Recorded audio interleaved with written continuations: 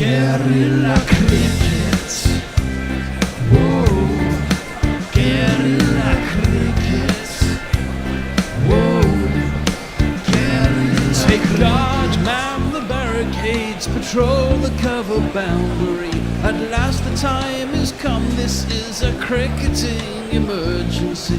Hear this call to arms for every cricket revolutionary. Take up your bats and stumps for the test match insurgency. At first they tried to silence us, but we would not be silenced. They threatened us with lies, so we threatened them with violence. Che Guevara, Sangakkara, Joseph Stalin, Douglas Jardine, Robespierre, Darrell Hare, Vladimir Lenin, O'Brien Kevin. Guerrilla cricket. It's not about the winning, it's about how many rules you break. Even in cricket commentary, this is the best advice to take. Pick guerrilla cricket, it's the finest choice you'll ever make. There's so much more to cricket than rev counters and a slice of cake. But first they tried to sanitize us and clean up our act. But people like it filthy, and we know that for a fact. Fidel Castro, Lenny Pascoe, Carlos the Jackal, Umar Akmal, Mahatma Gandhi, Grant and Andy, Brendan Behan, Austin Ian. Guerrilla cricket. Stick with us, cause you know we're not the kind of thing that you see on the TV and the radio. So vive la revolution. First they tried to buy us, but we would not be bought. Okay, we were, but then we ran away, and we will not be caught.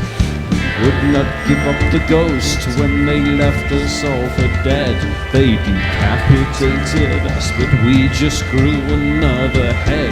Chairman Mao, Jamie Howe, Ho Chi Minh, Asif Din, Václav Havel, Graham Saville, No Surrender, Percy Fender, Che Guevara, Sangakkara, Joseph Stalin, Douglas Jardine, Robespierre, Darrell Hare, Vladimir Lenin, O'Brien Kevin. Guerrilla cricket. The third century stand of the series between Daryl Mitchell and Tom Blundell has brought New Zealand back into a game that seemed to be getting away from them. But England may regret not putting the foot on the throat and bowling a bit too much for the new ball in that final session. Nevertheless, at 225 for 5, it's intriguingly poised before the second morning at Headingley. Good morning, good afternoon, good dawn, good dusk, wherever you are in the world. Welcome to Guerrilla Cricket. I'm Gorilla Hendo, Nigel Henderson, and I am joined this morning by a man I barely recognised from yesterday. He looks completely different in the flesh. And I'm not talking about Messi Jez. I'm talking about Jacob Jaffer. Hello, Jacob. Hello, Hendo. I was disappointed we've lost a bit from our theme song, but the character of Messi Jez going fuck it right in the middle. Absolutely. I was just going to come to that. I was going to say he's been very quiet this morning. And he's in the naughty room. He's on the naughty step for interrupting our introduction yesterday. But anyway, we've got an intriguing match here, haven't we? A kind of a low score for a first day of Test cricket these days, 225. I mean, that's why nobody won the GPL, basically, isn't it, Messi? Indeed it is, including me. I do think, though, coming back and looking at the score with fresh eyes, England are well on top, are they not, with a score like that? Jacob, yeah, I would say so. What would you say to that? Yeah, I think anytime you get New Zealand, a team like New Zealand, 5 down on the first day, with so few runs on the board, it's different if they're 350 for 5, but where they are now, I mean, that's pretty good. England could, with the new ball, and if things go their way in the next couple of hours, roll them for under 300 and really start to get their teeth into this game. Well, they can roll them for 300, then we can see Zach Crawley get out for 3, and then we can get back to the proper cricket. And then everyone else will have a go. That would basically be. I think that's how the day's going to be mapped up for us. Reed's a touch optimistic, isn't it? Yeah, probably right, actually. Yeah. Well, I don't know. He normally booms at gets a 3 or a 4, doesn't he? Something like that. But New Zealand, they've got to be happier than when they were 120 odd for 5. It's not really a crucial first hour because the series has been won and lost, hasn't it? But it's nicely poised, and it could go either way. We didn't see, however, a lot of movement with the new ball. Having hurried to get through to that new ball last night, didn't see a lot of movement, did we?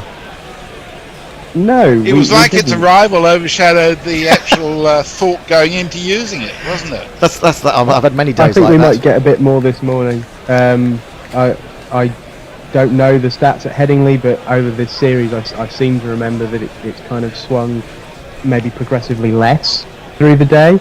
So the mornings have been quite good, especially if they've been a little cooler.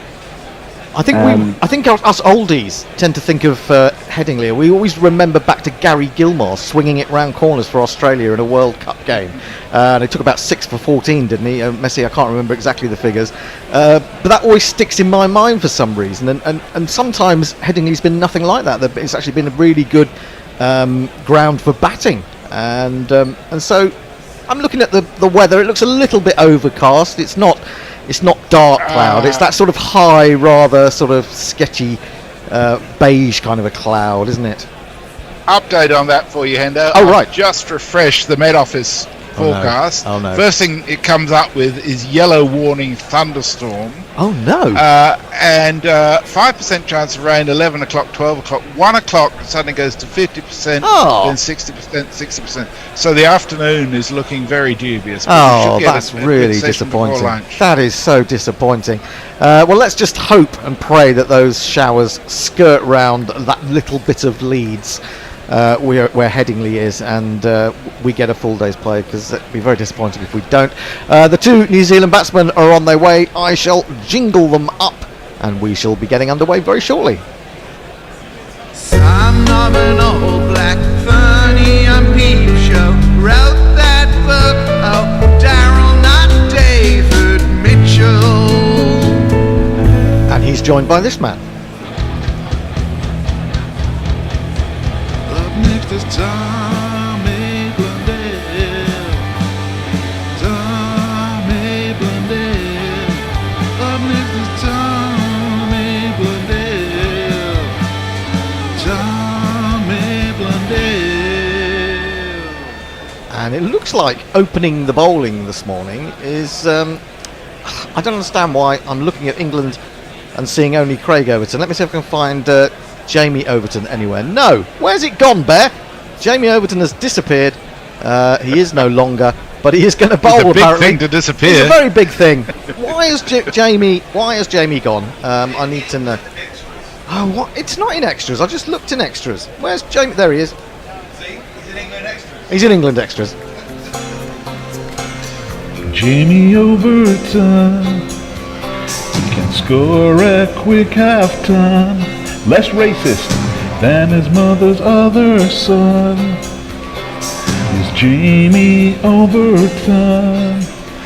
Got his first test wicket yesterday with the dismissal of Devon Conway, bending back his leg stump, courtesy of an inside edge. What can he do this morning? England not over-attacking, has to be said. 2 slips, backward point, and of course, every time I start to do the field, they switch to a close-up of a player, so I can't give you that.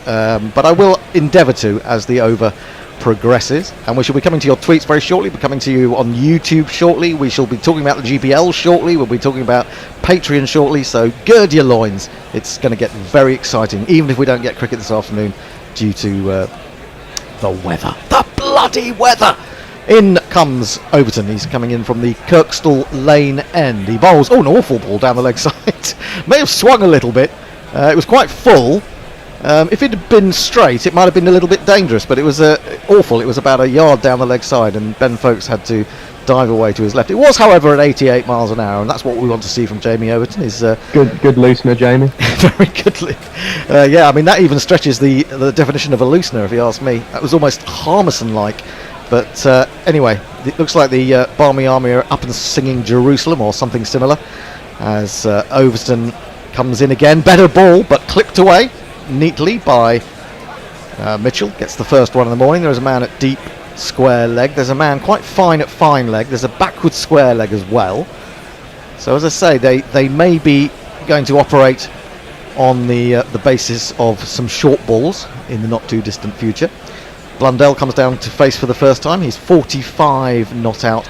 I do like Blundell. I know that Tony has become very fond of Daryl Mitchell. I've become very fond of Blundell. He's got a lovely luxuriant beard. He's very cuddly indeed. You can imagine sort of just resting your chin on his beard or your face. Anyway, he probably doesn't want to hear that sort of thing. Hendo went off on one. I did. I'm sorry. Yeah. He was in a different place. I was in my Blundell paradise, which is a good song. Overton short. Oh no, that has really lifted on him and gone off. Maybe a bit of glove and a bit of chest. He was trying to get his head at least out of the way of it. I thought for a moment it was ballooning towards the wicketkeeper, but it fell nowhere near him really. But it was a hell of a good ball from Overton, and as I just said, we are going to see a bit of a short ball going over from Overton, it would appear. He's taken that on the shoulder in the end, but he's done very well to get his head out of the way of it. In again, better ball. Well, I say better ball. It's a fuller ball, but nicely just dropped down square on the offside. Blundell. He gets underway for the morning as well with a single, 227 for 5, and of course we got 90 overs in yesterday. 90 whole wonderful overs of cricket, which does show you how slow it was in some respects, but not in the least bit boring. Really, it was excellent cricket all day long. Mitchell waits for Overton for the next delivery. He's in. Is he going to try out a short ball on him? Not immediately. He's clipped it away behind square leg, where Johnny Bairstow, I think it is, has fielded. But they have had time to run for a single, so I'm not okay, he's there for a catch, I presume. He is the man where Stokes was. Remember when Stokes pointed to the balcony and they got Mitchell there? Or Blundell there. That was Blundell, yeah. In fact, they're just showing that now. Yeah, that is the cat. The slightly top edgy, but not all the way to the fine leg boundary. Yes. So he's not really saving a single. He's I guess he's about not quite halfway to the boundary, but something along those lines. He's coming in a bit closer. There is also a genuine fine leg for the top edge that goes a little bit further. And Overton is moving in for his final ball of the first over. Finds an outside edge this time, and there's nobody at all down at third man. So forget about who's at fine leg and who's at backward square leg. It's third man when you need someone, and it's one of these. And if you kids can't listen, then you bound to see the way you get shot for crossing a boundary, It's one of these as well. 50 runs, you're 50 runs. Well done, well done, well done, well done. 50 runs, you're 50 runs. The job is only just begun. Sixth test 50 to go with 300s. It's taken him 111 balls. It's included 6 fours. Messi, who's with us? Warren and Roger Melly says hello, good evening, and bollocks. The porn bot says fuck it, click here, and he's very conveniently sent a clip of yesterday's intro, which includes certain indiscretion on my part. Jay Grover says, morning all, been up all night binge watching The Boys and doing horrible drugs, so until equilibrium is restored, all I can say is a head-butted keyboard. Goodness me, that's a bit worrying. Pull yourself together, Jay. Anyway, the new bowler is not going to be Stuart Broad, it's going to be this man. 20 overs for 28 runs yesterday. I've heard from pots that the kettles are filthy black. You know they might do. Let's bring him into the attack. Not sure what went on there. They looked like it could have been a chance. Yeah, it was a little bit of an uppish drive. I don't think it quite carried. No, I don't think it's carried there, has it? No, in fact, it's a really good piece of fielding by Bairstow. Yeah, and Bairstow ends up almost performing a headstand while saving that from going away to the boundary. He's completely square on the offside, about, I don't know, he's not in an orthodox cover position. He's a little bit closer than that. Onto the back foot goes Mitchell, plays it to him. This time Bairstow is very excitable this morning. He's threatening to throw down the stumps at the non-striker's end. Then he runs with the ball to take it back to Potts and threatens to lift the bails while Blundell is standing there. So it's all happening. I think that's a good position, that very kind of square drive man, to particularly to Blundell. He plays a lot through square. Mitchell can have more of a cover drive, but also does play square a lot. And he comes again, straight, good length, defended on the front foot this time around. Mitchell's moved on to 80 from 165 balls, and England, of course, be kicking themselves. They should have had him out yesterday if they'd only reviewed. But they didn't. But then they wouldn't have got Nichols out, would they? Because his bat wouldn't have been there. That's true, but actually, on the basis that Nichols looks terribly out of form, I think I'd rather have him there. In comes Potts again, bowls a little bit of movement away from the right-hander, and it's left alone through to the keeper. No run. More tweets. Roger Melly says, I reckon New Zealand's tactics can be explained simply by the fact that they want to avoid a whitewash. A little embarrassing for a team rated number 3 in the world.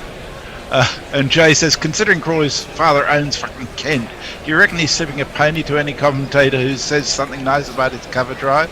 Well, I'm quite happy to say wonderful things about his cover drive. He's going to send me some money. I'm open to bribery. Wide on the crease. Oh, he's got an edge! Oh, and he's put down! He's put down by Folks, who has dived in front of Root. Ooh. And has spilled it. Bring back Joss Butler immediately. What on earth was he doing going for that? I'm sure that was Root's catch, unless he felt it was just going to fall short of Root, and that's why he went late.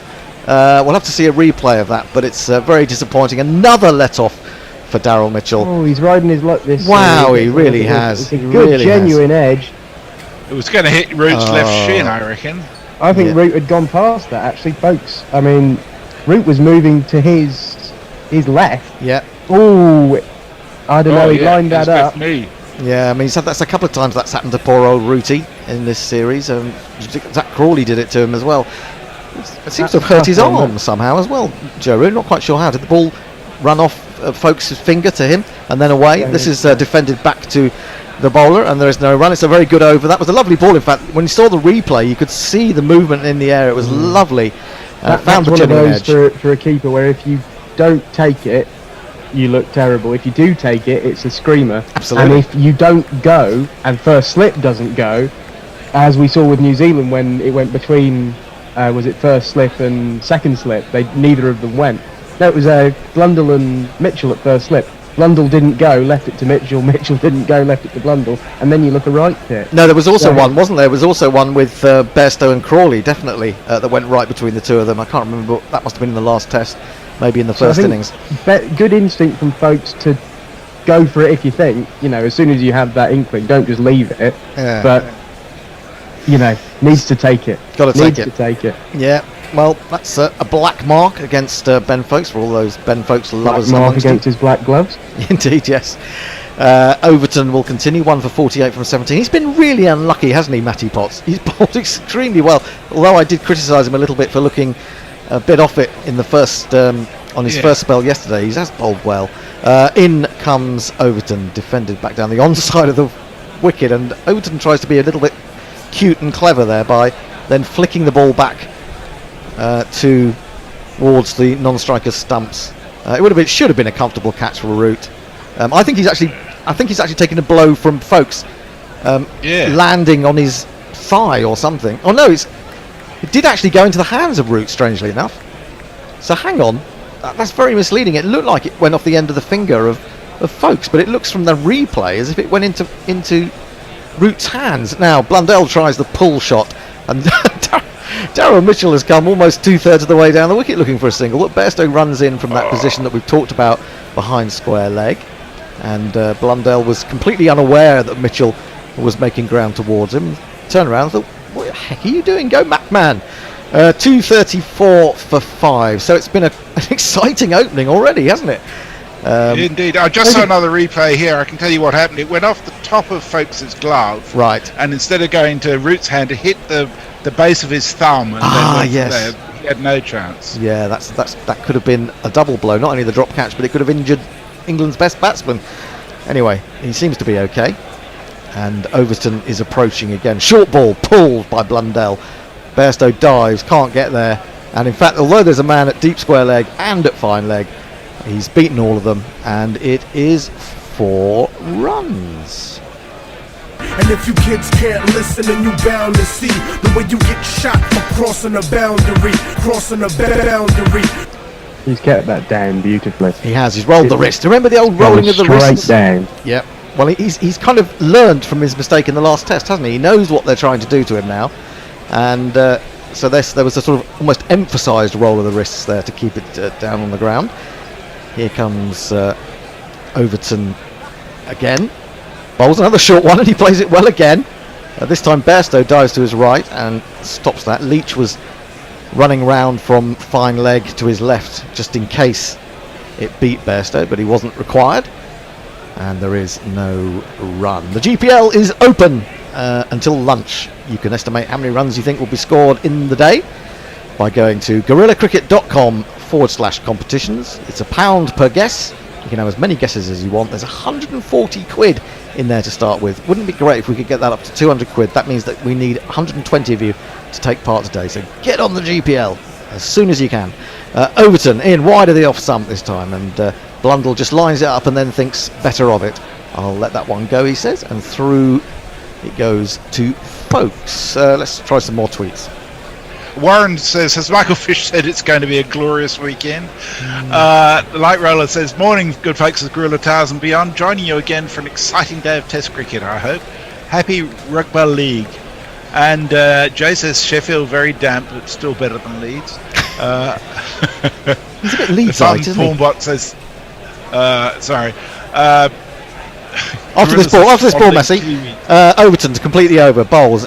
In behind it goes Blundell. Defends it up to the onside of the pitch. Fielded by the bowler.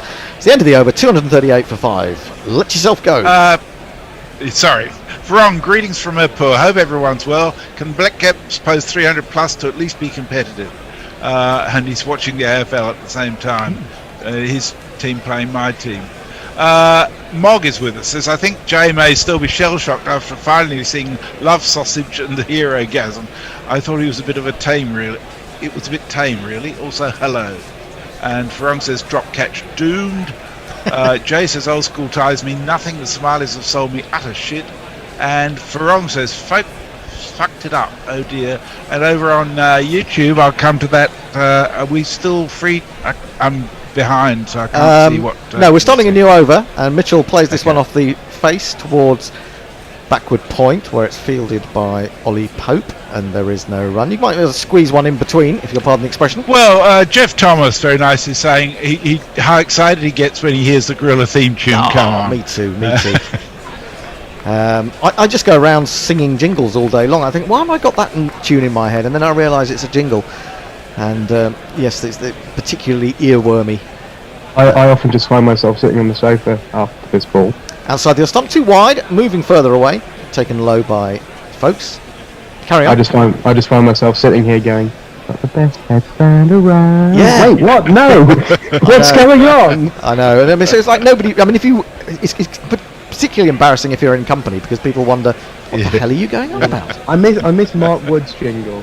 Will he be back? Will Mark Wood be back this summer? I don't know that he will. He just seems to be one of those people who's always injured, and it's going to affect his career negatively. He's an England bowler quite good. He is a England bowler quite good.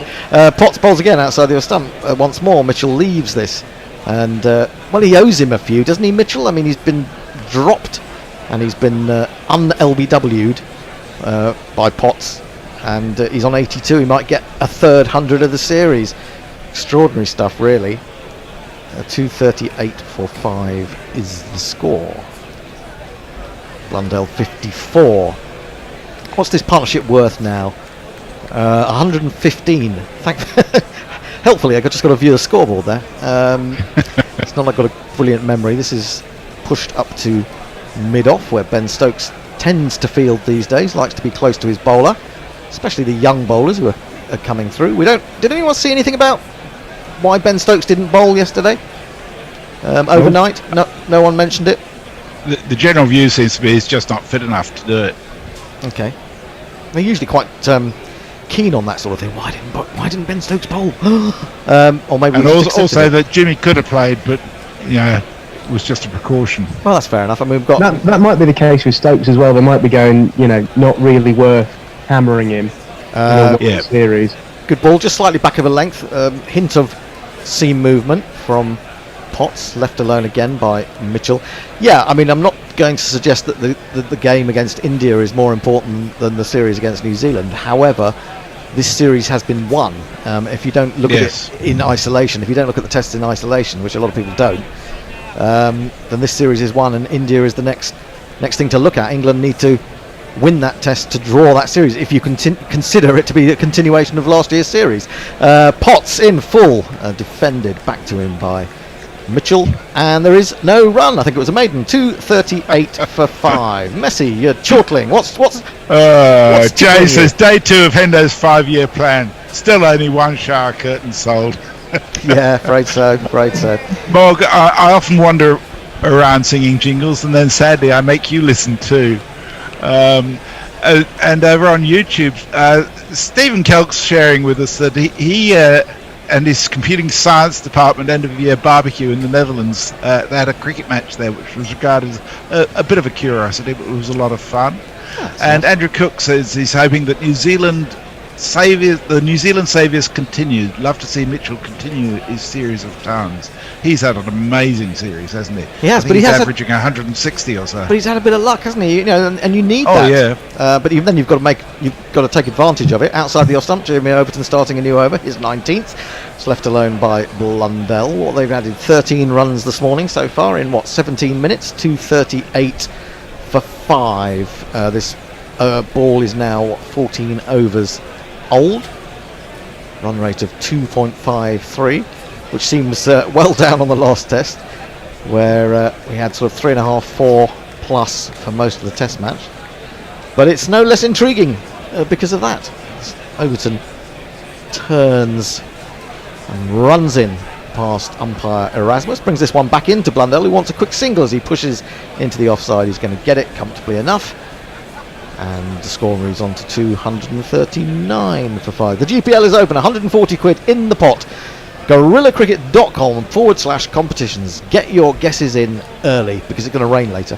And I've got a horrible feeling if it's going to rain later, people won't enter the GPL, and we will be poverty stricken here at Gorilla Cricket. We won't be able to eat or drink or anything like that. So please take part in the GPL. You don't want to see us starving, do you?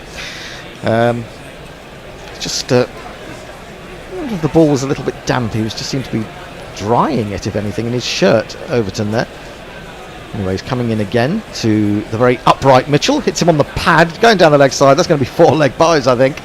It is indeed signalled now by Erasmus. It's gone away from one of these, but not off the bat. 2 + 2 is our man. 2 + 2 is our man. Now let's see. Overton's average speeds from yesterday, and he was 3 miles per hour quicker on average than he was in the last session yesterday than he was in the first session. Yeah, 84, then 85, then 87. Do you think that's maybe just down to nerves at the beginning of his test career? 84 miles, just wanted to get it in the right spot initially. Pull by Mitchell. He hits over the top of it and misses it completely. Goes through to Folkes. Yeah, I just wonder. I mean, he did talk when I heard going home last night on the radio interview with him, and he said there were a few nerves. I wonder whether when you come in at that stage of your career, you've been around for a few years, maybe it's just a little bit of worry that you're going to put it in the right place, and so that might have just cut his speed by a couple of miles an hour. Just the one slip for Overton, no other close fielders, and he's in again, bowls, and this is connected with by Mitchell, but he hits it straight to Stokes, who's now at square leg, so he's not up there at mid-off talking to his bowler right now, but he is applauding from that position. He's encouraging from that position. Another good crowd in at Headingley, it appears. Western Terrace looks particularly well stocked, and soon they'll be well stocked with alcohol, won't they? And they'll be There'll be beer snakes everywhere and stewards running after them. 20 past 11 in the morning. I think they should be at least 3 pints in by now. I think they should be almost gone completely. 2:43. They won't notice the thunderstorm. No, well, that's probably true. 2:43 for 5. Overton in to complete the over. Onto the back foot goes Mitchell, and then almost looks as if he's trying to play the ball a second time as it bounces away up to the bowler. That is the end of the over. It's 2:43 for 5. 95 overs bowled. Blundell 55. Mitchell 82. Messi. I bring you news from Leicester, where that well-known Leicester number 3, Pujara, has been bowled for a duck by Mohammed Shami. Do you mean Che? Yeah, Che. That's That's right. Just use that one. James Humberson's with us. He says, hello from Tasmania, where I'm on tour and you're keeping me company in my B&B. Welcome, James. What, on cricket tour? Ravi's... Hopefully. Ravi says, things you can expect to hear on Guerrilla Cricket number 308. I think you can squeeze one in between balls. Hendo goes to the pawn bot. Jay says, I take it back about the Somalis. Just kicked in jolly good. That's something he's watching. Leah says, hello everyone from a regional train near Frankfurt that amazingly offers free Wi-Fi and actually works as opposed to British Rail Wi-Fi. Pot starts new over, full ball outside off stump, and Blundell puts in that big stride but then leaves it. Carry on, Messrs. I don't know, Great Western Rail. The pawn bot says, technical question, scissors or a Stanley knife? Working on a Guerrilla Cricket shower glory hole. Please now. Please. Some decorum is needed. Goodness me. Have a word with yourselves. Potts. Settle down. Who was it used to say settle down? Was it Paul Daniels?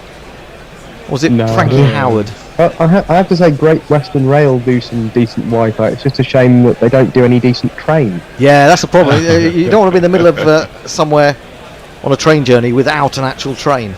That is. I used to do the 6-hour journey from London to Cornwall periodically on Great Western, and it was fine.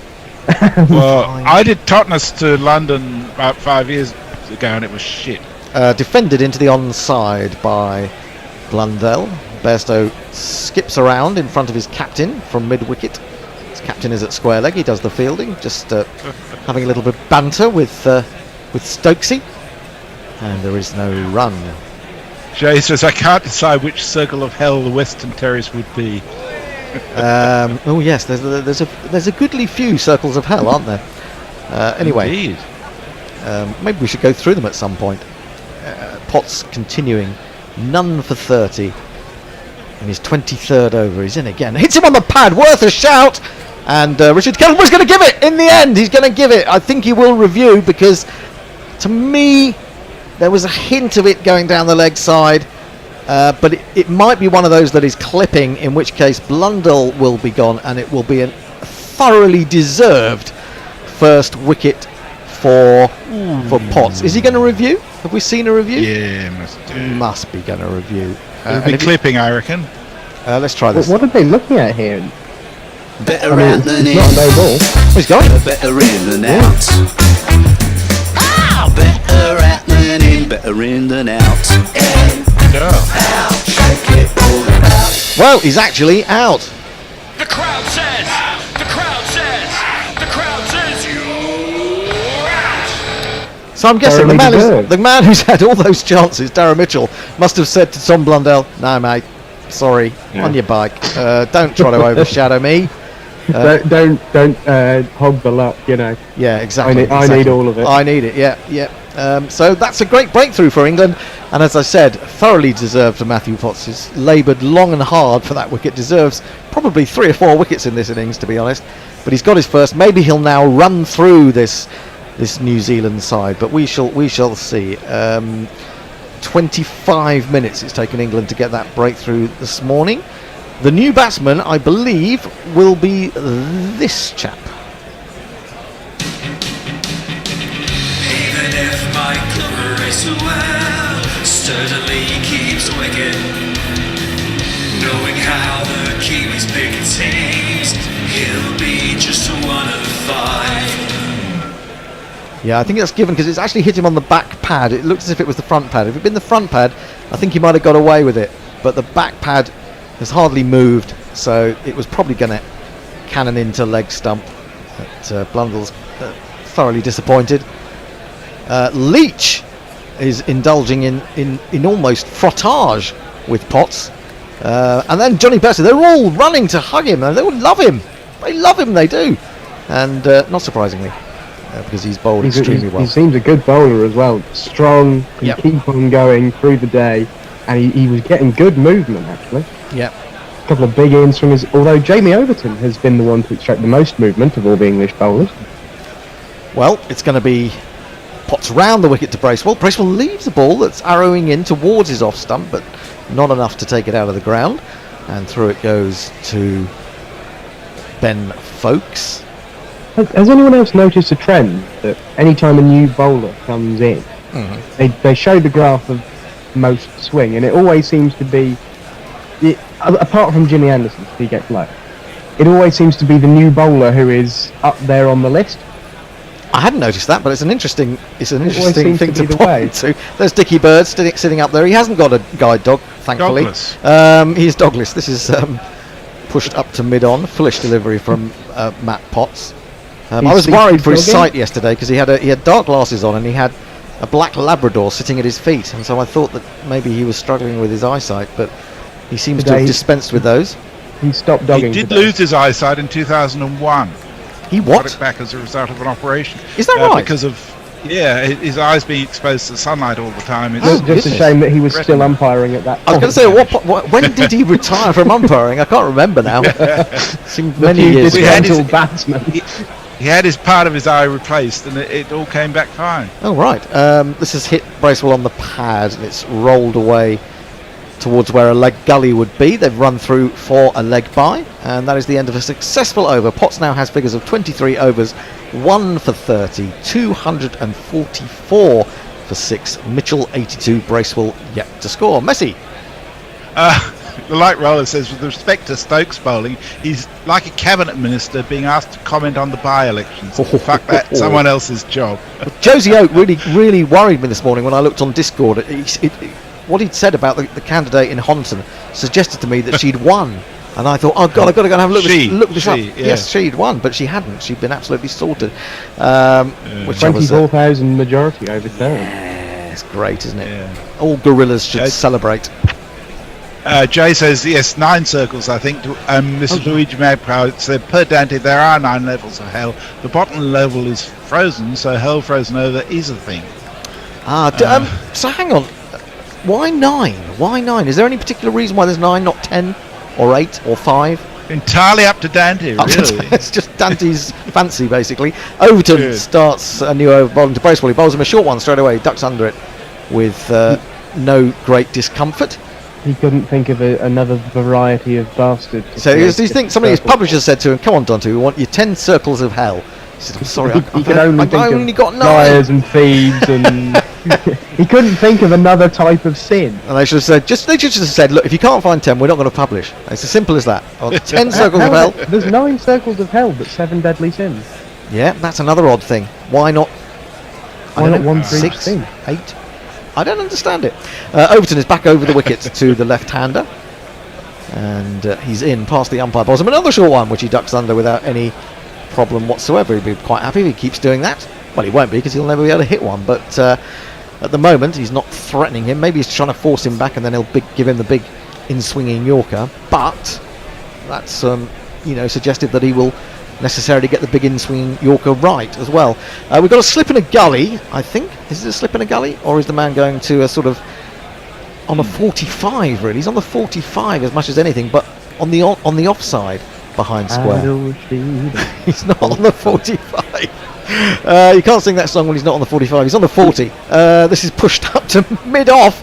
Again, Daryl Mitchell, who's a bit suspect with his running, had taken off, ready to run the single, and then Bracewell said, hang on, there's a man at mid-off, and it's Matt Potts, and he's quite good.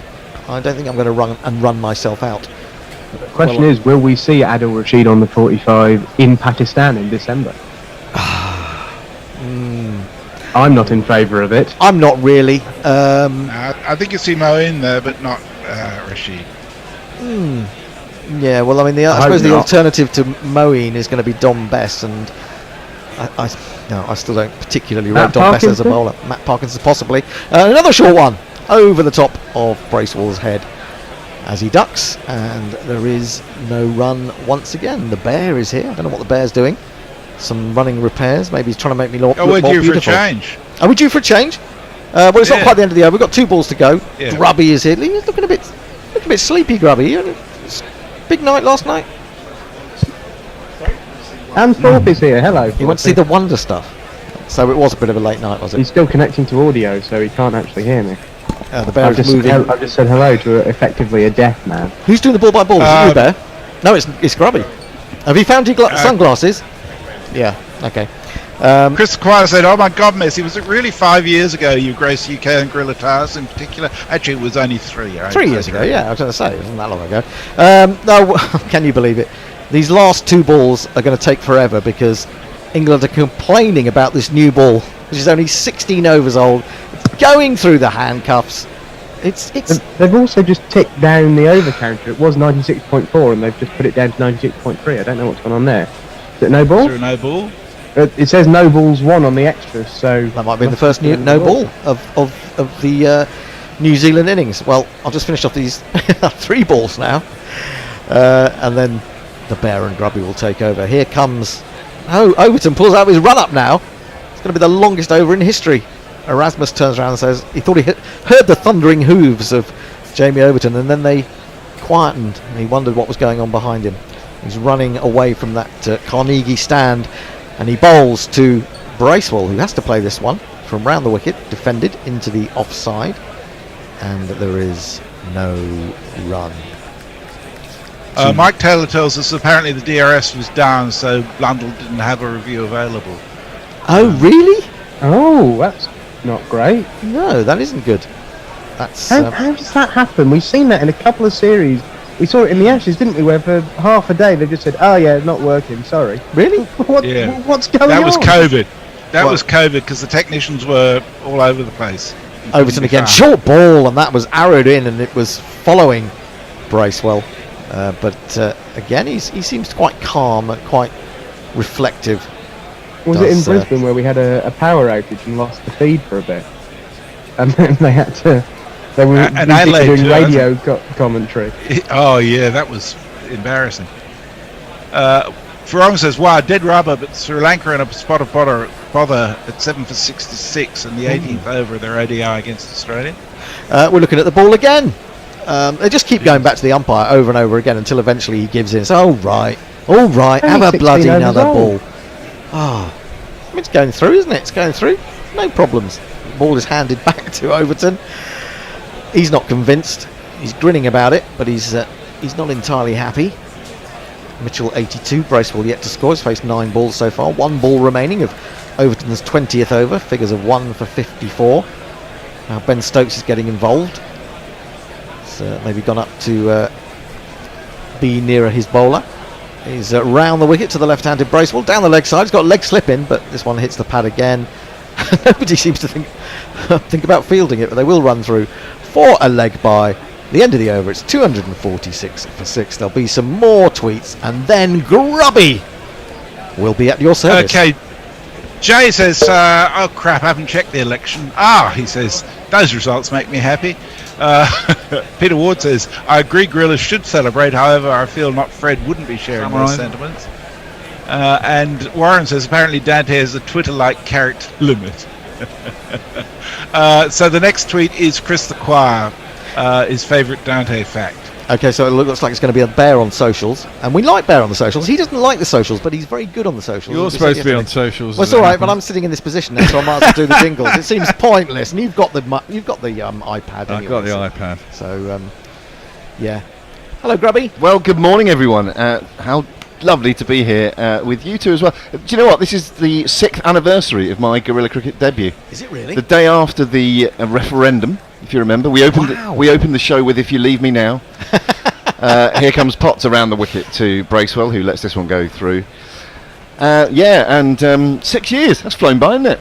And it Yeah, just- it has a bit. I mean, goodness me, what sort of things were happening then? We didn't have Donald Trump as president. We didn't have Boris Johnson as prime minister. I remember joking. days. I remember joking with Manny on that very day Yeah. and saying we should have the double Trump to become president after the referendum result. And he sort of laughed as if to say, yeah, that's not going to happen. But we know better now. Yeah, we do. It's also my 50th birthday tomorrow. Happy birthday. happy It's a birthday big tomorrow. one. It's a big one. Yeah. Where's your bat? I should have it, shouldn't I? Yep. Here comes Potts. 3 slips are in place. He's round the wicket to Bracewell, who lets this go through. And folks, not for the first time in this match, spills it. I think he's got a knock to the finger, hasn't he, Ben Folkes? And I think it's showing in his keeping. You think that you're working? Are you Butler's agent? I've been a drum banger for folks in the side for ages, as you probably know. But you are a big lover of Joss. I am aren't a you? big lover of Joss, Yeah. but he doesn't belong on the Test side, I'm afraid. No. Oh, you've come round to that way of thinking. Or I- did you always think ages that? ago? Okay. Yeah. I'm very pleased that Potts got that wicket this morning because he was hellish unlucky yesterday. 2 stone dead LBWs as far as I'm concerned, not given or not reviewed. This one is pushed into the mid-wicket region by Bracewell, who's anxious to get off the mark but can't do so. He's faced 13 deliveries. I was saying to Bear next door, I'm loving Stokes. His body language and his general demeanour as captain. He's absolutely loving it, isn't he? Yeah. Loving every moment of it. And there will be there'll be bad times to Yeah, come. of course. We'll crash and burn, no doubt, at some point. But right now, he's absolutely loving it, and I'm loving watching him loving it. I love watching him. I love watching him being at mid-off, and I love him being he's like the sort of very quiet supervisor, isn't he? He's just kind of letting his charges do their thing, and he's nodding approval every now and again. I'm trusting them. This thuds into Bracewell's pad. Potts round the wicket once more, and it drops in front of him.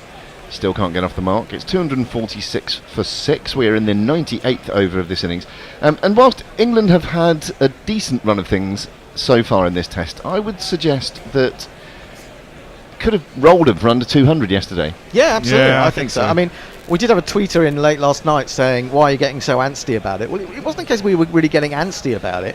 It just felt that England lost their intensity. Yeah. And were looking so much towards the new ball by bowling Leach and Root that they weren't, thinking about getting them out. Throws this one wide of the off stump, and Bracewell has nothing to do with it. Yeah, I think that's right. And my God, Mitchell and Blundell are in a massive pain in the arse for England. For England, yes. I heard a stat from erstwhile Test match sofa doyen Andy Zoltzman yesterday that they were 3rd on the all-time list of partnerships in a Test series below the 4th wicket, if that makes sense. Oh yeah. So they might even have that record by now. Here comes Potts again round the wicket. It's a little straighter, but not straight enough to trouble the stumps of Bracewell, who allows it to pass through once more. That's the end of the 98th over. It's 246 for 6. Bear.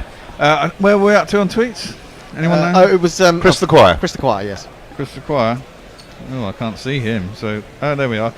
So Martin Lawrence says, technology question. I know, but why is DRS not working? Seems to be happening semi-regularly recently. I don't know why that is either. It's, I presume it's just a failure of a computer or a power outage. Yeah, they thought it might be something to do with the atmospherics or the prevailing weather conditions yesterday. So we still haven't seen that LBW, whether it was actually hitting the stumps or not. No, we haven't actually, have we? No. Morg says, I think the 9 circles of hell have something to do with numerology. Inverted 666 and Satan being a really? a chode or something. Okay. A chode? What's a chode? A toad that's choking? I don't know. Choking toad. A choking toad. Ravi says, the numbers 3, 7 and 9 are considered mystical. Hendo's suggestions 10, 8 and 5 are not. So Dante, for good mystical reasons, had 9 circles levels in the Inferno. Remember that Dante still used Roman numerals. 0 hadn't reached Europe yet. Oh, it did not? No. What did they used to use for 0 in those days? Well, there then? wasn't a 0, was there? Well, Just nothing at all. So they just couldn't say anything? No. They It were was nothing. speechless. Yeah. Change of bowling, by the looks of things. Out of the attack comes Jamie Overton, and into it for the first time this morning is this man.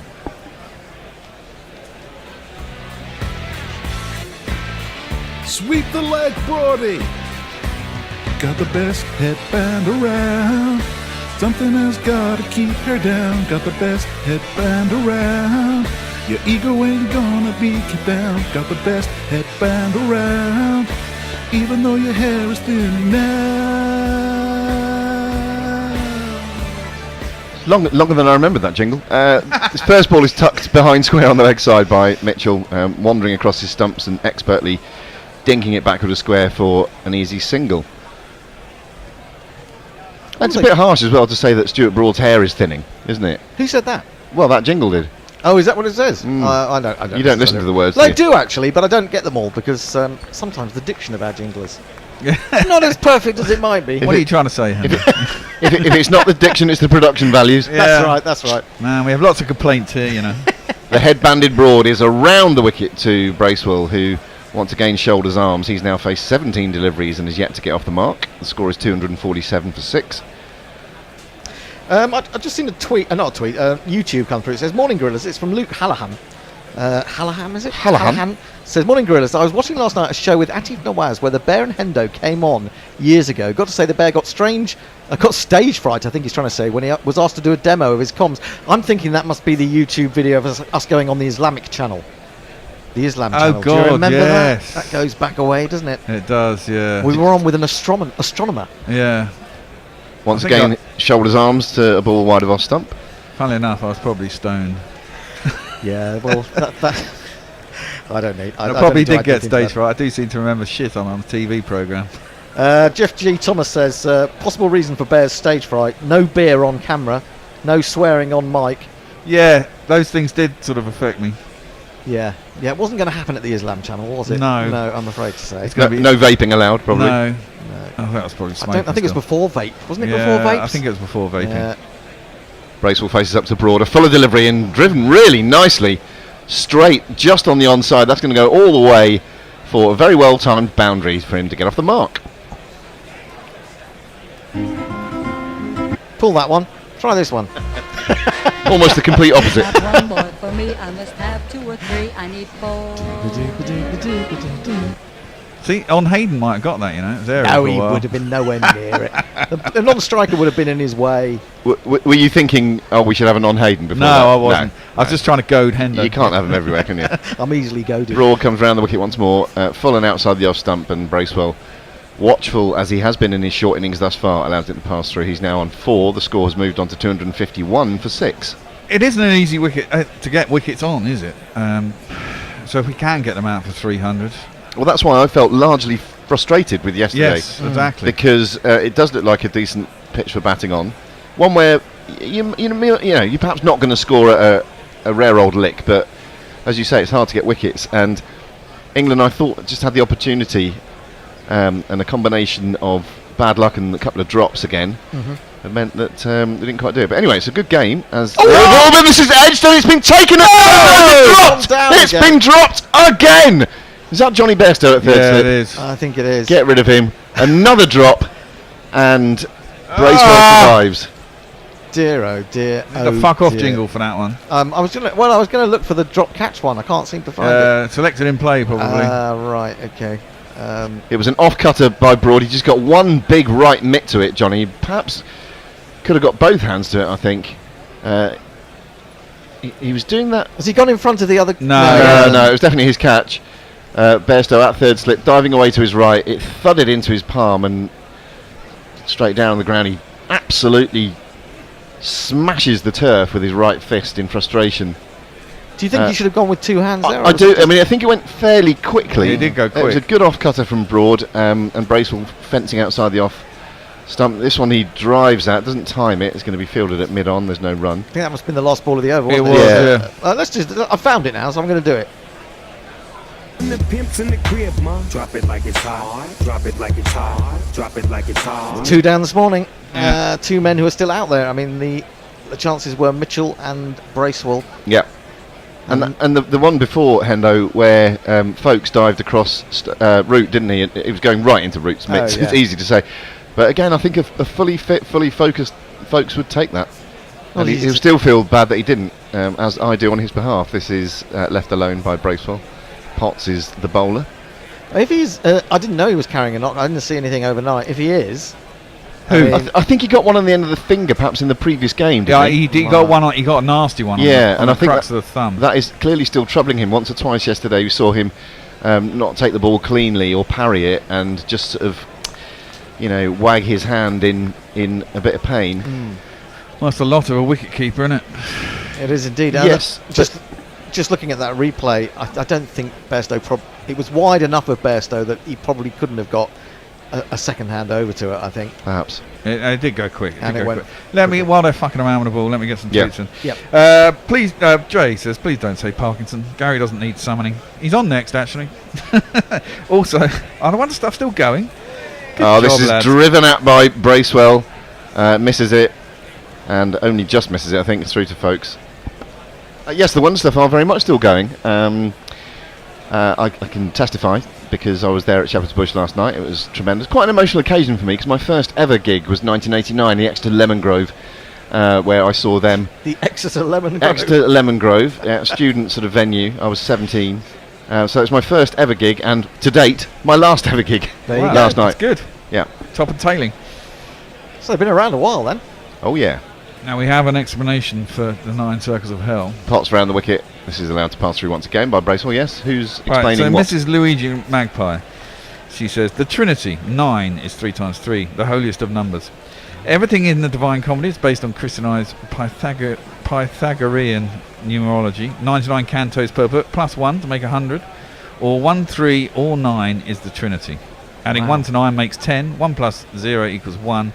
The Trinity becomes God. Does that make any sense to anybody?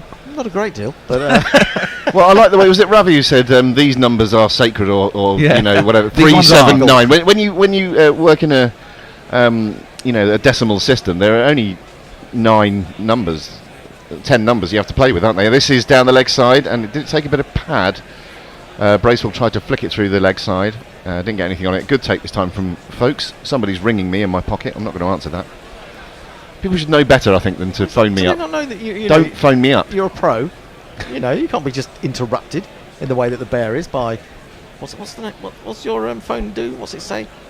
It's beware of the police or something. Oh, whoop whoop! Sound of the police. Sound of the police. Whoop whoop. KRS-One. That's the one. Well, it's just don't bring your phones in here, boys. I mean, professionalism or what?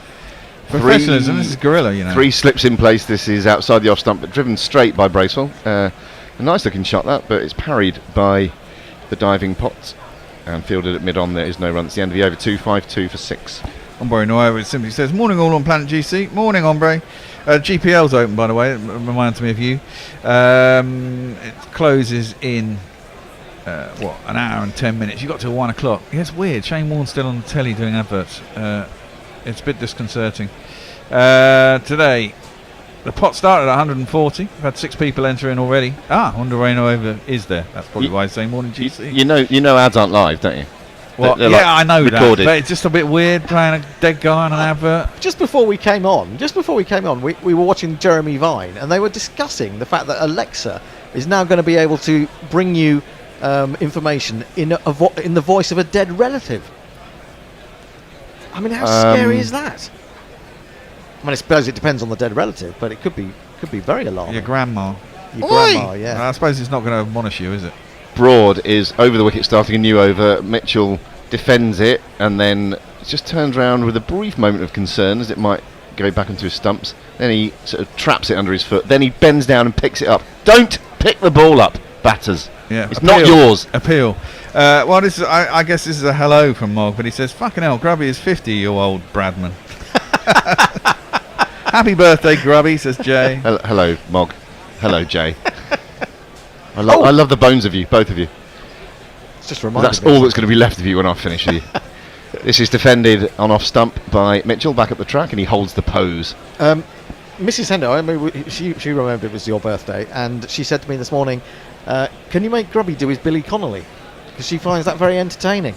So we might need a bit of commentary by Billy Connolly. I can only do that when it's Mohammed Rizwan who's playing. I've got to ring her and tell Hello, her. Mrs. Hendo. No, she's probably not listening because what?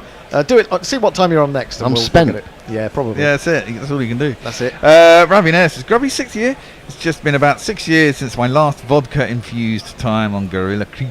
This is left alone by Mitchell outside the off stump.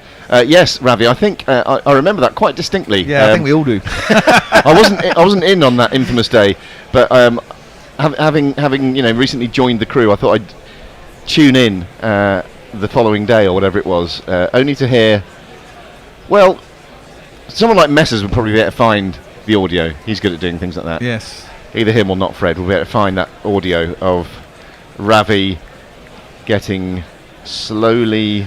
And then he just said, I'm afraid I'm going to have to go.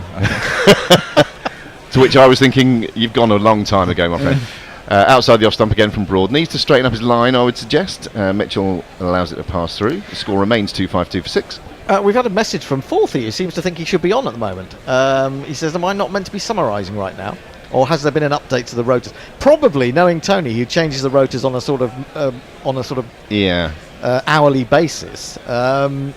You've probably been changed, but unless the Bears got it wrong, he told me I was still on. No, this is the triumvirate that I was aware of as well. So right, unless wrong one. Here comes Broad over the wicket, just outside the off stump, and once more Mitchell is forward and defending it with a broad bat.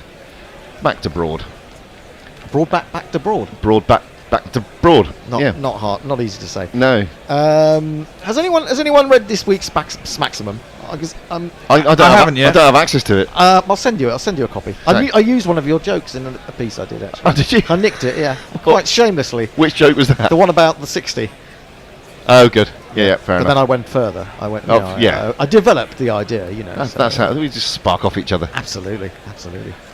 Just 2 slips in place now for Broad, bowling to Mitchell. We have a backward point and a short cover point as well in place. This is defended to that man at cover point. And is that the end of the over? It is the end of the 101st over. It remains 252 for 6. Do we have messages? Yeah, Naked Fun Pornbot says, did someone say chode? I might have to change my glory hole shower curtain design. We still don't know what chode is, though. So someone tell us. I suspect it's one of those things that will make us look rather naive. Yeah, like that time I was on with Nestle Boy and he'd never heard the term bukkake. Yeah. Oh God, and then he looked it up. Oh no, Liz Yates got in touch to tell us all about it, if I remember rightly. Do I think she's got a darts podcast now or something, hasn't she? Yeah. Don't see much of her these days, if any of her, really. But anyway. More. Christ, things you expect to hear on Gorilla Cricket number 3. Bear, you're good on socials. Where are we? Christ Acquire. Oh, can't see him. Yeah, well, that's us. Another change of bowling, by the way. There is indeed. First sign of spin of the morning. Bowled 30 overs yesterday, did this man. It's here he is. Coming up, here's a face that I know. It's Jack Leach. Now coming up is Jack Leach. On Jack Leach. I'm well behind here, by the way. Well, now's the time to get it in because we've got a spinner on. So there's always plenty of time. Okay, Chris Squire, favourite Dante fact. He probably sat contemplating while watching Florence Cathedral being built. Oh. That might be why he's 9 circles of hell. Martin Lawrence, has he got a ball in? No. Technology question. And he knows why DS... You've done that one. I've done that one. What's the matter with you, Bear? Yeah. Sort your life out. Okay. Leach starts with the ball outside the off stump, which threatens to turn in, but Bracewell smothers it and defends it back up the track. You're always a long way behind if you read them out twice. Yeah. Goad the chode, says Jay. Yes, you see, you think you think you're so good with technology. Now you've completely buggered up on the iPad. Yeah. He's aiming for that rough outside the left-hander's off stump, I think, is Leach, and he bowls it full, and it's driven up to mid-off by Bracewell, and there is no run. Mog says, you should be grateful you can't make out half of my lyrics, Hendo, says Mog. I probably should be, actually. I love your lyrics, Mog. I love them when More of, please. Not more on, more of. Jason. A sweep here by Bracewell. He gets quite a lot of that, hits it in front of square. He's hit it firmly, he's hit it hard, he's hit it for 4.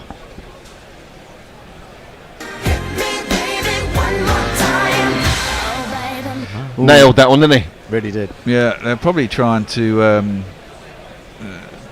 let him hit a couple of 4s and maybe let him get a bit too confident like he did in the last test and spam one up to a fielder. As I mentioned before, I think Leach's aim... It's good to see this. I mean, I was saying to you next door, Bear, wasn't I? It's good to see Leach being brought on after only 1 hour of the game yesterday. This is edged just wide of the man at slip, who is Erstwhile captain Joe Root running away to his left to do the fielding.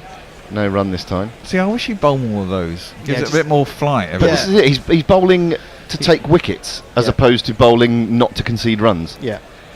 Yeah. And I suspect that is coming from McCullum and Stokes allowing him to do that, encouraging him to do that, bowl aggressively. We need to take wickets. This one is allowed to pass through by Bracewell. He still reverts too much to bowling too flat too often. Yeah, but I don't. You see, I don't think he used to do that. I think it's confidence. Yeah. And being told to bowl quicker. I don't remember him doing this at Lords in the Ashes. I tend to remember him putting the ball up there a lot more. And he rips this one back into the left-handed Bracewell as he comes forward, takes him on the pad. It can't be LBW because he's outside the line. But it did trouble him, and it did rip a fair way, that one, I thought. See, you go back to that series when he took, I think, 4 wickets in the second innings, and I don't recall all these people talking about problems with his pace. And at that point, people were really pretty much on Jack Leach's side, and they supported him quite a lot. Yeah. And I think all this. Well, now people say he bowls too fast. Well, exactly, because they were telling him he wasn't bowling quick enough. But I think now he's got a nice loop on that. I think in this game we're seeing that he's got that good, and it comes from confidence. It comes from under Joe Root. I'm afraid one of his failings as a captain was to hang him out to dry. You bring him on late in the piece, and first ball he might get hit for 4, and then you spread the field after one ball. That's no way to treat your spinner. No. And we saw it in the last game where he got a wicket by keeping mid-on, mid-off up. A different and in my view, a better way of using and treating your spinner. Yeah, I don't think Root had a clue about spinners at all, really, and when to use them and how to use them. I think that's also true to a certain extent of Alistair Cook before him. Well, I've said this many times. I don't think Cook was a natural captain. He was captain for a long time, but he wasn't. Like Michael Vaughan was sort of born for that job. Strauss was born for that job in a different way. Nasser was a very natural captain. This is what happens when you pick them by numbers. This is defended by Mitchell into the onside. Apart from that LBW yesterday, by the way, he just looks rock solid, didn't he, Daryl Mitchell? Yep. He's so fucking annoying. Sorry, you're going to say something on the Leach point or the captaincy point? I've forgotten what I was going to say. We were talking about captains, natural captains or not natural captains. Yeah, I know, but I still can't remember. Okay. I mean, I can it flitted in and it flitted out. I can lead this hairy horse to water. I'll probably remember it in a second and go, oh yeah. A shaggy Shetland pony. This is on-off stump from Broad over the wicket to Mitchell, who tucks it effortlessly into short mid-wicket, and there is no run. Do we know who the next 3 are on? Because it's there's it says here Gary, who you've got to let in. Oh right, okay, and Messrs and Grubby. Does that mean I've got to move over there and do the jingles and everything? Yeah. Oh, bloody hellfire! Oh, there he is. Okay, hang on. He's waiting. I'm going to admit Gary. Are you ready for him? Here he comes. He's going to mention Parkinson. Good, I'm getting out of here. In a moment, ladies and gentlemen, it will be Naylor Bingo. Here's Broad coming in. This one just tails in at the last moment to Mitchell, who is more than equal to it, pushing it into the onside, and there's no run. Let me get some tweets in. Warren says Hendo is challenging his inner knackle. Jingle critique.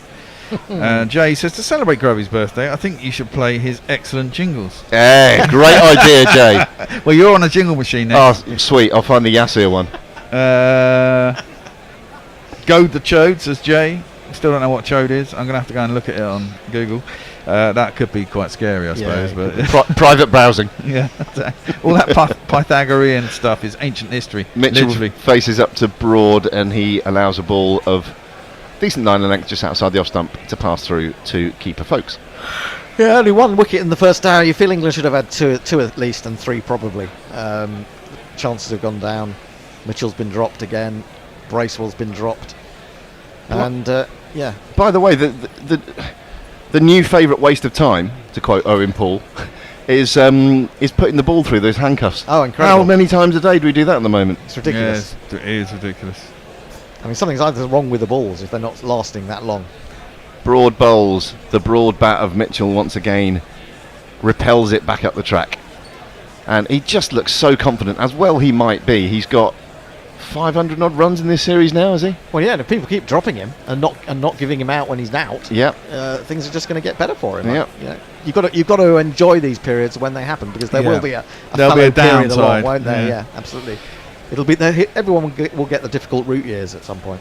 So, what, they're not converting 50s into 100s? Well, not just that, but then really struggling to get runs in general. Broad over the wicket, outside the off stump. Again, I think he has to straighten his line up because Mitchell can just let those go all day. That's the end of the 103rd. It's 256 for 6. I'll just do a little Patreon advert while we move into different positions. Okay, next tweet is you messengers. Alternative cricket commentary. Bringing you laughs, bringing you jingles, bringing you joy. We are Gorillas. We need your...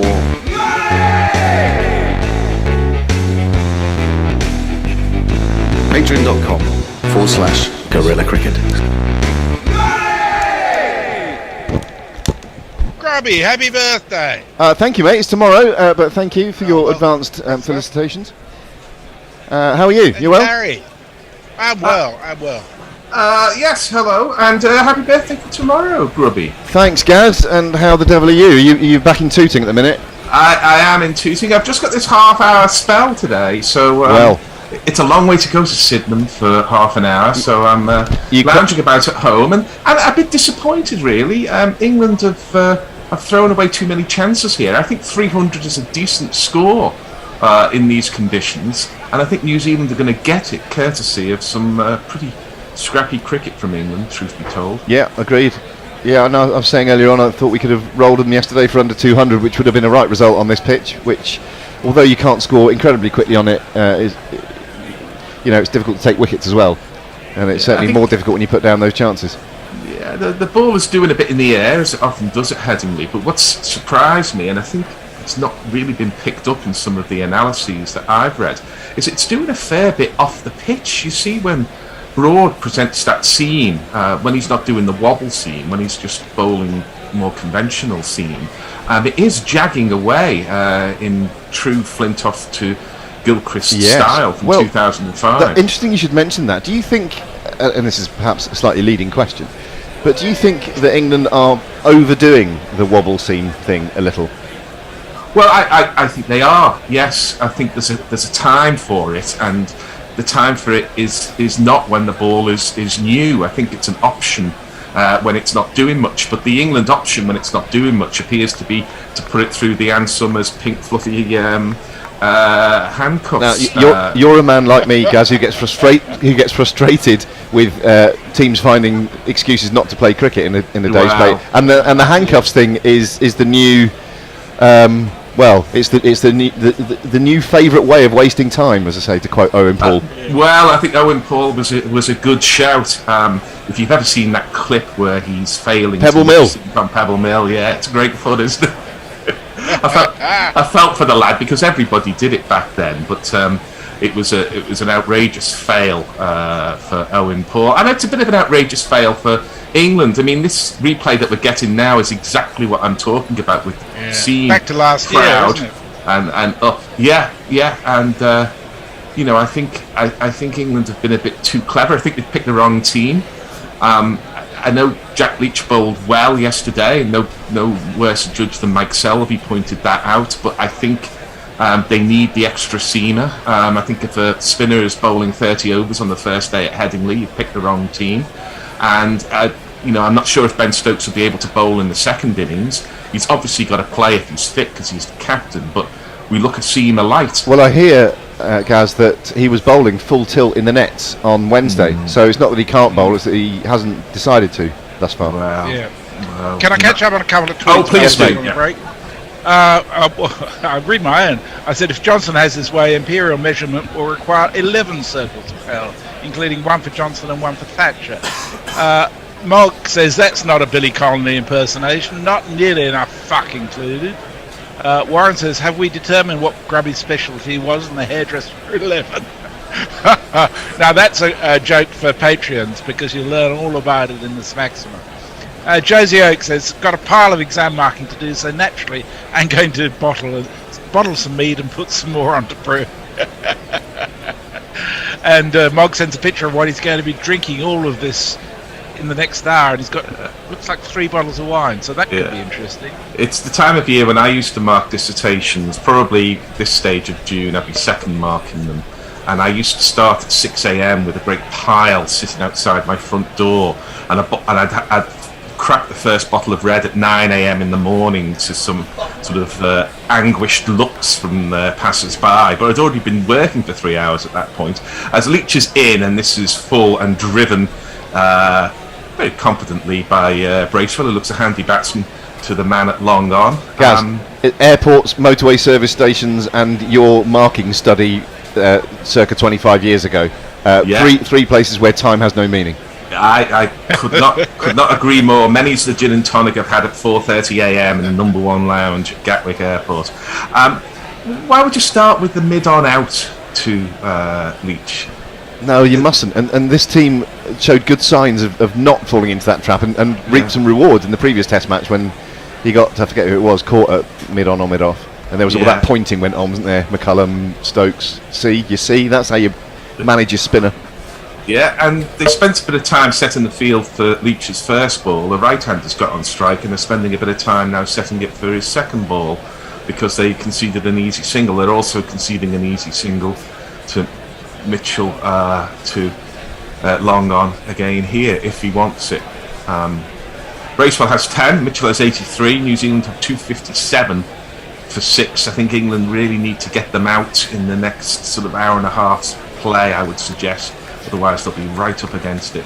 As this is down the leg side and Mitchell just offers the pad and there is no run. There's something beautiful, I think, about batters kicking the ball away out of the rough. I love seeing that. Is it just me? It has a certain charm, but it can outstay its welcome, like much in cricket. As Leach is in again, and he goes back this time, does Mitchell, and plays that off the wicket. There is no run. I mean, that's one of my answers to the bear. I won't go on and on about it like I did yesterday. But even if you're bowling at 55 miles an hour, if you can play it comfortably like that off the pitch, then why bother bowling it at 56, 57 miles an hour? Why not put a bit of flight into it and try and beat them in the air? And mid-on comes up! They've listened to us, Grubby. Mid-on is up as Leach is in, and this is defended into the leg side by Mitchell. He's bowling very much a negative line here, is Leach. Left arm over to the right-hander and bowling it very much at the legs.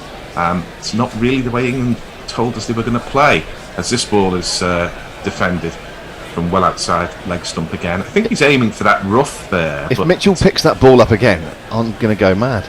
Well, they must not do it. Well, if I was a batsman, I'd do it all the time, precisely because it annoys the fielders. As this ball is also hit into the leg side. That's the way to get yourself a low economy rate, though, by bowling leg side to a batsman who's happy just to put bat and pad there. That's Ashley Giles, isn't it? Yeah, it's very little threat with that ball. And remember, we're only in the 14th over of the new ball, so why have you got a spinner bowling a negative line with a 14 over ball? The answer is you've picked the wrong side. So Ravinair is educating us again. He says, Chode, 1, a penis usually wider than long, which is an interesting thought. 2, the perineal area, see taint or grundle.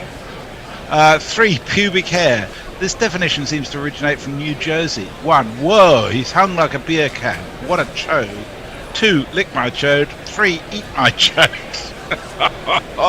Oh, thank you, Ravi. No, I know you're so much better for that. I thought I was being a bit risque with the Ansummer's pink handcuffs for the ball, but just been outdone. As Broad is in round the wicket, and Bracewell, left-handed, just covers up, knocks it into the offside. No run. Oh dear. Jay says, I'm not even fucking messing. I like Grubby's jingles. Bear's just being a control freak chode. Couldn't agree more. Oh dear. Yeah. Well, Ben Stokes captaining from square leg. I can't recall that very often in my time of watching cricket. Somewhat unusual. As Broad round the wicket, he's bowled really well in this Test match, but that's short and it's just clobbered by Michael Bracewell. But he doesn't have much timing, which again suggests that this pitch is not quite as good as it's been billed. But they're through for 2. As there was a chase back from mid-wicket by, I think, Matthew Potts, who has that pleasing capacity in his short Test career so far of always being in the game. Some players just have it; you never need to look for them, and Potts is one of them. I thought he bowled particularly well yesterday, and he bowled well this morning with no luck. Although he did get that LBW, which I thought was very marginal. It was, but he deserved it because he had 2 stone dead ones not given or not reviewed yesterday. Well, I think, I mean, the karma said he deserved it. Whether the ball deserved it is another matter, but karma certainly suggested so. As Broad's in, and this is down the leg side, and it's just dabbed to the man at square leg by Michael Bracewell. No run. The porn bot says the chode will lead to the belief that the balls are misshapen. Click here. And Mog says Mead, Messi, Mead. I misrepresented it as wine. So obviously a medievalist like yourself would be Mead, wouldn't it? Oh dear. Well, Rob is furiously searching for his own jingles on the jingle machine. Yeah, you can tell, can't you? Did you mention that stat earlier on about the batsmen with ELL at the end of their names scoring sort of 800 runs at an average of over 100, and batsmen without ELL at the end of their names scoring kind of 600 at an average of 25 or something? Extraordinary ELL. Here we go with the handcuffs again. Oh God. Jesus. They're going to have to do something about this. I don't know what the answer is, having one appeal every 10 overs for a change of ball, or whether they should. The umpires look at the ball at the end of every over, so maybe they should do it then. But all this pestering them is ridiculous.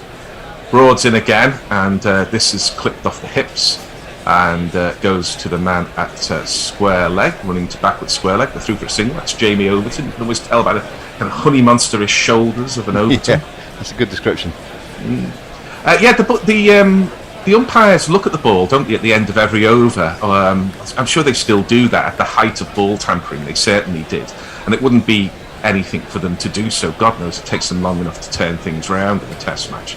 So why can't the umpires at that point decide whether they need to put the ball through the handcuffs and simply take it out of the player's request, as they've taken bad light out of the player's request?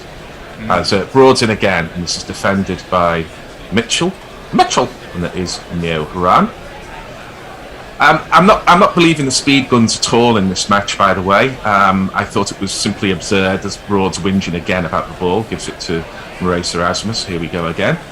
There's a growing coterie within guerrilla cricket that's refusing to deal with technology at all. Bear won't believe DRSs that go against what he thinks is the right decision. Well, it was interesting that the first 2 deliveries from Jamie Overton, both of which hurried up Tom Blundell, I think, were shown as 81 and 82 miles an hour, which I simply did not believe, and I put that up on Twitter. And about 15 minutes later, DRS was down, so I'm not sure if they have a problem with it, but those first 2 deliveries of the day from Jamie Overton were certainly not 81 and 82 miles an hour. That was for sure. I don't think the DRS and the speed gun are connected in any way. Technology is a global conspiracy against us, as you know, Messages. So they're all connected. This ball is defended by Daryl Mitchell, and Broad will get himself a telling off for that because he's just thrown the ball into the pitch the way you're not supposed to do. But because he's Stuart Broad, he's getting away with it. And it's the end of the over. New Zealand are 260 for 6. And a rather whiny England are looking for a breakthrough. I've got a jingle. I'm glad you used Zoom to tell me that technology was a global conspiracy. Well, I've got a jingle for you, lads. Ready? Here we go.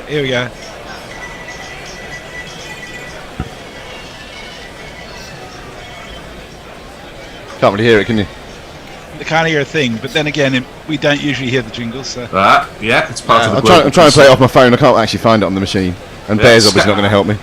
Sky have picked up the fact that Broad just threw that ball into the pitch, which you're absolutely not allowed to do. As Leach is in, and that goes down the leg side, I think. I think that may have turned out of the foot mark there, because folks, it's a bit surprised. We're seeing a replay. Let's have a look. Yes, that did turn quite considerably out of a little puff of dust coming up. So maybe it's not the wrong selection. As Leach is in again, and this is defended. I do think if your spinner's bowling 30 overs on the first day of a Test match, you need the extra seamer somewhere. I'm not saying don't play the spinner. I am saying have another seamer. Yeah. Well, we've got one, haven't we? He just hasn't bowled himself yet. Yeah. Well, yet is a interesting word. We'll see. And Folk seems as surprised as anybody by that ball taking a bit of the top surface away. Michael Bracewell, who's on strike at the moment, might be quite interested in that, because he showed that he could certainly turn the ball at Trent Bridge. He was getting plenty of revs on it. Apparently he's only been bowling off spin for a couple of years, which seems amazing considering how competent he looked as a spinner. England have spotted it, and they've now got a field which suggests they're now trying to take a wicket with a leg slip and a forward short leg. And this is better from England. This is what we've been led to believe England are going to do, which is attack on the field, as Bracewell jabs down on that. Already looks less comfortable with close catches around him. The left-hander, he has 12 from 41. Mitchell has 83 from nearly 200 deliveries. And Alex Lee's back on familiar territory, an ex-Tyke himself, of course, now playing for Durham. He's at deep square, and this is thumped by Bracewell out to, I think that's Potts again there at Cow Corner, and they're through for 2. What that field change has done is induced a little more aggression from Bracewell, and with the ball turning and bouncing, the top edge is in play. They went through for a single there rather than 2. New Zealand 261 for 6. Better stuff from England in this over. Farong sends you birthday wishes, Grubby. Oh, cheers, Farong. Left arm over and lifted by Mitchell over the man at mid-on. He didn't get all of it by any means. It could easily have holed out there, Mitchell, but he got it over the head of Broad. First real aggression of the day, I would suggest. And it's one of these.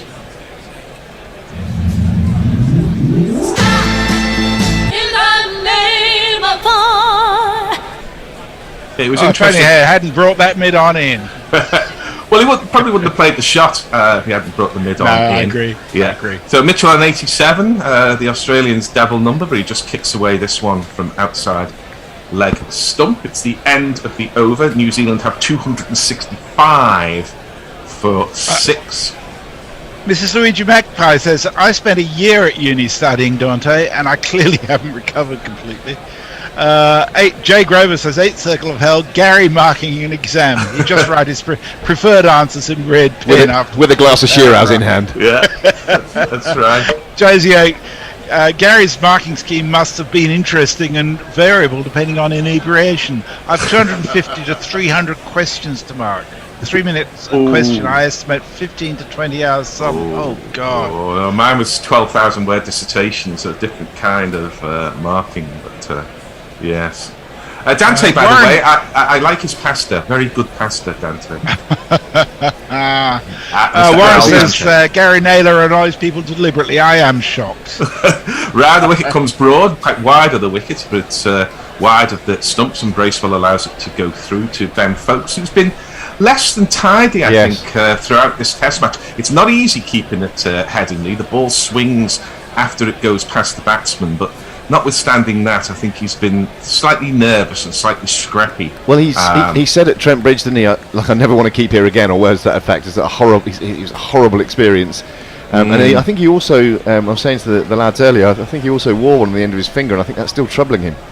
Yeah. He hasn't looked at ease, especially standing back. This is clobbered by Bracewell, but it comes off the very Q end of the bat and goes straight back to Broad, who tidied up with his own bowling. And in contrast, he kept beautifully yesterday. Well, I think he's good standing up, Broad. I was just going to say they haven't complained about the ball yet, and of course here's for about 9 balls now going in. Matthew Potts is looking at it as well. Now Broad is quacking because the ball won't go through. He celebrated as if he got a wicket yesterday when they got the ball changed. Well, that's probably because he threw it in the pitch so fucking hard. That's exactly what I would say if I was Erasmus. I was going to say I'm not looking at the next 20 overs because you've thrown it in the pitch. It's pretty poor stuff, really. I think he eliminates himself as relief captain if Stokes can't play, in my view, by that sort of behaviour.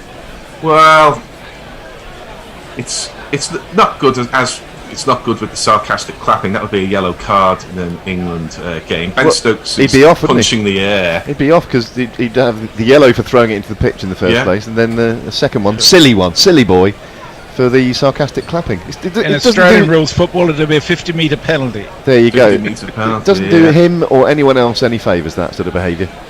No, it doesn't. Churlish. We're not being sort of unduly moralistic here. It's just that it's annoyance on top of annoyance. It's annoyance that England keep complaining about the ball, and the extra annoyance is when it induces behaviour that I'm not talking about a bad example to children. So it just doesn't look very good at all for grown men to behave like that.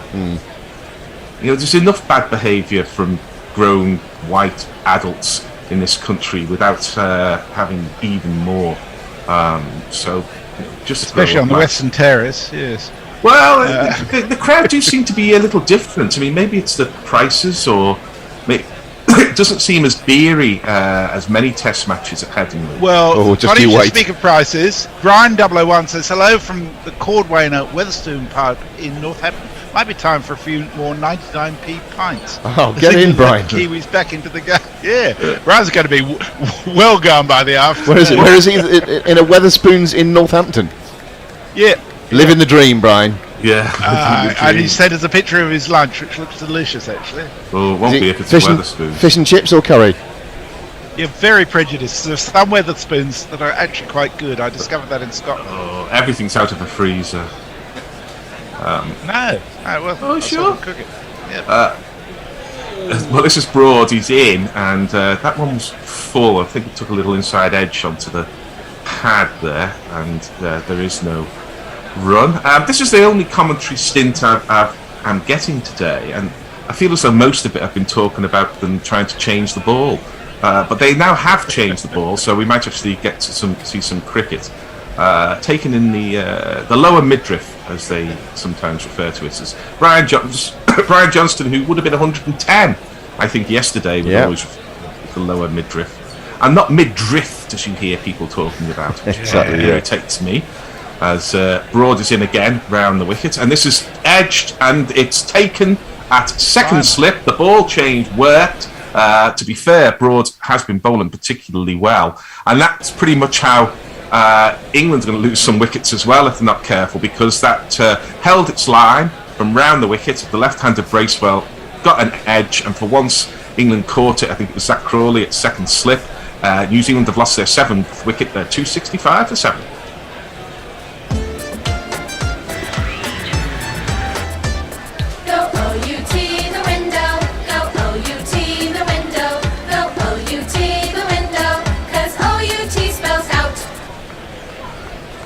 So Ravinair says, if Stokes is captaining him from square leg, does he recuse himself from any decision reviews? Yes. On advice. Yeah, if he's fielding there. Was he there, or was he at mid-off yesterday, the one that they famously didn't review that was Plum LBW? I think he was quite square to the wicket, and you hear him saying... He definitely he went Folkes and Potts the bowler, but mainly Folkes. I blame Folkes for that one. So yes, in short, yes. Jay Grover says, hello children, the word of the day is chode, as in Gary is a... Oh, that's not very nice.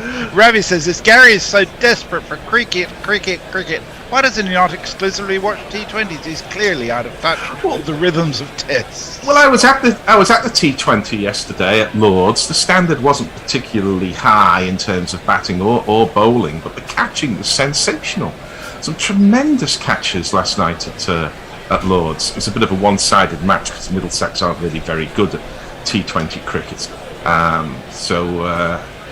Yes, I was at the T20 on Thursday. I was at the T20 at the Oval on Tuesday, and I'll be at the T20 at the Oval next Friday. So yes, I do watch a bit of T20. So back at you, Ravi. Mog says, I'll send you some backing tracks, Grubby. Collaboration, motherfuckers. Oh yeah, I'd love a collab with you, Moggers. That'd be great, wouldn't it? Would it be Mog feet Grubby or Grubby feet Mog?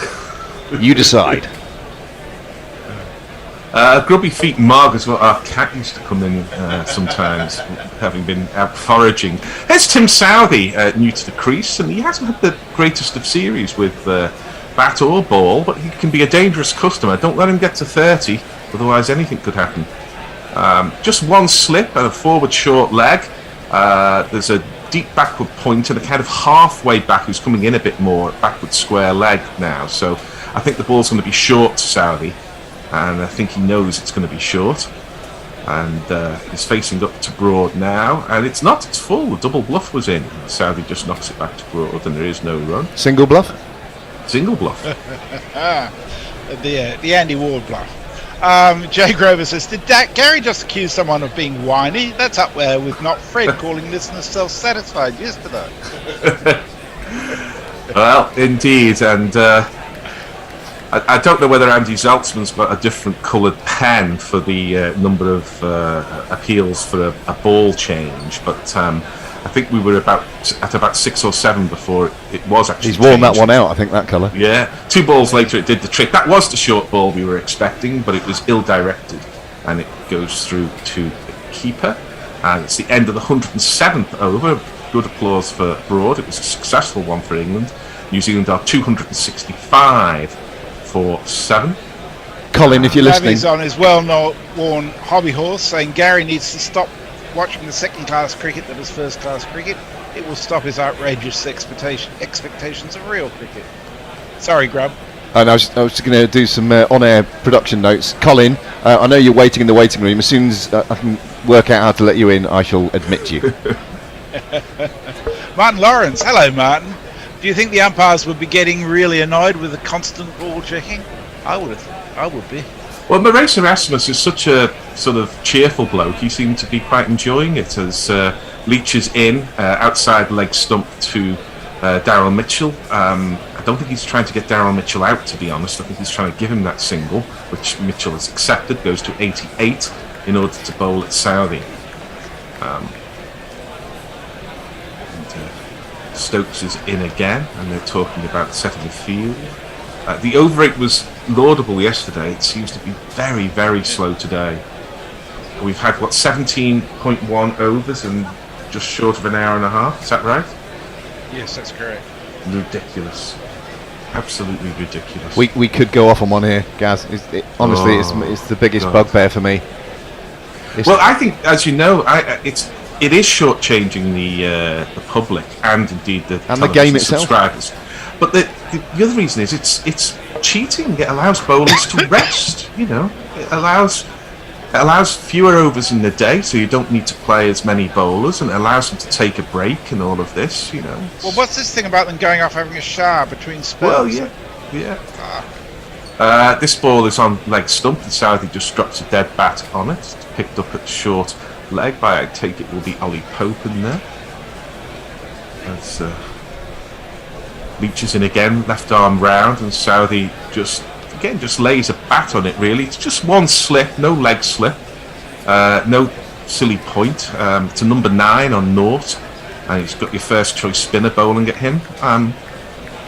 What do you think? I mean, I think you should have a bit more than that, but Southey's had enough of it, and he doesn't connect particularly well with an aerial shot over Leach's head, but he connects well enough to beat the diving Burstow at sort of halfway back mid-on, and he's off the mark with a 4.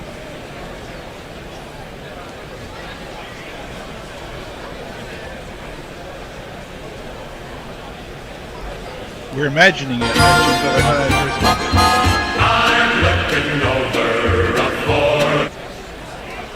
Now, if he'd edged that, it was going to fly slip rather than slip there, so that's what I would be tempted to have. And Southey rocks back, and again, I'll come back to the Bears' point about spinners bowling at a certain pace. If Southey can rock back at number 9 and play the spinner off the pitch, then it doesn't really matter what pitch, what speed they're bowling at.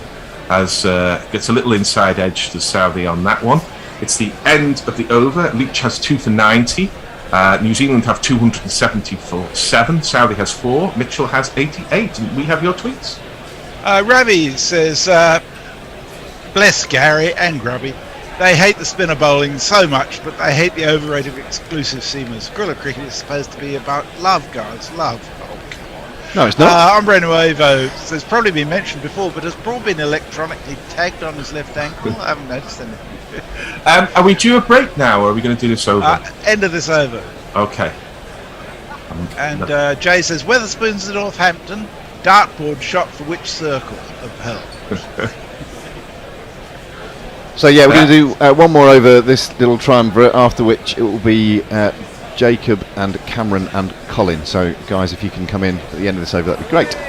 As Broad is in, Mitchell's very much forward to him, meeting him with a straight bat, and there is no run. Just the 2 slips into Daryl Mitchell, and Broad and Southey have a conversation. Southey very interested in having what looked like convivial conversations on the field with England players, whether he's batting or bowling.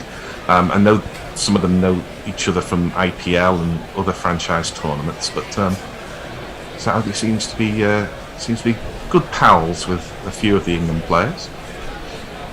Mitchell taking strike well outside the line of well outside his crease, which suggests there is a bit of movement for Broad. This is very full, and Mitchell drops the bat on it and takes the single offered to, I think, Ben Stokes at mid-on. Nearly a very clever bit of bowling that, because he saw Mitchell going across his stumps and down the wicket, and I think he fired it in at the base of leg stump, hoping to get him around his legs. Good thinking. I think that's so. But England again conceded an easy single. They might want to bowl at Southey, but Mitchell's just milking it here. 89. As I say, I think these runs are quite important. I don't think it's easy batting today at all, and England can't afford to just let Mitchell cruise to a ton. As Broad's in again, and Southey just lifts that to deep square leg. Has it gone all the way? No, it hasn't. Oh yes, it has. I'll tell you what, he does hit a long ball, Southey. That was effortless. The number of the day really hops and kicks. The number of the day is 666. Yes, that's the count there from Sesame Street, and these are important runs here for New Zealand. England are going to go hard at the ball. The edges are going to carry, and I can promise you this: when England bat, there will be edges. It's Headingley. Beautifully timed, didn't it? That? It was. He just rocked round, didn't he? Helped it on its way, as they say. And Broad now only has the 1 slip. He does have a forward short leg, and he has a very fine deep third man as well. As Southey looks up, he's on 10 in no time. Southey. Broad's in. He rocks back to Southey, and he sort of half uppercuts that towards the man at deep third man, who was very fine. It's Jamie Overton, and he has to run round to a more orthodox third man, and they take 2. Overton's been diving a lot in the field, and he's wincing a bit now, going back to his mark. And when England already look a seamer light with Ben Stokes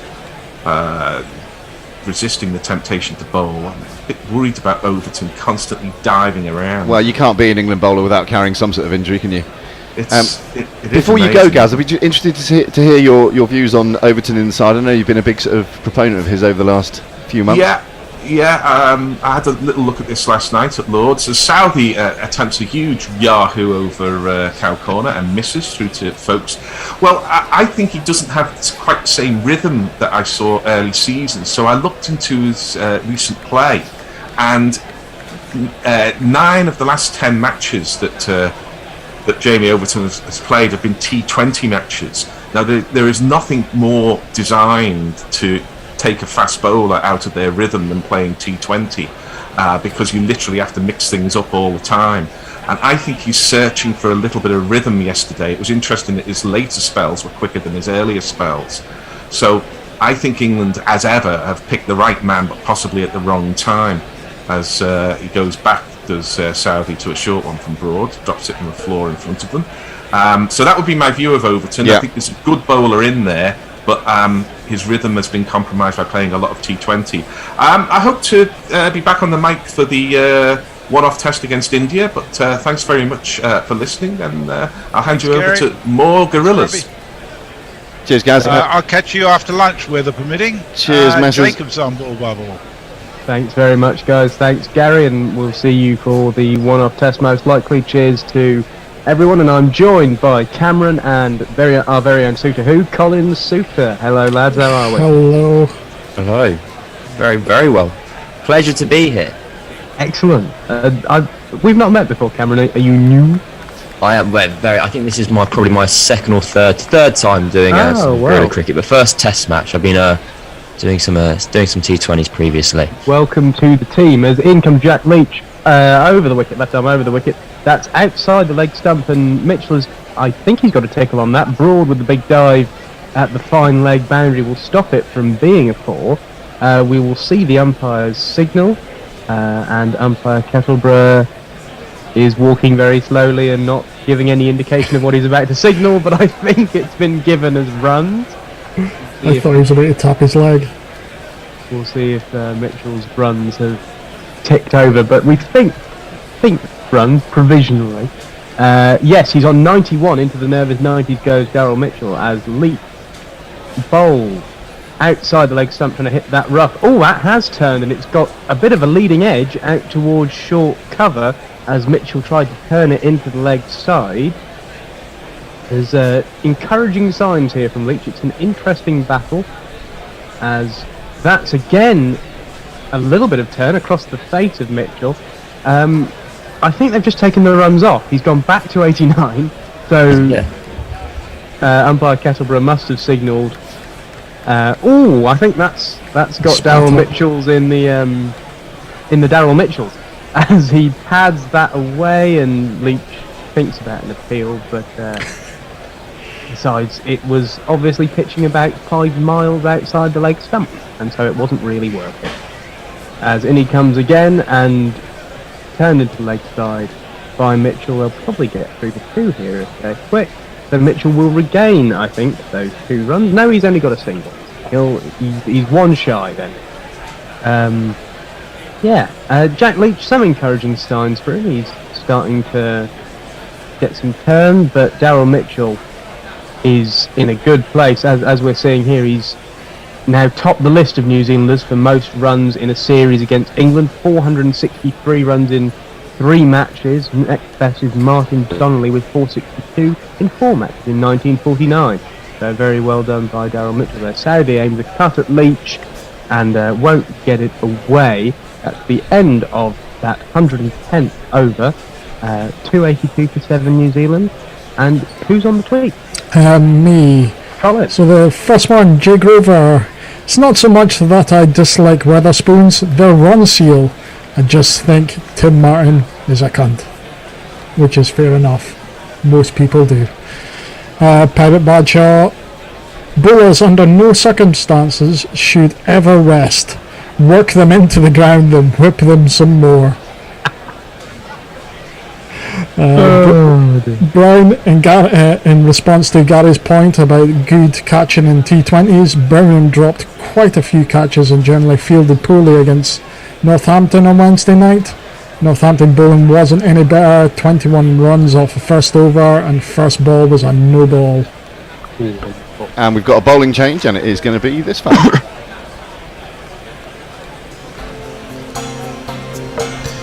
Jamie Overton can score a quick half-ton, less racist than his mother's other son. Is Jamie Overton. We were discussing yesterday when Overton got Conway for his first Test wicket, the declining graph of racism through Conway's dismissals, from Ollie Robinson to Craig Overton to Jamie Overton. What a treat, what an honour for Devon Conway to have. The declining racism connection. As Mitchell tucks into the leg side, he will now get back to that landmark 91, which the leg buys, which were sort of leg buys, then not leg buys, then leg buys again, because Kettleborough decided to fuck with us. He's back to 91. How are you seeing it, Cameron? What are you seeing about England's bowling, New Zealand's batting? How's the match poised? Well, I was just thinking, Leach there fired through and over. I actually thought he was bowling very well, but I was a bit confused by the whole idea of him bowling left arm over into kind of Mitchell's pads is the idea the ball's going to spit out of the rough, which you'd assume would mean that they'd have a few close catches in if that ball pops up off kind of a back pad scenario. And it did a few times, but the fielders just weren't there. As there is a short leg for Overton, and Southey has uppercut a short ball, and what a shot that is. I think it's gone for 4. It has. Beautiful shot from Tim Southey, stepping away and just hanging his bat out there, using the pace of Jamie Overton for one of these. It's Nissan She. It's Nissan She. I mean, it's top edgy as all hell, but it's class from Tim Southey. I think you're being very, very generous to Tim here. I think he's had a massive swing, got a big top edge, and it's flown away. But it's why it's so much fun to watch bat. I think he's one of the leading six hitters in the history of Test cricket. Yeah, possibly the leading in the sense that he has the highest proportion of his Test runs as sixes. What an accolade to have! What a record to have next to your name. He hits a higher proportion of sixes than Chris Gale in Tests. As Southey has a solid cut shot, a very good cut shot to a short ball from Overton, and another one of these.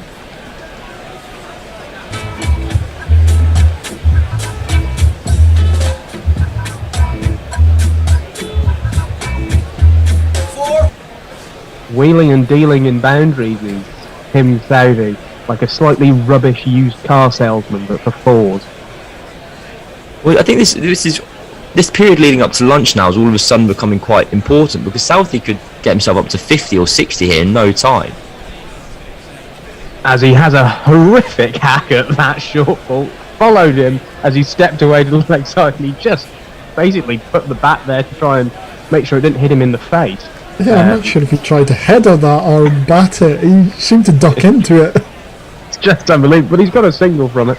And as Cameron's saying, this starts to become a problem for England, because they had New Zealand 270 for 7, quick 3 wickets, they're all out for under 300. Now, with Southey, Bolt's another one who can bat, hit a lot of sixes. Neil Wagner can bat. He has a half century. He can hit some gorgeous drives.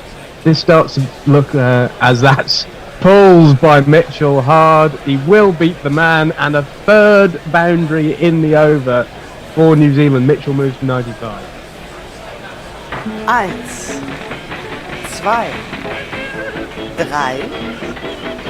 2, 3, 4. And now England needs to start to be a bit careful, start to worry, because the set man is in. He's on his way to a ton. You've got some useful tail enders. Trent Boult, the greatest number 11 in the history of the game. Neil Wagner, who can bat. I mean, this could be a 350 sort of job for New Zealand now. Well, whatever is going to happen really quickly. We're either going to get the final 3 wickets in the next 20 minutes or 10 minutes after lunch, or they're going to get to 350. And Overton's doing, as Mitchell defends. What a sound effect, Cameron. I just wanted to kind of help the listeners understand what was going on. That was exactly the emotion that I felt when I was watching that delivery. Painted a picture with your voice. That's the end of the over. New Zealand 296 for 7, and Daryl Mitchell just 5 away. Colin. Warren Davies is playing hashtag Naylor Bingo and just shouts bingo. So I'm guessing I don't know what Gary's been saying. I think every time Gary has an opinion, you cross one off. That's fair enough. That'll be a lot. Mog, how does the naming convention work with superstar producers and hot young vocalists? Mog featuring Grubby or what? Oh, have we had much from the porn bot today? Just as you said that, I've just had a gif of a robot attacking a human. That was oddly weird how you just said that in the right timing. I am personally a big fan of the porn bot. I really enjoyed yesterday talking about the Overton Buxom twins. That was funny. Then they got onto Dickens and great penetration. It just gets worse and worse, but it's so good.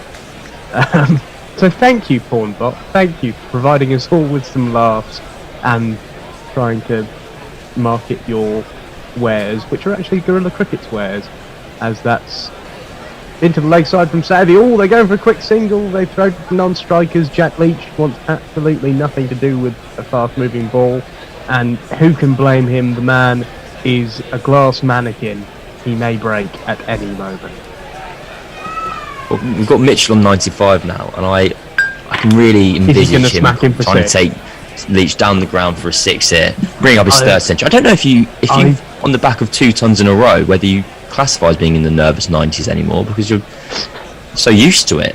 I think you're only not in the nervous 90s when it's your 6th in a calendar year, like Joe Root.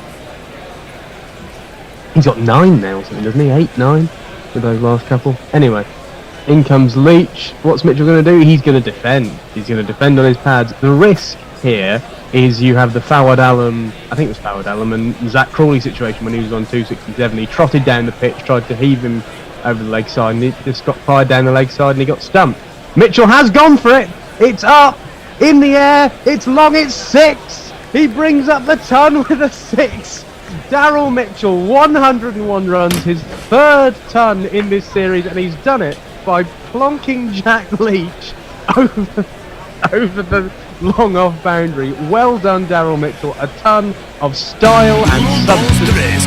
And here's his jingle. Is this not what he was criticised, against last test? The fact he was keeping the strike to himself and just nerdling around instead of letting the opposite end just have a go for it. And I better just jingle up his century, his milestone. Very well played, Daryl Mitchell. 10, 20, 30, 40, 50, 60, 70, 80, 90. Daryl Mitchell now using the old West Indian formula. 6 block. 6 dot, 6 dot, 6 dot.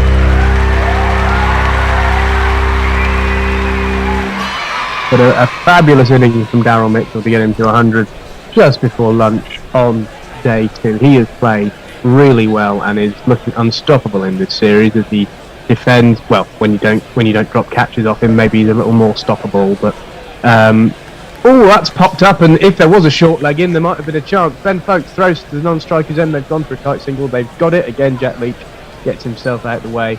Mitchell gets up the other end. And that's the end of the over. New Zealand 304 for 7, and Daryl Mitchell now has 4 tons in 12 matches. He's doing well. Well, he's having one of the all-time great, weird series, because individually with the bat, he's been flawless. He's scored 100 in every match, which, that is perfection in cricket. But then every time he's kind of not got bat in hand, he's almost kind of fucking things up for New Zealand. He's dropping catches. Yeah. He's throwing the ball over his shoulder for extra runs. He's getting his teammates out when he's at the non-striker's end. He's not bowling. I kind of feel like he's actually almost contractually obliged to keep scoring runs at the moment, because otherwise all of these are just make-up runs. He's having to make it up to his teammates for letting other people down. He let a couple of people off he let Ollie Pope off, didn't he? And Ollie Pope got that excellent ton as Mitchell defends from Overton. Yeah, so he owes the team some runs, and he's delivering. We're looking at the scores here: 13 and 108 at Lords, 190 and 62 not out at Trent Bridge, and now 101 not out. In this series, he's averaging 158 runs.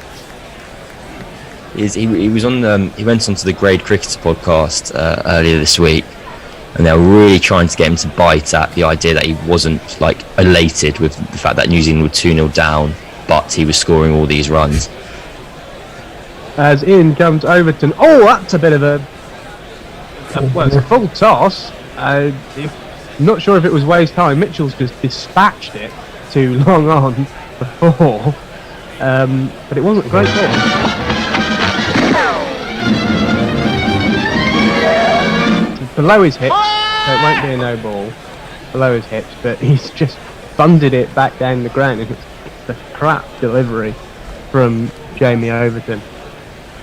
The runs are flowing. They're not even flowing anymore. They're kind of rushing everywhere, flooding everywhere. It's an open Mitchell tap. turned ones for 1 as well. How many boundaries have we had? We've had at least 5 boundaries in the last 3 overs. The score's now up to 309 for 7. Mitchell's just kind of can anyone tell me why now. Jamie Overton is now bowling at 77 miles an hour? What's going on? Curse. The stress fracture's here already. Has he? He was yesterday. He clutched his hamstring after putting in a big dive. He dived in the field about 15 minutes ago and got up sort of limping a little bit. Is he in the best condition to bowl? No, Stokes, it seemed not fit to bowl. Hasn't bowled himself all match. Now we're 112 overs in. He had that knee injury at the end of the Trent Bridge Test, of course. That's short, slapped by Southey, stepping away. Back up to 87. So it must have been a slower ball. As Southey has slapped that very nicely, actually. It's gone out to the deep mid-wicket boundary and gone for one of the. 2 plus 2 is on man! Was it the full toss? It was a 77. No, it was the next ball. Oh, okay, fair enough. Normally the full toss is not picked up quite well for speed tracking. But Tim Southey is currently kind of batting like the inverse Fawad Alam, and that he starts in a conventional stance and he's just stepping away to the He's side. done it again, and he's missed that one completely. The partnership is now 48 from 37, and this is damaging for England. It's gone from 270 something for 7 to 313 for 7 in, well, just over 6 overs. And that's come off the back of sort of CricViz running a stat about how this was the slowest first innings in England for about 10 years, and now they've kind of just hit the accelerator button. So England had this game under control, and now it's slipping. As that's a Yorker, and Southey steps away. Oh, what a beauty! Oh, he's stepped away from the Yorker and square driven it out to the offside. 88 miles an hour, no problem. 4. What a shot from Timothy Southey. Did I see a backward stop as well again in the field? Oh, possibly. I mean, he's hit that top edge 4, but maybe they brought him out from deep point, and now he's just driven it beautifully through there. Leach is returning for another over, and we still got Wagner and Bolt to come. Colin, what did the Twitter sphere say? J Grover, I promise you this. 2 more for the bingo now. Come on, Naylor. Warren, are there beer cans which are wider than they are tall? Not that I can think of. Ravineer, damn it, I wanted to hear more of Gary's empirical, contradictory construction complaints. As Leach floats one up outside the leg stump, and Mitchell just defends away. I don't know if there's not enough rough, or if Leach is missing it a little bit. He's getting a bit of turn, but he doesn't seem to be getting consistent landing in that dark spot. There's an appeal, and I think he's been given. No, he hasn't. He's not been. No, he hasn't, but it's gone down the leg side. Mitchell's aimed he's trying to turn it to the leg side.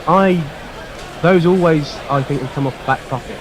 Folks was convinced, but I think that's come off the back thigh and not off the face of his bat. Stokes looks very unconvinced and is turning down the review. We do have DRS back, so it can work. We'll have a look at the replay here. It's outside the leg stump. No, that's off the back pad. So I actually think Leach is bowling pretty well here. I think the field's just incorrect. As a hard sweep. Where's that gone? Missed everything. It's either he's missed it or he's bottom edged it. It's run straight down towards the backstop boundary and past folks who had no idea where it was. It's been stopped by a diving young man with floppy hair whose name I don't know because he's on as a replacement. Let's have a look here. It's missed. It's gone through folks' legs, and the diving adolescent has stopped it well, and it's been tidied up. I think the foot marks on the pitch are just a bit too wide to be bowling into at the minute. So anything that's really wide is easy to deal with.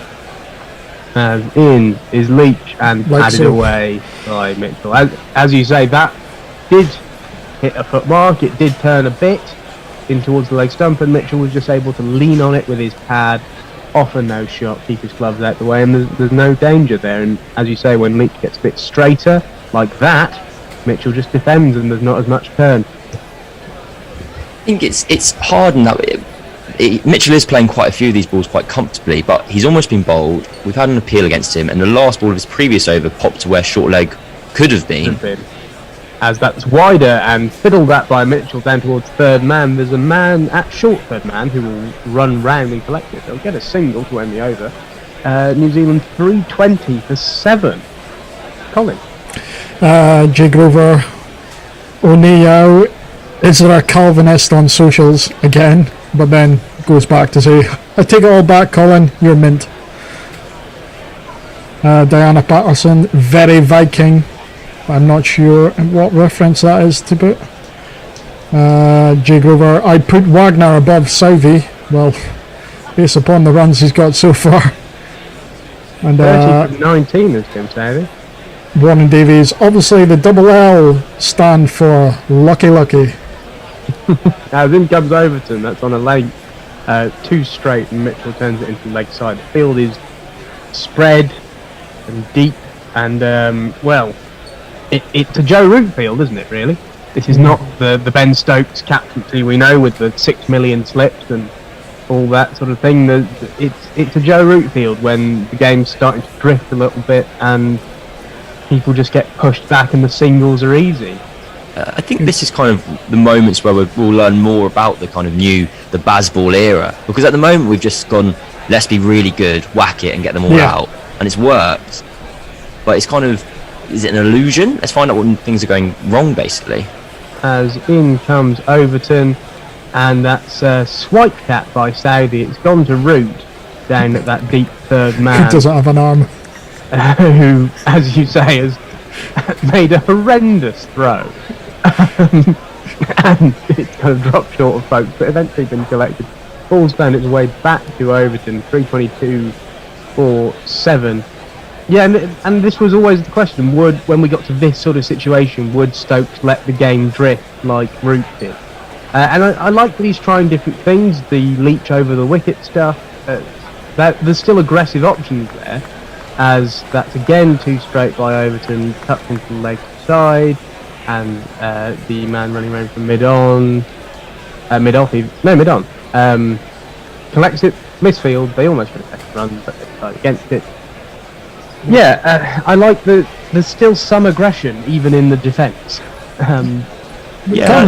Cameron's dead right in what he's saying with Leach, bowling into the leg side, but they have no short leg side fielder. It's strange. The thing that always gets me with Leach, as Overton moves in, short, Southey ducks under it, goes to exposed. The thing that always gets me with Leach is that I understand that he's been taken down a couple of times and stuff like that, but immediately, first ball he comes on, there's a long on, at least. I think the old adage for it is always bring men in, and then if you're forced to take them out, take them out. But you always want to trying to be bringing the field in and putting the close catches in. Don't just immediately say, as Southey defends and won't have a run, don't just immediately say to the batsman, I'm worried about you smacking me over my head, because then they might do it. Don Bess, I think, spoke about this last year, and it was really interesting because it was kind of the reverse of kind of what we'd heard before, and he was explaining this, why he likes to start with a player out, and he was saying he feels that it creates the chances where batters try and push a one where they ordinarily would just kind of block it, so they'll kind of saying it's still a wicket taking and attacking option, they think. As that's a big pull from Southey, there's a man down there that will drop short of them. There's 2 men down there, in fact, and Jack Leach will get it. And that's the end of the over, 3:24.7. And we will probably get one more before lunch, probably Leach's over. Okay. Well, that's a bit of a respite for Overton there. His 2 overs before that went for 27, which is kind of a bit of a figure ruiners and day ruiner. But it'll be interesting to see whether Leach does get one more before lunch. I have a nice cynical question for you. Which came first, Anderson's injury or Broad's injury? Goodness me, I didn't know. So I'm half wondering. Well, his bowling inability. No, I'm not sure about that. I mean, Broad's. Not Broad, sorry, Stokes. I went mental there. Yeah, I was very confused for a minute. In comes Leach. He's back round the wicket to Southey, but still with not enough close fielders in. Southey's defended that, but there's only a slip. There's no short leg, nothing like that. I imagine probably Stokes' one, because I think what's keeping him from bowling is the knee injury he sustained at the end of the last test, as that's defended by Sadie on the front foot. His overall kind of bowling fitness probably isn't great, and he doesn't want to flog himself into the ground in a series that they've already won. Oh, there we go, finally. As a short leg comes in, you may have heard Colin's joy at that. I think that'll be Ollie Pope in, and immediately it almost pops up to it. It's defended, it sort of trickles almost onto the pad and just sort of pops up, but not in front of short leg. But immediately the Saudi has to think about that. He can't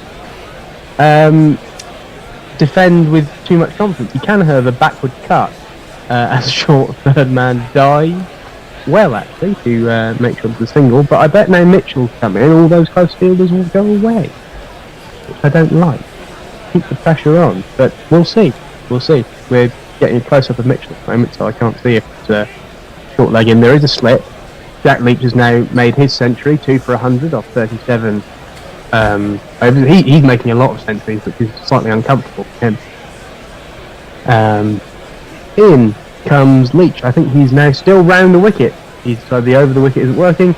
And Mitchell, he's had a big hoik. It's up in the air. Running back. Stokes takes the catch.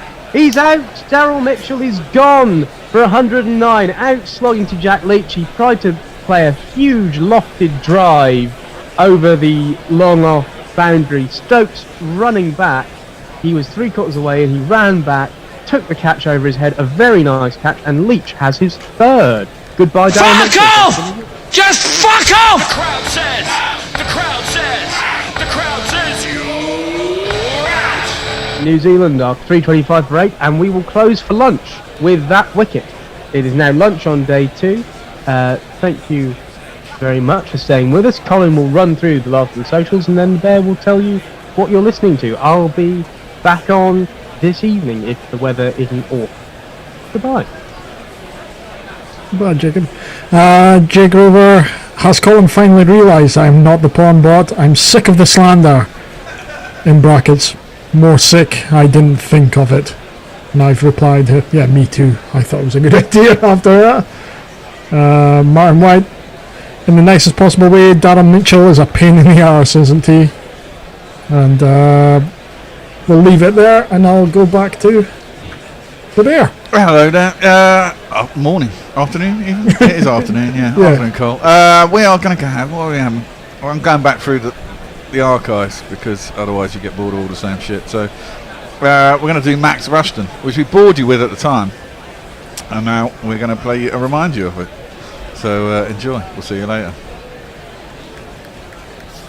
Chairman Mao, Jamie Howe, Ho Chi Minh, Asif Din, Václav Havel, Graham Saville, No Surrender, Percy Fender, Guerrilla Cricket. Our next guest on Guerrilla Cricket has been many things. He's been an island of humour in a sea of lad.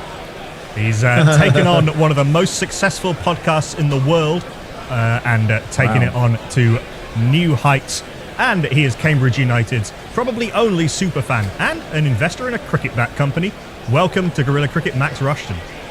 Thanks very much. I mean, that's sort of, I don't know if I believe all of those things that you just said, but look, I appreciate being on, and I presume this is lunch on day 1. Otherwise, it probably won't go out, will it? Depending on what the pitch is like in the third test. Yeah, let's record a few different versions of this. Haven't England done well to be 100 for none? Or exactly. Bloody hell, 15 wickets in one session. Do you know what I thought? And I don't know if you discussed this. When England went out for their second innings in the second test, I wondered, and then Shane Warne tweeted it, and I don't know if that's good to have said the same thing as him or not, but I wondered if we opened with, I was just going to say, just chuck Broad in at the top and say go for it. And obviously hindsight's a wonderful thing, and Zach Crawley was out for a golden duck, but I just thought, we're 40 runs behind or something. Would that be such a disaster, or is it just, if you do that and Broad's out for a golden duck, then you look even more stupid and you can't take that risk? But really, you just needed someone to tee off and not worry about their wicket, just to give us a chance. I know the Indians polished off those runs pretty quickly, but if we got another 50 odd or another 70 odd, it could have been different. Am I completely wrong? The third test was such a manic and completely anomalous test match that's exactly the sort of thing that might have worked. That said, Stuart Broad has started to slog sweep almost every ball he's faced this series, as far as which is great, right? More of that. I need more predetermined shot selection. Yep, it completely works. Between that and James Anderson's reverse sweep, we're well covered. So, as our listeners can tell, I mean, you're best known for your football work. You know, host of Football Weekly, host of Soccer AM for a long time, host of a show on TalkSport. But your cricket fandom goes back a pretty long way. Yeah, I mean, I grew up in the 80s where pads had buckles on them and gloves with like those green pimply things, and you know, you'd spend all summer in cricket nets. And I mentioned Shane Warne, like basically everybody wanted to be a leg spinner, and so you spent the whole time, if you were batting in a net, just tapping the ball back from the top of the net, you know, because someone had just lobbed it on the roof, and then not tapping it far enough for him to waddle down to the end of the net and tap it again. And I think it's interesting that, you know, this current series is on terrestrial TV. I don't really remember, I remember, you know, my dad taking me to football. I remember what a central part of my entire upbringing football was, to the point where I had football posters all over my room, and I played football every minute of the day I could, and like I had a blank videotape in the video VHS to record whenever football came on. So like cricket was it was not as sort of formative as that, but over the years, and especially since working in football, cricket has become like a real kind of release for me, I guess. I mean, I still have to talk about it on TalkSport, and I still broadcast about it, and I've done a few, you know, live games for TalkSport with the Champions Trophy. But really, I can watch it in a sort of sense of relaxation and not a sense of duty that I have to with football. So part of me now, and I still think this, even in that last test, which was sort of completely ridiculous, that England second innings, like, you had goosebumps or butterflies every time any of the Indian bowlers were running up, and that sensation in Test cricket is so extraordinary. I think about that Ben Stokes innings last year at Headingley, and I was watching it all day, and then my wife was like, it was a beautiful day, and Jay was like, look, I'm going to go and read the papers in the park. So, and I was like, okay, I'll come with you, and I had it on my phone. And do you remember that? Which one is this? No, I'm thinking I'm going back to the Ashes, Headingley the Ashes. 2019. That's it. So I'm sitting on a bench. I've had to, like, me and my wife are sitting on a rug. I've got the phone, and then I have to, when it gets really to the business end, I'm sitting on a bench. I had to go and sit on my own, and I'm watching on my phone. And when Nathan Lyon misses that run out, like, my hands are completely shaky. And obviously, I don't know if my hands shake like that when I'm watching sport and it's nerve-wracking, because I'm not normally holding the telly. Do you know what I mean? or I'm not, or if I'm at the game, I'm not holding the players. But it was the first time I was like, wow, this is, and there's something that Test cricket does that I think is so extraordinary, and it kind of, my love of it has sort of been a slower burn, I think, than football. But it's such a great, like, socially, to go is a much more, I find, a much more enjoyable experience than going to football as a social event with your friends. You know, it's calmer, it's more relaxed, it's all day. You can go to the pub for lunch, you can be a bit late for, you know, that innings to start. You know, the game is, I mean, I think this with a lot of sport, the game is almost incidental. But I find my love of cricket, and, you know, I've been lucky enough to go to, you know, a couple of, you know, Ashes tours, and however briefly on occasion, but there's something about it that I love. And also, like, your relationship with sport, well, mine is so intrinsically related to my relationship with my dad, and he obviously loves Cambridge United and he loves Tottenham, so after every Tottenham game he'll ring me and tell me Jimmy Greaves was good. But he loves cricket and finds it more relaxing to watch. But he's at a stage now where he can watch whatever cricket's on, and he'll have forgotten what's happened live. So I'll just get a WhatsApp at about, you know, midday, and he'll just be like, Trescothic's batting well. And you go, oh, okay, we're watching that. This is the year we're watching. It doesn't really matter if it's the current test. But I feel a huge, I love watching Test cricket. I really, really thoroughly have a lovely time now. Yeah, you'll fit in well here. To be fair, I mean, even though we do spend a lot of our time on Guerrilla Cricket watching it in a professional bar bank balance capacity, it is it is interesting how cricket. It seems to me the more time you invest in cricket, the more it gives you back, and that isn't always the case with a lot of other sports. And I think there's been a sense with football. It's a bit gauche to knock football when you're trying to defend whatever sport you happen to love that isn't football. Sure. And we saw this when the Olympics happened in 2012. Everyone started getting very antsy about footballers and whatever. But there's been a bit of a sense with the fact that every minute of every football is, it's turning into that Mitchell and Webb sketch. Watch the football. 100%. It's a great sketch. Yeah, and eerily prescient. But I don't think anyone is suffering from the fact that there's a hell of a lot more cricket on to watch, and seemingly just there is no off season for cricket. No one seems to be. If anything, I'm firmly the contender we're actually in a golden age of Test cricket right now. That's a really interesting point, because I suppose they're really hard to compare, because the issue with football at the moment is they obviously all the Premier League games have to be on TV. Of course, because fans can't be there. And I found the iFollow really great for League Two. I watched every Cambridge game this year. I haven't done that for years because I don't live in Cambridge and I play football on a Saturday. But it's just because now we are watching every minute of the Premier League, or you can. We're consuming it in a way that we're not used to. I guess it would be a bit like, it would be weird if only days 1, 3 and 5 were broadcast of Test matches for some unknown reason, and then suddenly they give us all 5 and we're like, well, hang on, I don't know if I can handle this. But I think you're right, and I think a cricket viewer is obviously your time invested, right? They're different, because to watch a football match you can't just watch 20 minutes of a game. You can't. You watch all of it or none of it, really. You might switch on for the second half, but really you go, I'm watching this game start to finish. It's an intense thing. Cricket, it is, the beauty of it is, you wake up and you think, oh, I wonder what the score is. With this, I'm not getting up at 3 a.m. to watch this. 6:30 is fine for me.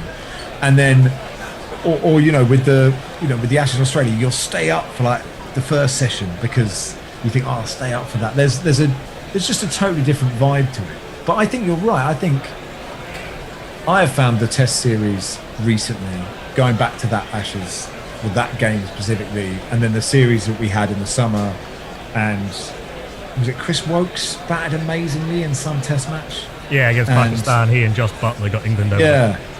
Oh, I mean, that was equally just absolutely gripping, and I think as well, and this is because sometimes it's on a Wednesday afternoon that it's happening.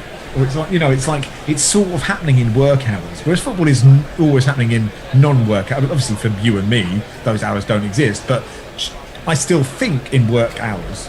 So even though I work every Saturday and Sunday and have worked every weekend probably for the last decade, I don't think of those days as work days. They're off days, even though I'm at work. And when I have a day off on a Friday, I don't think of it as an off day. I don't know if this makes any sense at all. So there's something about cricket almost happening. I almost feel like a bit like I'm getting away with this. I'm just sitting on my sofa watching cricket. And today is it's a school day, right? And so I think that gives it an extra sense of sort of gives me a sense of freedom in watching it. I don't know if that means anything to anyone else, but that's how I feel about it.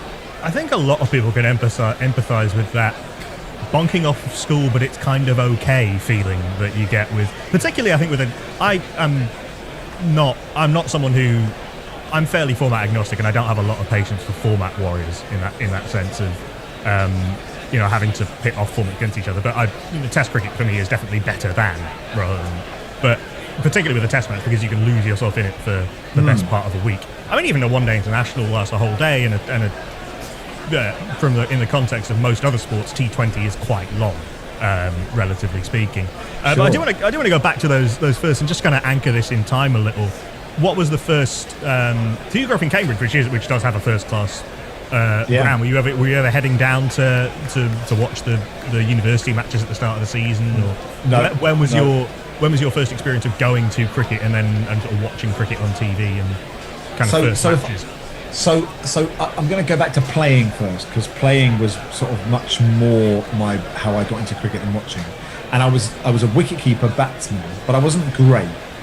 But I had a really good hand-eye coordination. Terrible as soon as the bowling gets quick. Terrible. But there was one game at school, and I wasn't really known as a cricketer. I was a footballer, and I was just sort of in the cricket team because if you were good at one sport, you were sort of generically put into the other teams. Like I was put in the rugby team, and I hated it, and I was terrible. And eventually they sort of realised after about 3 years that I just shouldn't be on that pitch. There was one cricket match, and I went in at number 6, and I hit a quick 40. And when you're like 12, 13, that's quite a lot, building an innings of 4, And that just kind of was a real turning point for me to be like, I can actually do this, I'm in this team because I can do it. And then I kept wicket, which I found so much fun, right? I was never particularly good at it, but you're always involved. And so I sort of developed a love for Jack Russell, because I was a left-hander as well. I wasn't as unorthodox. I'm not an orthodox batsman, but I'm not as unorthodox as Jack Russell. But he was a super fun little guy, wasn't he? And so then playing sort of from school and then into university, probably before I'd even been to a cricket. I think my uncle took me to watch Surrey once when Wakar Yunus was bowling. It was a county game and there were about 8 people there, and I couldn't see the ball because we were sitting right side on, and I was like, well, this isn't really that much fun. But then at university I started playing for the college team. The university team was a first class team. I wasn't going to get in that. I played one game for the second team, and I was 12th man or something. Which university is this? So I went to Oxford. Right. Okay. So again, playing first class cricket, and they'd be playing against the county team. And I was nowhere near that. And occasionally, like one of the first team bowlers would come and play in a college game, and you'd be like, oh, I can't see that ball. But we had a great fun playing cricket, and I played like first team college cricket, which was decent, and second team, which was just like all the footballers, and we were just really annoying. Like second team university college cricket was hilarious because there were lots of people who were cricketers but not sports people. There are those people who are a cricketer but not a sportsman, and they would have all the kit but really weren't that great. And we had none of the kit, but we could all catch. We could throw and catch, and so we had loads of fun in that. And we used to do this thing, which, when I look back now, I think, was I a complete twat, or was this quite funny? At the time, Neighbours had a cricket storyline, okay, and so we all were the characters in the Neighbours cricket team, because all you did at University of Portsmouth was watch Neighbours. And I was Joe Scully, and I had a fake beard on backwards as a mullet, and played in this, right? And we would, Dan, who sort of now runs like an app business or something, who knows, he was the only one who could bowl straight, like definitely bowl straight. So he would bowl the opening over, and the first ball he would bowl an orange, okay? And it was all about bowling it straight, because then the opening batsman would play a forward defence of this orange, and the orange would just explode, right? And we would all fall about going, this is hilarious. And then we'd apologise, we'd wipe down the bat, and the person would be looking at his bat, even you'd be a bit annoyed with us. And then you're not finding this funny. You're like a purist, going, this is terrible. Honestly, this is how conditioned I am. I'm genuinely trying to imagine commentating on it. Right, okay, good. So then, here's the best bit. Then I would take a Red Delicious out of my pocket, and we'd throw it around the field, and it looked like a cricket ball. To everyone's intents and purposes, it looked like a cricket ball. Like, right, come on, joke's over, let's play. We'd bowl the apple, forward defensive again. That would explode. We didn't care if we won or lost. It was like the greatest moment in the world. And once we threw the Red Delicious around the field. Dan Joseph bowled the ball just outside the off stump. Their opener left it. I caught it, right? And then we threw it around the field again. And literally, when you're like, it was like straight faces, everybody. You've got to keep a straight face. This could be the greatest moment of our entire lives. And then it went all around the field, full defensive, apple exploded.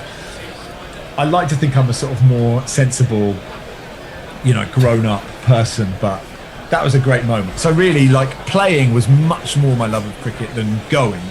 And I don't think I must have gone to a test match. I'm trying to think. I remember going to a test match where we played India at the Oval, and Vaughan and Trescothick scored. I mean, it was the flattest. There were no wicket. I think it was 1 wicket in the day, and that was nothing happened, but it was great fun. And then I went to, I'm trying to get my years right. I went to Western Australia for Christmas in 2006. And I watched Adam Gilchrist get a century in about 8 balls, and it was so hot. It really, it's not a surprise, right? Australia's hot, but it was oppressively hot. Yeah, journalists who covered games at the Wacker would sometimes have to tell stories about putting their laptops in the freezer to make sure they didn't explode. Oh yeah, and there was we were sitting on the hill, and there was just it was totally exposed. Then I went to Goa for a week because I had a week's holiday to take when I was at the BBC. And I went there and got dysentery. But that's not part of the story. It was just a thing that happened. But I was in Goa and England were in Mumbai. So I flew to Mumbai for a day, which is, it's a strange place to go for a day trip, right? It's a wild city, isn't it? And it's just the number of people is just sort of mind-blowing. But I saw Freddie Flintoff get a 50 in about 7 hours. It was a sort of coming of age innings. I seem to remember it was he actually can really buckle down. And then I think I was at the Oval in 2009 for, I think Flintoff ran out punting. Is that right? That might have been at Lord's where he did the I am Jesus thing. Was that Lord's? Okay, maybe I wasn't there. It was very hard. It was certainly in that series. But anyway, yeah. And Andrew Flintoff doing the full "Are you not entertained" thing. Yes, I think I was. I hope I'm not lying. I feel I was there, and I, at that moment, I think we won. A feeling that we won, and Graham Swan got an important wicket or something like that. That's in my mind. Yeah, so that's my journey. I think. It's interesting how it's very much hung on these individual moments of players kind of transcending the rest of the game, and it's interesting how different, I guess, how different people's memories of fandom works. And what's interesting in particular, these are all very much England points, but we've you talked a bit about watching neutral series. How much is your fandom a cricket fandom and how much an England fandom, and has that changed over time? That's a good question. It's very England based, so I'm not fussed about county cricket. I like the Big Bash or the IPL if I just happen to. I don't really know when the games are on, so I don't love it clearly, but when it's there, I can get sucked in, and I do. When a series gets momentum, so when the Indians in Australia was an amazing series. By the end, I was with Rishabh Pant, for that innings, which was just absolutely brilliant. But I'm not sort of anorak enough, or I don't know when those games are happening, so it's very England centric, I would say. Yeah, and that's understandable. And most people will tend to follow the stuff that is most accessible to them, which is sure, for all sorts of reasons, and as much as anything, time zones, which isn't really a thing you have to worry about with football unless you're devoting a lot of your time to watching A-League or something, which I watch a little bit of. I do stuff for Australian telly. Sure. My wife's Australian. In fact, I took her to the MCG on Boxing Day in 2010 when we skittled them out for 96 was it? Yep. And she hates all sport, hates every bit of it. She calls it the green, right? She hates the noise. But we only got one telly. It's an issue, right, in our relationship that we should really rectify. I took her to, and we'd met that summer, both travelling in Central America, and I'd flown to Australia. essentially to ask her out, and she wasn't. And you thought the MCG would be the perfect place to do it. I thought this is a good thing to do, and I quite wanted to go anyway. But anyway, we did a crossword, didn't really focus on cricket. We left at lunch, and then she ran off because she was like, "Who's this weird old man who's coming half around the whole way around the world to sort of chase me?" So I basically went 10,000 miles to get stood up. I mean, that story ends well. But, I'm the only England fan who was at the MCG on Boxing Day in 2010, and I left at lunch, which is it's a disappointing afternoon's cricket to have missed. Yeah, although you got your money's worth.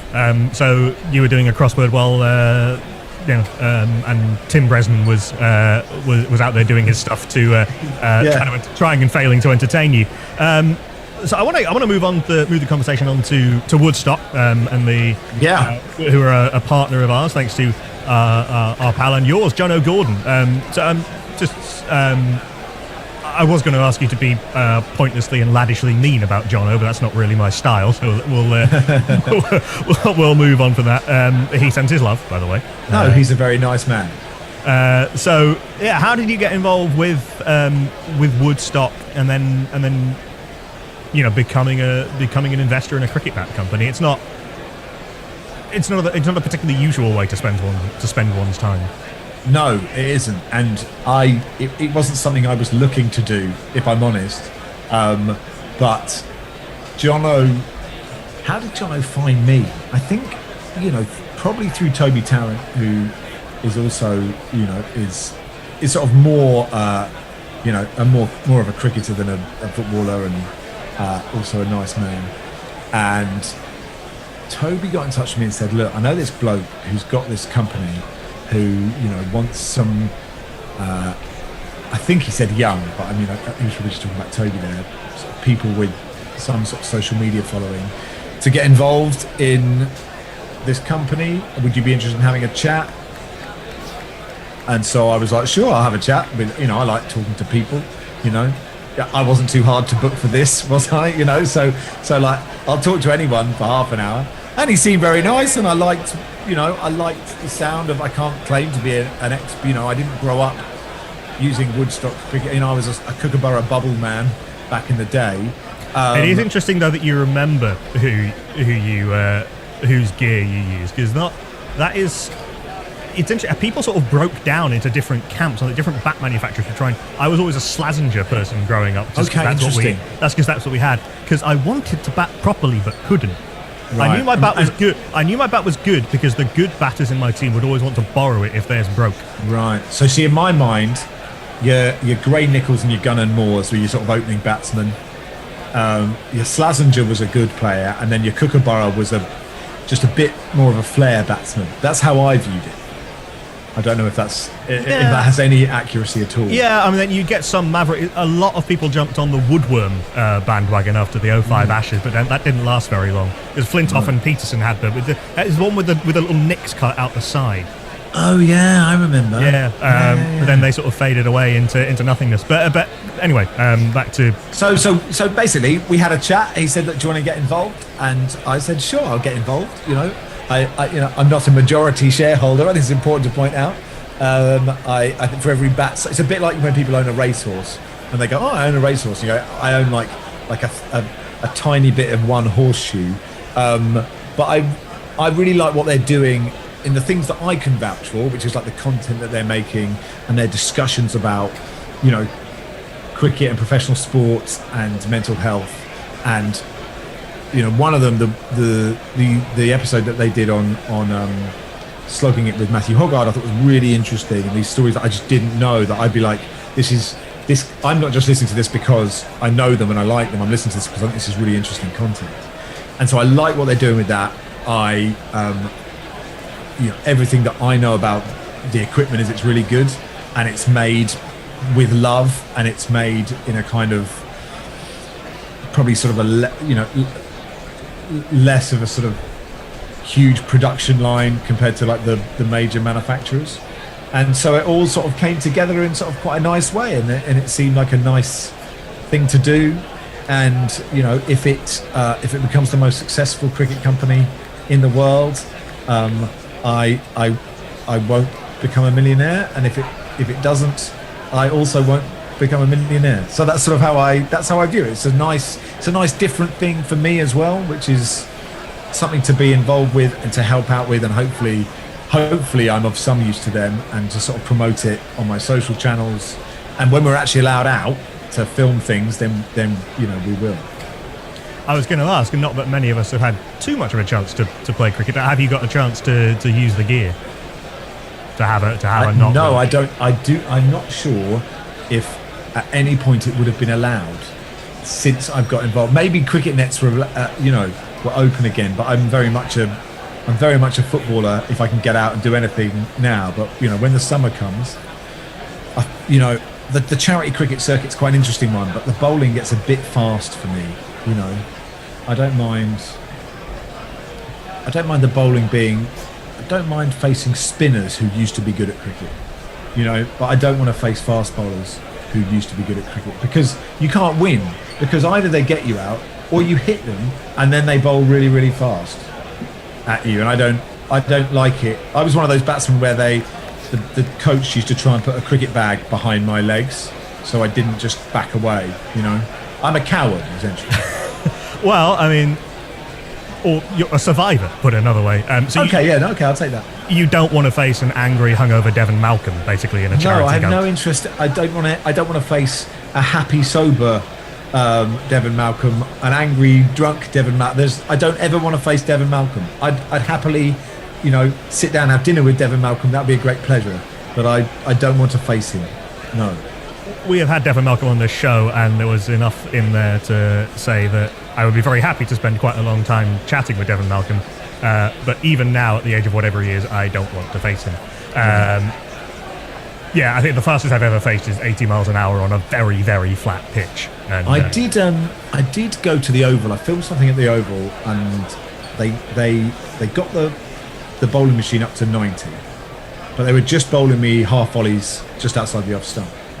And it was fascinating because I'd obviously never faced bowling at that. I think I'd faced a couple of overseas players playing sort of a midweek. I played in a few midweek leagues in London, and someone would come from, just go out for Richmond threes because they just landed off the plane from Johannesburg. I remember one. Do you remember was it Zach Crawley's 4 where he just leant on the ball? Was it Bumrah? I can't remember who bowled it to him, and he just leant on it and it just flew. There was a South African bowler that came in one of these midweek leagues, and he hurled this ball. I didn't see it, and I just went to play a forward defensive, and it flew to the mid-on boundary, and then he just bowled it in my neck until I was out. And I'd never really faced anyone really fast until then. They got this machine up to 90, and it is really interesting because after a while you're like, okay, I'm not. It's obviously completely different because everyone was a half volley, so I knew what to do. But it was really fun to see that you could actually almost see it. I say almost. To go, I know where it's coming from and I know where it's going to be. The thought of facing that and knowing it could either be outside my off stump, or it could be at my hips, or it could be at my face. It's just, I think even when you're at the game, I suppose when you're at the game, you do realise, mainly by how far back the wicketkeeper is, where you go, seriously, this is a different, professional elite sport, whatever it is a different game to the rubbish that we play.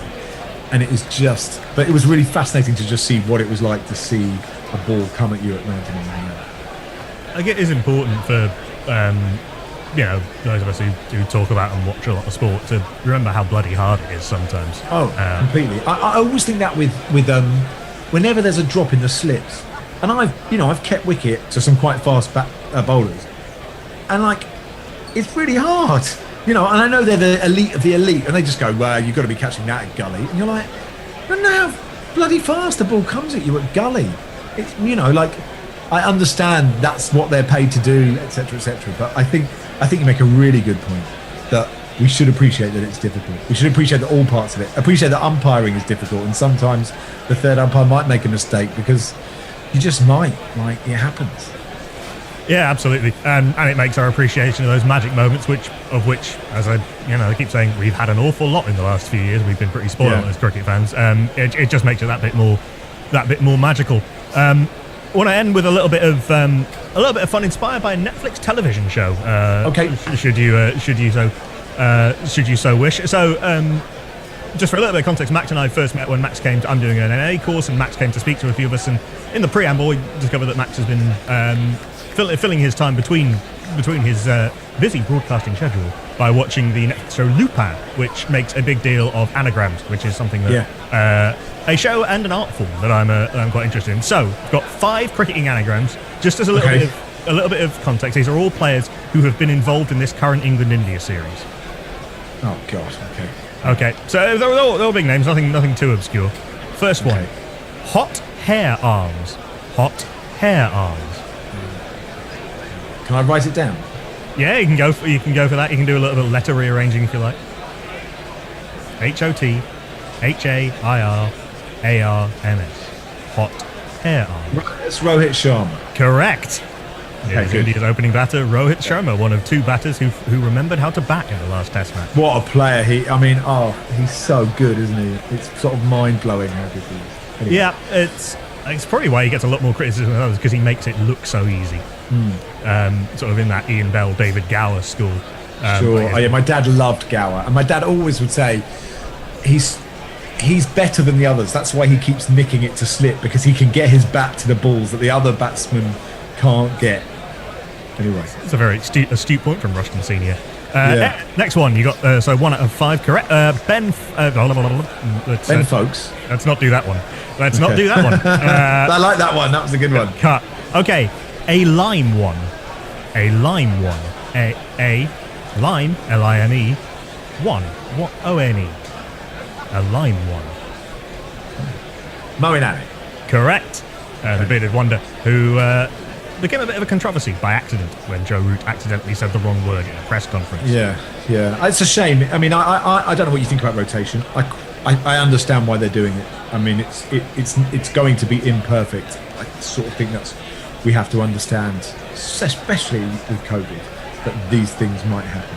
I think it would be pretty negligent for England not to have thought about it to the levels that they have. I mean, even without COVID, 17 tests and a World Cup and a bunch of other series as well is a lot of cricket for I agree. And I think it's I think that the way that was sort of mishandled in public is pretty much the only misstep I think England have made really in this process. Next one, Par Ale Tax. Par Ale Tax. PARALETAX. Par Ale Tax. Well, the X is going to help me. That he's like Axar Patel is extraordinary, isn't he? And I was listening about his sort of Test match average. It's like 8 or something. I mean, it might be higher than that. I don't know, but like, it's so good. And you sort of, because he's young, and tell me if any of this is nonsense, that you just kind of you don't go, Axar Patel, we're facing Murali or Warne or whatever. We're just going, he's just some dibbly dobbler, but he's extraordinary cricketer. Yeah, I mean, he's 27, so he's sort of in that neither old nor all quite young range, but he seems to have come to international cricket very fully formed. And obviously, bowling on helpful pitches, but he's made them look impossible to play on at certain times. Helpful is a word. I think the sort of whinging is. I don't think that pitch was suitable for Test cricket really, but I really enjoyed the 2 days. At TalkSport it was a bit like, I hope we're only paying Kevin Peterson by the day for our commentary, because I suggested we did a radio play for the last 3 days, but it's the same for both teams, right? That it is true. I really don't want to relitigate all of that again. Okay. But yeah, it was fun but silly. 2 more, including one which I've just dredged up from my emergency bank. Okay, Dreams on Jeans. Dreams on Jeans.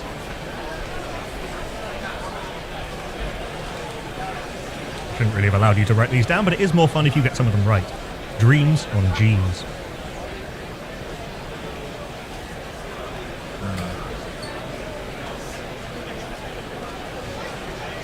I can give a hint if it helps. No, I don't want to hear it. I don't. Are the batsmen coming out for tea yet? Does that matter?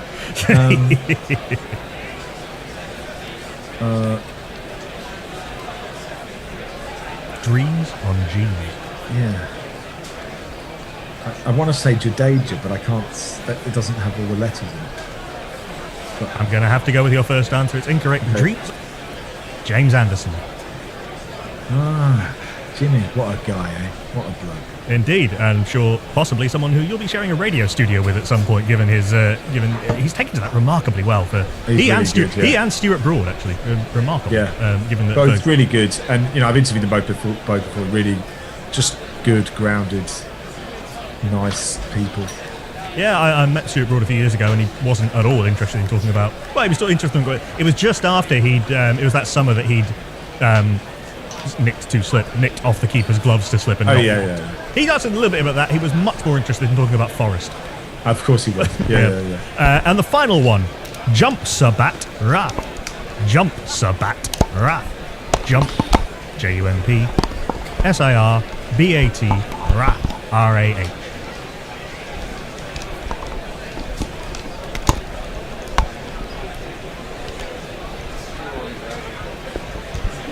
We're live. That's nice. Scoring radio.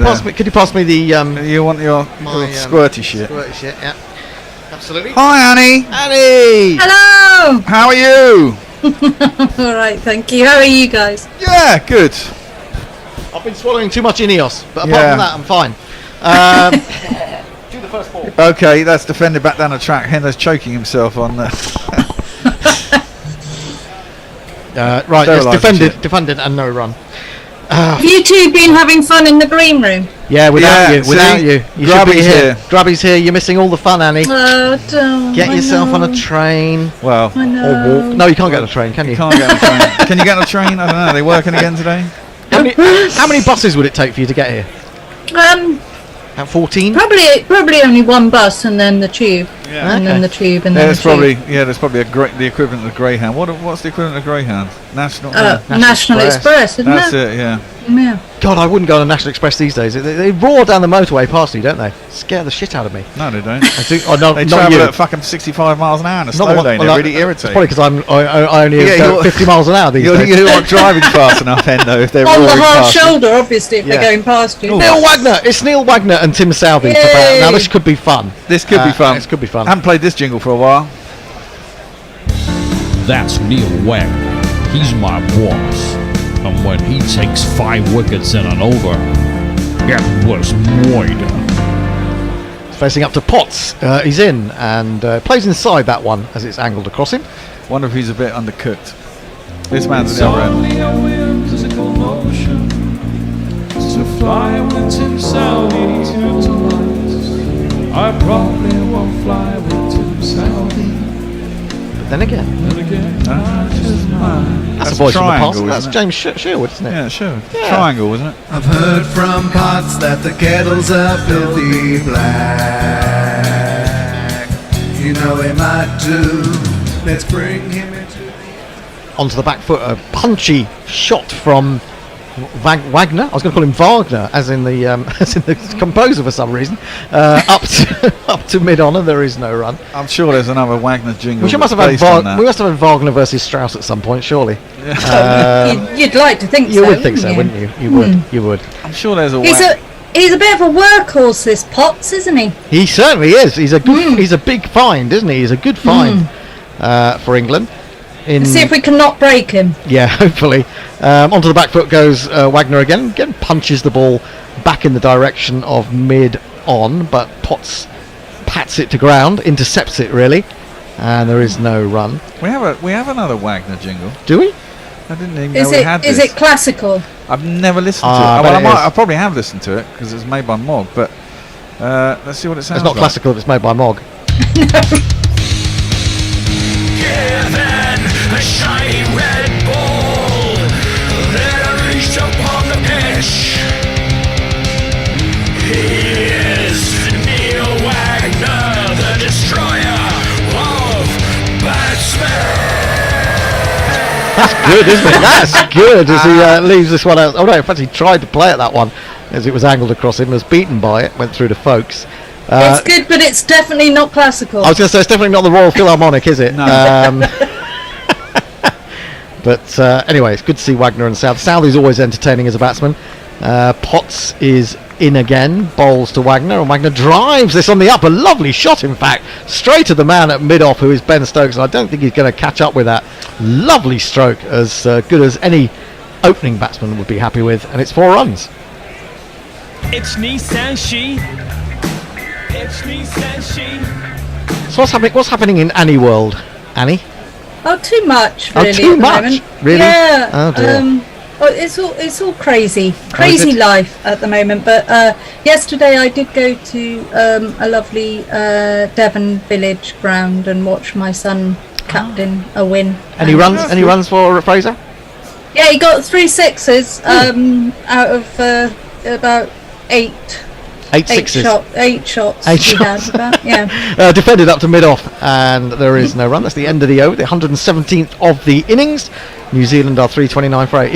Are you on socials, Annie?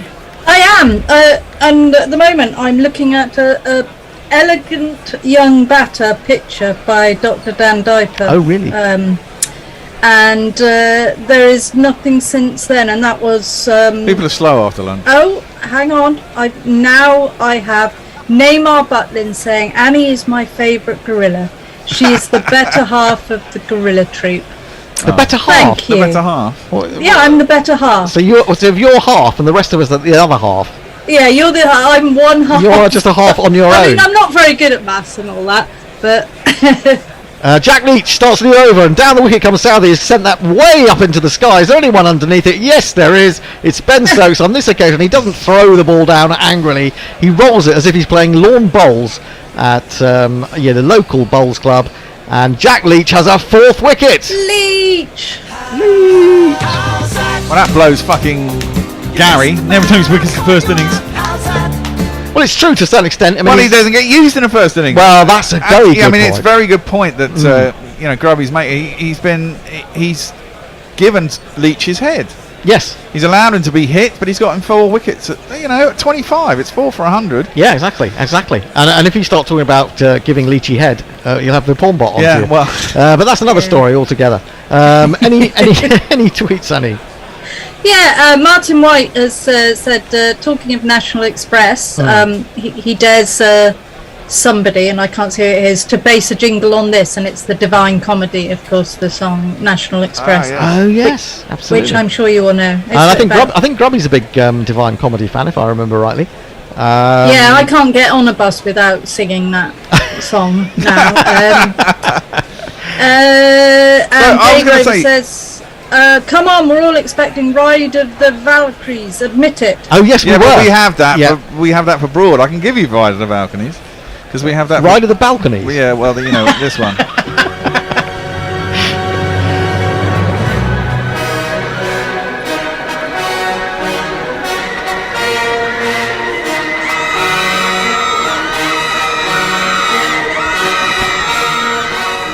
I should warn you, the Bears had wine at the break, so Grubby are opening one of the finally getting. He's enjoying that jingle machine a bit too much this afternoon. I do like the idea of the Ride of the Balcony. Your son seems quite enamoured with T20. If he hit 3 of his 8 balls for 6. He prefers a longer form, but of course, very diplomatic. You're coming like we a have politician. to play week evenings as well. Have you been standing in Hollington recently?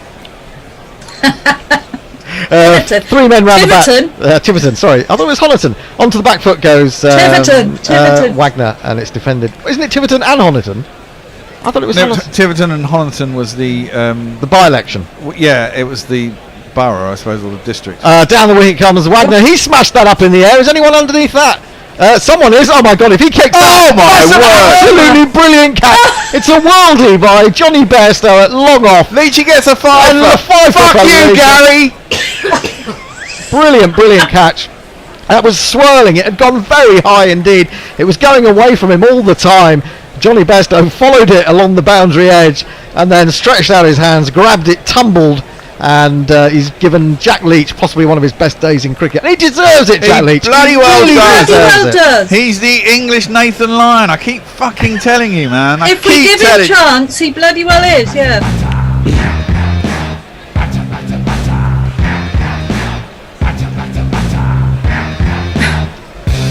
On your bike, mate. It's so lovely when you've seen a guy really struggling for one reason or another and had a bad period. I mean, he's had all these illnesses. He's got obviously Crohn's disease as it is, ongoing thing. And to see him, pulling out a fiver here with the help of some great catching as well, it has to be said, is wonderful. I thought the same about Johnny Bersey when he played so brilliantly at Trent Bridge. That it was just so pleasing to see the delight in his face. That's a wonderful catch because an amazing catch. He's kind of pirouetted because he was running one way and it was he was swirling as much as the ball was. I mean, we've dropped two pretty poor catches, but I mean, the Stokes catch as well. Fantastic Stoke catch to get Mitchell out was a really, really good catch. He was looking over his shoulder whilst running sideways and caught it. Good on you, Leachy. That's just standing ovation for Jack Leach, and he holds the ball up. He hasn't had many opportunities. Has he ever got 5 wickets in this country? I don't think he has in a Test match. I think he's had a couple of forfers, but he's never got 5 wickets in the first innings. And in the first innings. I noticed Gary is in the background. What do you reckon, Gary? Is he there? Is he there? He is there. Is he loitering? What's he doing loitering there then? He's loitering. He's probably watching the cricket. We do have a tweet from Jay Grover saying, "Fuck you, Naylor." Yeah. If you want to retort, Gary, Come on, have your say. Let's have a look at the scorecard. 329 all. Can you freeze that for me, Bear? Is there anything you can do? I can't freeze it. It's next door. But we can get it up on a computer. We've got lots of them. They're right in front of us. There you go. And I've forgotten to bring my glasses in. Shall I read this out? You and your glasses, honestly. Oh no, they're on the top of my head. There we go. Tom Latham was out, caught root bowl broad for a duck. Will Young, LBW to Leach, his first wicket. Yesterday, seems ages ago now, he made 20. Kane Williamson caught Folkes bowled broad for 31. Devon Conway bowled by Overton, his first Test wicket, 26. Henry Nichols caught Lees bowled Leach. That was the lucky one, wasn't it? That cannoned off Daryl Mitchell's bat. Excuse me. Daryl Mitchell went just before lunch, caught by Stokes off Leach for 109. Tom Blundell, first man to go this morning. LBW to Potts, who also bowled brilliantly without a lot of reward. He made 55. Michael Bracewell caught Crawley bowled broad, one catch that we did manage to take in the slips. Tim Southey, it was bright and breezy, it was fun, and then he got out straight after lunch. Caught Stokes bowled Leach for 33. Neil Wagner, the man to go, caught Bairstow bowled Leach for 4. And Trent Bolt, we didn't even get to see Trent Bolt face a ball. The man has got most runs at number 11 in the Test. I know Jimmy can't catch up because he's not playing. He can't, absolutely. No. I'll give you the bowling figures as well to fill in the 10 minutes between innings. Stuart Broad, 23 overs, 8 maidens, 3 for 62. Matthew Potts, 26 overs, 11 maidens, 1 for 34. Jamie Overton, 23 overs, 2 maidens, 1 for 85. Jack Leach, 38.3 overs, 8 maidens, 5 for 100. And Joe Root, 7 overs, no maidens, none for 30. Now we've got the only thing we've got to look forward to now is how long Zach Crawley lasts. Well, I guess we could have a sweep. Oh, let's have a Crawley sweep. We can have a Crawley sweep. Ooh. I'm going to go for 14. No, we'll have to pick it out of a hat. But how high do we go before no one wins? We need Grubby to come in and take part. Grubby, draw up a sweep. We'll pick a number for Annie from here, and we'll show it to her on the screen because it's random anyway. Okay. Are we only going? So I don't get to guess or anything. No. It's a sweep. We have a sweepstake. We should actually put money in the pot, but you're not here, so. And I haven't got any real money. I've only got a card. I'm not putting my card in there. I'm telling you now. Yeah. You just have to trust me on this one, Bear. Yeah. I trust you all the time. Anyway. He's coming. He's brought a quid in. It's no good. The rest of us don't do cash anymore. I'll go with you. If me or Grubby win, we win a quid off each other. But you two can't win our money. I've got a quid. It's just over here. That's all. I've got a sort of mental quid. But you have to draw up the sweep. What's the spread on the sweep? 7 run spread up to 28, and if it goes to 28 or over, if it gets over 28, call it off. We'll call it off. Because he usually gets about 26. Oh, he could get 40. He's a man for getting 40 quite a bit. Okay. Zach Crawley. Zach Crawley. This is the sweep for Crawley. Number 1 to 10, 10 to 20. You're going for 50. What are you going for then? Oh, well, I'm going. We're guessing. We're guessing. Let's just guess. Let's just guess. It's easier, isn't it? I'm going 9. 9 for Crawley. I'm going to go 43. I'm going back to my 14. 14. So 9, 14. Write this down. 9, 14, 43. And what did you say? 50. Right, okay, there we go. So 14 what? Sorry? 43. 43 and 50 plus for the 50 plus. Look, he's 50 plus. That's a bit airy. You don't get 50 plus. If he gets 50, you get it. If you can't have everything over 50. Well, I think it is. The thing is that Grubby's obsessed with 50 because he's going to be 50 tomorrow. So that's what it is. I think. Is he? He is. He is. How exciting! I know. Are you having a party tonight? I think he's having a party tomorrow night. I've got another 50th birthday tomorrow. Two friends of mine have got 50th birthday tomorrow as well, so I'm going to that. How ridiculous is that? Just. I mean, be more thoughtful and spread them out a bit. Really. I mean, for goodness' sake. I don't know. Well, they're over in Wandsworth. I don't know. Do you want me to read some tweets, by the way? Go on then. If we've got some, yeah. Neymar Butland says apparently I'm the representative work wife, and I don't quite know what representative work wife. I don't know what that means. What does that mean? So I've no idea what that means, but there you Me go. neither. O'Neill Harris says Annie on social, Hendo and the Bear, the funniest gorillas. Thank you. Thank you very much. Yeah. I've had a couple of wines now. So it'll be even funnier. Or I can't think of anything funny to say now. Jay Graver says Annie is my least favourite gorilla because she doesn't read my tweets out and still bangs on about my innocent crossword mistake a year later. What was your but it was one hell of a mistake. I'm sorry. Tell us about the innocent crossword mistake. I don't know about this. Oh, you really don't want to know. Oh, do I not? Is it something to do with tentacle porn again? It's a little bit on the dodgy side. Oh, okay. All right then. Okay. I see, we brought it all up again now. Yeah. You see, it's Jay who actually brings it up. Yeah. Trent Bridge says, afternoon chaps and lady, nice to be with you. And Jay Graver says, it's not enough that Leach succeeds, Gary must fail. Absolutely right. And Gary says it can't take the 5 wickets away, but it's a straight one, a freak dismissal, and 3 slogs. If you play enough matches, it will happen. That's a backhanded comment if ever I've heard one. Cop out. Yeah, because every other bowler who takes wickets, they actually earn. They deserve every single one of them. Single absolutely, yeah. absolutely. I mean, Botham was just like that. He took 383 wickets, and every single one was deserved from definitely skill alone. Absolutely. Yeah. Jay Grover says, I wish to hug Jack Leach. Well, he was getting lots of hugs. You're the only person who probably hasn't hugged him yet. And we're going to look at his 5 wickets. There's the first one with his first ball yesterday morning, LBW. And then he got rid of Henry Nicholls in that bizarre fashion. That was the weirdest thing I've seen. I mean, even the one that they talked about, there was a very similar one Andrew Simons got out. Yeah, but not like that. But it was a one-day international, and it was also off the foot of Michael Clarke, not off the actual bat. So I think that's the first time I've seen. Gary can talk all he fucking likes about these are slogs, but the fact is he's beaten all 3 of them in the air. Well, yeah, there you go. And that's what happens if you miss the slog and you're going for it. That's how a spinner gets wickets, Gary. You give it a little bit of air, you drag the line back a bit, they get there a bit too quick, or they don't get to the pitch, and it doesn't strike the middle of the bat. It hits a dead part of the bat and flies to a fielder. You're setting up for those wickets. And look, he's got three tail enders, which you all had a problem with. Getting rid of them, absolutely. Getting rid of them, and he's got rid of fucking all of them. Yeah, anyway. Absolutely. Give him credit. Give him credit where it's due. Exactly. Anyway, we're going to start the England innings. Zach Crawley. We're on Zach Crawley watch to see. Well, I've got 9, so I'm first. Was a cricket player, a damn good cricket player. I'm going under. But he was moved from the middle order to open the batting. Now, trapped in the English professional cricket circuit, Zach Crawley must fight to survive. Absolutely must fight to survive.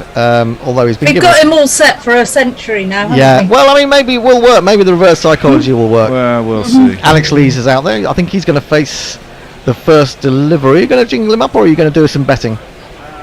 I'll jingle and bet. Alex Lees learned magic. It's tragic. I'd like to believe it's not so. I kind of love that jingle. I love it. It's an old song by Pilot called Magic, which is I loved that song when I was a kid. Anyway, 3 slips and a gully. A man at backward point, a mid off quite wide, mid on, square leg and a long leg, I'm guessing. And it's bolt in to Lees. It's down the leg side. A horrible ball, really. Blundell just skips across to his right and takes. there is no run. While I start at the bookies, let's give you the odds, see where we're at. What the bookies think. The bookies have England at 5-4, the draw at 21-10, pretty much 2-1, and New Zealand at 5-2. Okay. So who's favourite? New Zealand? No. Oh, sorry, England were what? England are 5-4. Oh, 5-4. Okay. They're not favourites at the bookies. They're still just over 1. Oh, he's claved at that one. He's been caught, has he? Oh, has that gone away? It's gone away. Is it Daryl Mitchell dropping another catch at slit? He's brilliant being dropped, and he's quite good at dropping. That's flown away for 4, but it's a let-off for Alex Lees. What he give with one hand, he take with the other. Indeed. It's very religious of you. He's seen the light. He's seen the light. The bear has had a conversion. Never. It was a hard one. It was a hard one. It was above his head, and he parried it, really. It was a carve, so it was always travelling upwards. But he probably should have caught it, shouldn't he? Should have done. Yeah. Probably. It went quick as well. It's new ball, went quick. Yeah, and you've only just got out there again. Those ones often stick, don't they? But They do. If they stick, they're brilliant. Well, Alex Lees has gone on to 4. This is left alone outside the off stump. Now it's up to him now to make hay in the same way that Daryl Mitchell has done when he's been dropped or been given not out LBW. And the bookies have more faith in Crawley than we do. Do they? Under 27.5 for the full of the first wicket after that 4. It was a good ball from Bolt. It actually seemed to me to go away off the seam, looking at the replay. Now, the question is, will Bolt get swing? I mean, none of the English bowlers really got swing. There was a time yesterday, wasn't there? Oh, that's a good ball. And there was a bit of swing there for Bolt. He's probably one of the best exponents of components. He's one of the best components that I've seen in this New Zealand side. He's definitely one of the best. I've forgotten what I was saying. Exponents of the swinging delivery. And bowling to a left-hander, he's of course taking it away from him. Alex Lees was very polite in mentioning to Trent Bolt that he thought that was a good delivery. Who's getting really upset on YouTube. Oh really? Why? That's sorry, fine, Colin. Well, Bolt in, bowls. Oh, what a beauty! What's happened? Has he bowled him? Yeah, I think he has. He's taken out his off stump with an absolute corker. That was an unbelievable delivery. You can't really blame Lees. That's just too good. Too good. Really good ball. I reckon Lees will get less than Crawley. We're going to be in trouble here. That was a beauty. Oh, look at that. That's close to unplayable. That is unplayable. I mean, that literally has hit the top corner of the off stump on the bail. And it's just, if you look at the swing, you look at the point when it swings, it's so late that as a batsman you've got no chance of covering that. An absolute beauty. He's been dropped second ball. He's been dismissed fifth ball. And I want some money. And it is swinging, apparently, seemingly. Well, this is the thing. He is an experiment. I imagine Jimmy would have got a little bit of swing at one point yesterday. Well, yes. There wasn't. I mean, there was occasionally. I mean, the ball this morning that I thought that swung was the one which Daryl Mitchell was dropped off from Matty Potts. That did quite a bit. But Trent Bolt, he's in your face, isn't he? He's in your face. His run up is so quick. Everything about him is his mouth fast. is small. His mouth is small. It? Yeah, but you don't need a big mouth. We haven't even that well. We haven't even given him his jingle, which is great. Good point. How does he speak, or play the horn, or clean his teeth, or even yawn? How does he shout? How does he call? Trent Bolt's mouth is really small. There was a moment where I sort of paused when that wicket fell, because I think, like me, and Alex Lees sort of stood there for a moment, absolutely stunned. He did. His facial expression was... How the hell was I supposed to play that? It's Ollie Pope! It's Ollie Pope! Take a hard look at Ollie Pope! First ball to him is across him. It's too wide, left alone by the man who scored 145 in the last test. 1 over's gone. England have lost a wicket. They're 4 for 1. Yay. Annie. Yes, I've got a few now. So Joe Scott says, I don't rate him. We're talking about Leach at all, but the slogs were nicely played for. Felt a step forward. He was at least looking to entice them. Yes, yeah, exactly. Leah says, well, that was a bit shit from the tail. It was a bit, wasn't it? Surprisingly.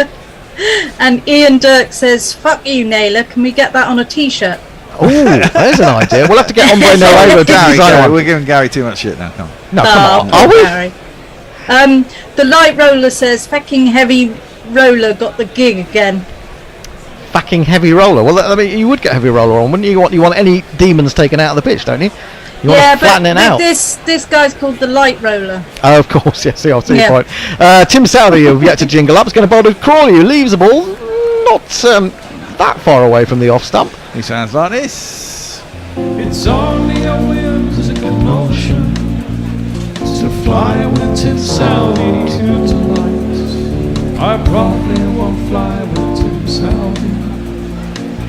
And again, 343 test wickets, but it didn't really go for him at Trent Bridge, did it? I think he ended up with 1 wicket for about 190 in the game. Yeah, it was a terrible game for him, and he got run out. In the first innings, didn't That's right, he got run out as well. Chip back towards him in the air, but wide of him. That might probably go all the way. It's being chased, but he's not going to catch that, Wagner. It's 4 runs, and Zach Crawley is up and running. Yeah, for 4 runs. 1 2 ka 4 4 2 ka 1. My name is Lakhan. My name is Lakhan. And that was nearly a leading edge. Yeah, it was a leading edge, a bit of a leading edge. I mean, he was looking to play that squarer, wasn't he? And it's gone much straighter than he would have wanted. He might have had his heart in his mouth just briefly. So, Bear thinks he's only going to get 5 more. yeah. Here comes Southey again. 3 slips in the gully. Bowls. He's 4 to 1. That's swinging away from him into the covers. And there is no run. 8 for 1. England dealing in boundaries and wickets at the moment.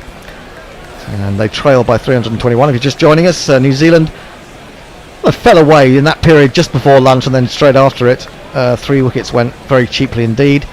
There were a couple of excellent catches, to be fair. But then again, England missed catches close to the wicket earlier in the day. And yesterday, of course. Southey in from the football stand end again. Bowls wide, very wide indeed, in fact, and Crawley will not be tempted.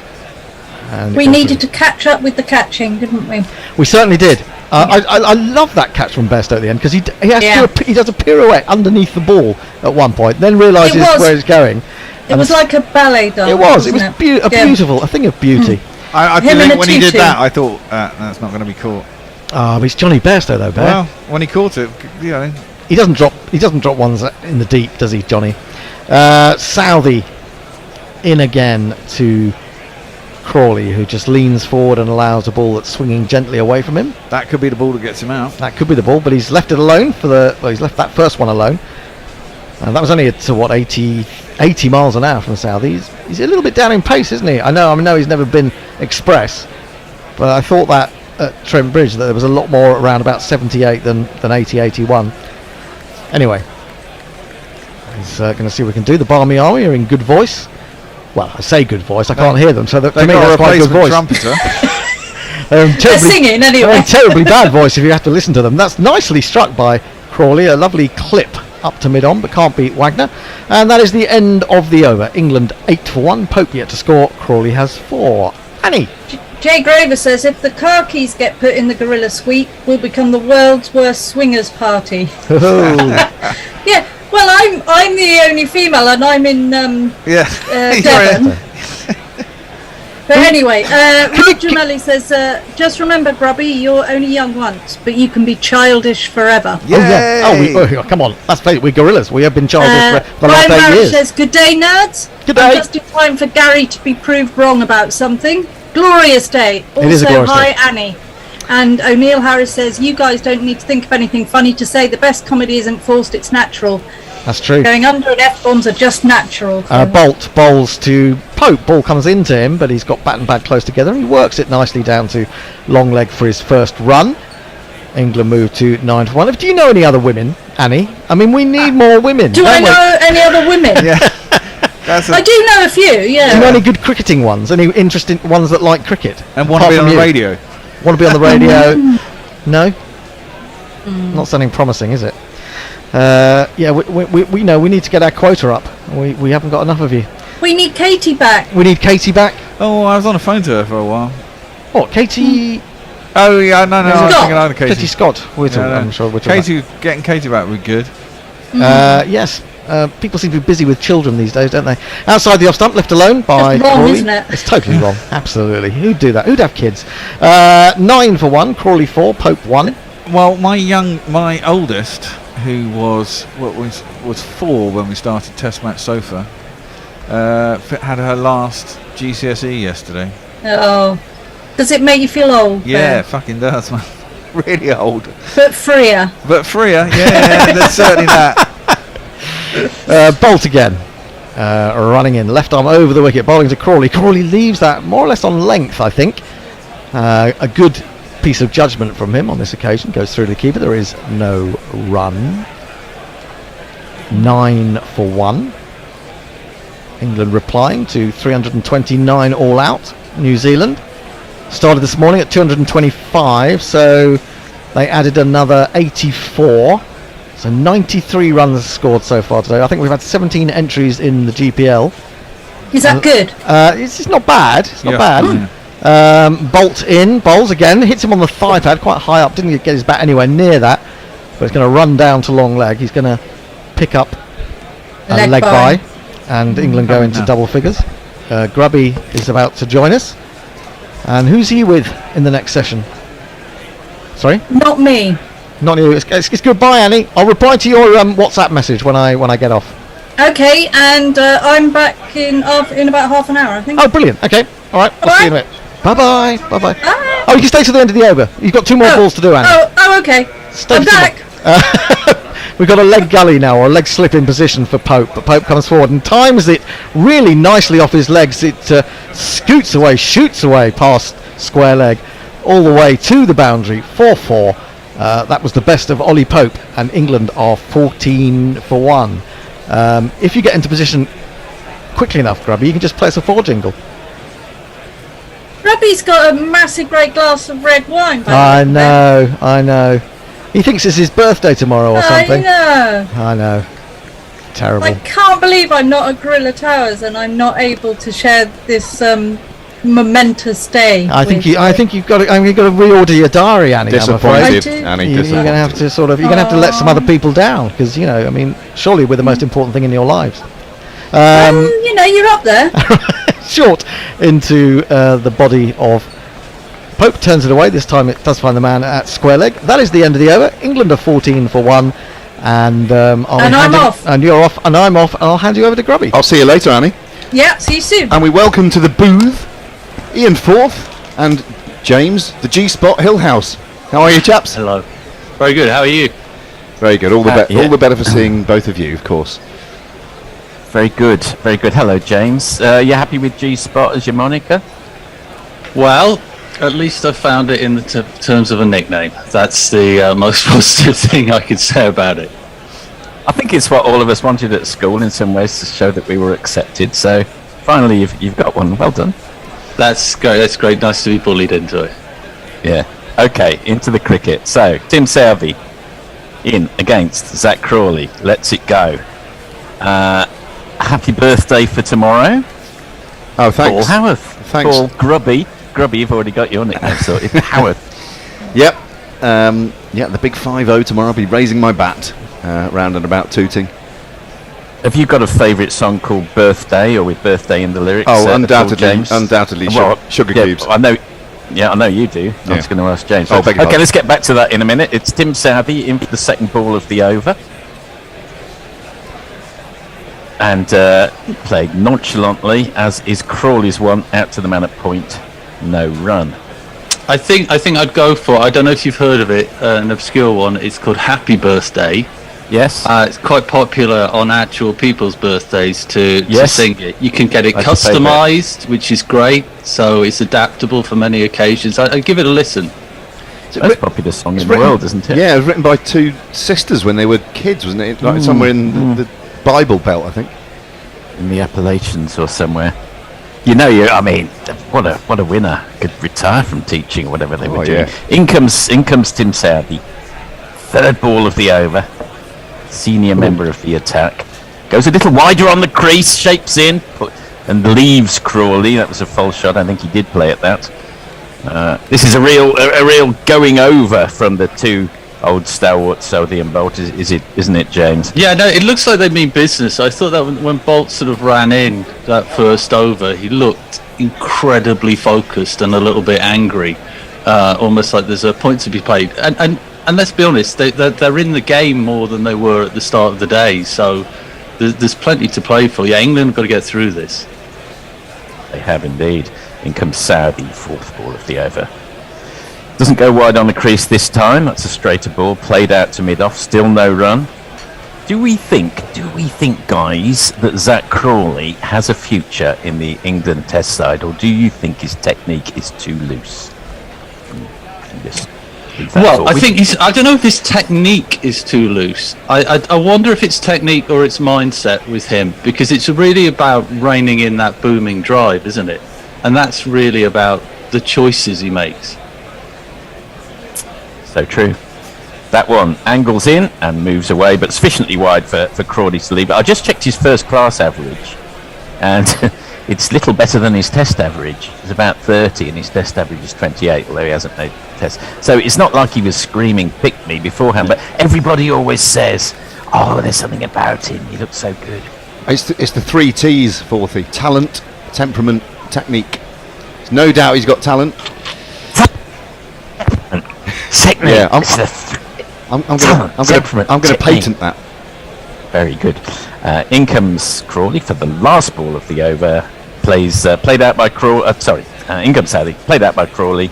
It's a dot ball. That's a maiden over. Over to Grubby to see if there's any socials. I'll start randomly 4 minutes ago. Jay Grover's being rude about someone, as usual.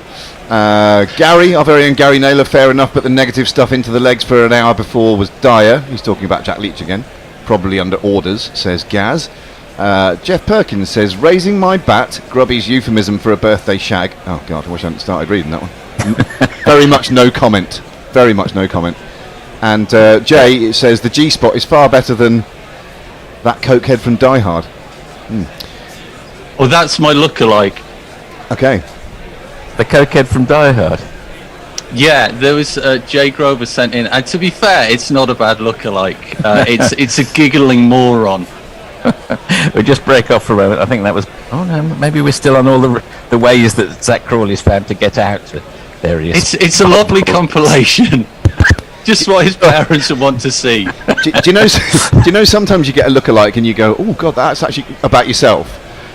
There was one, James, when you and I worked on the Volkswagen account years ago, and the front page of the Daily Mirror showed Leonardo DiCaprio on a massive night out, a massive bender.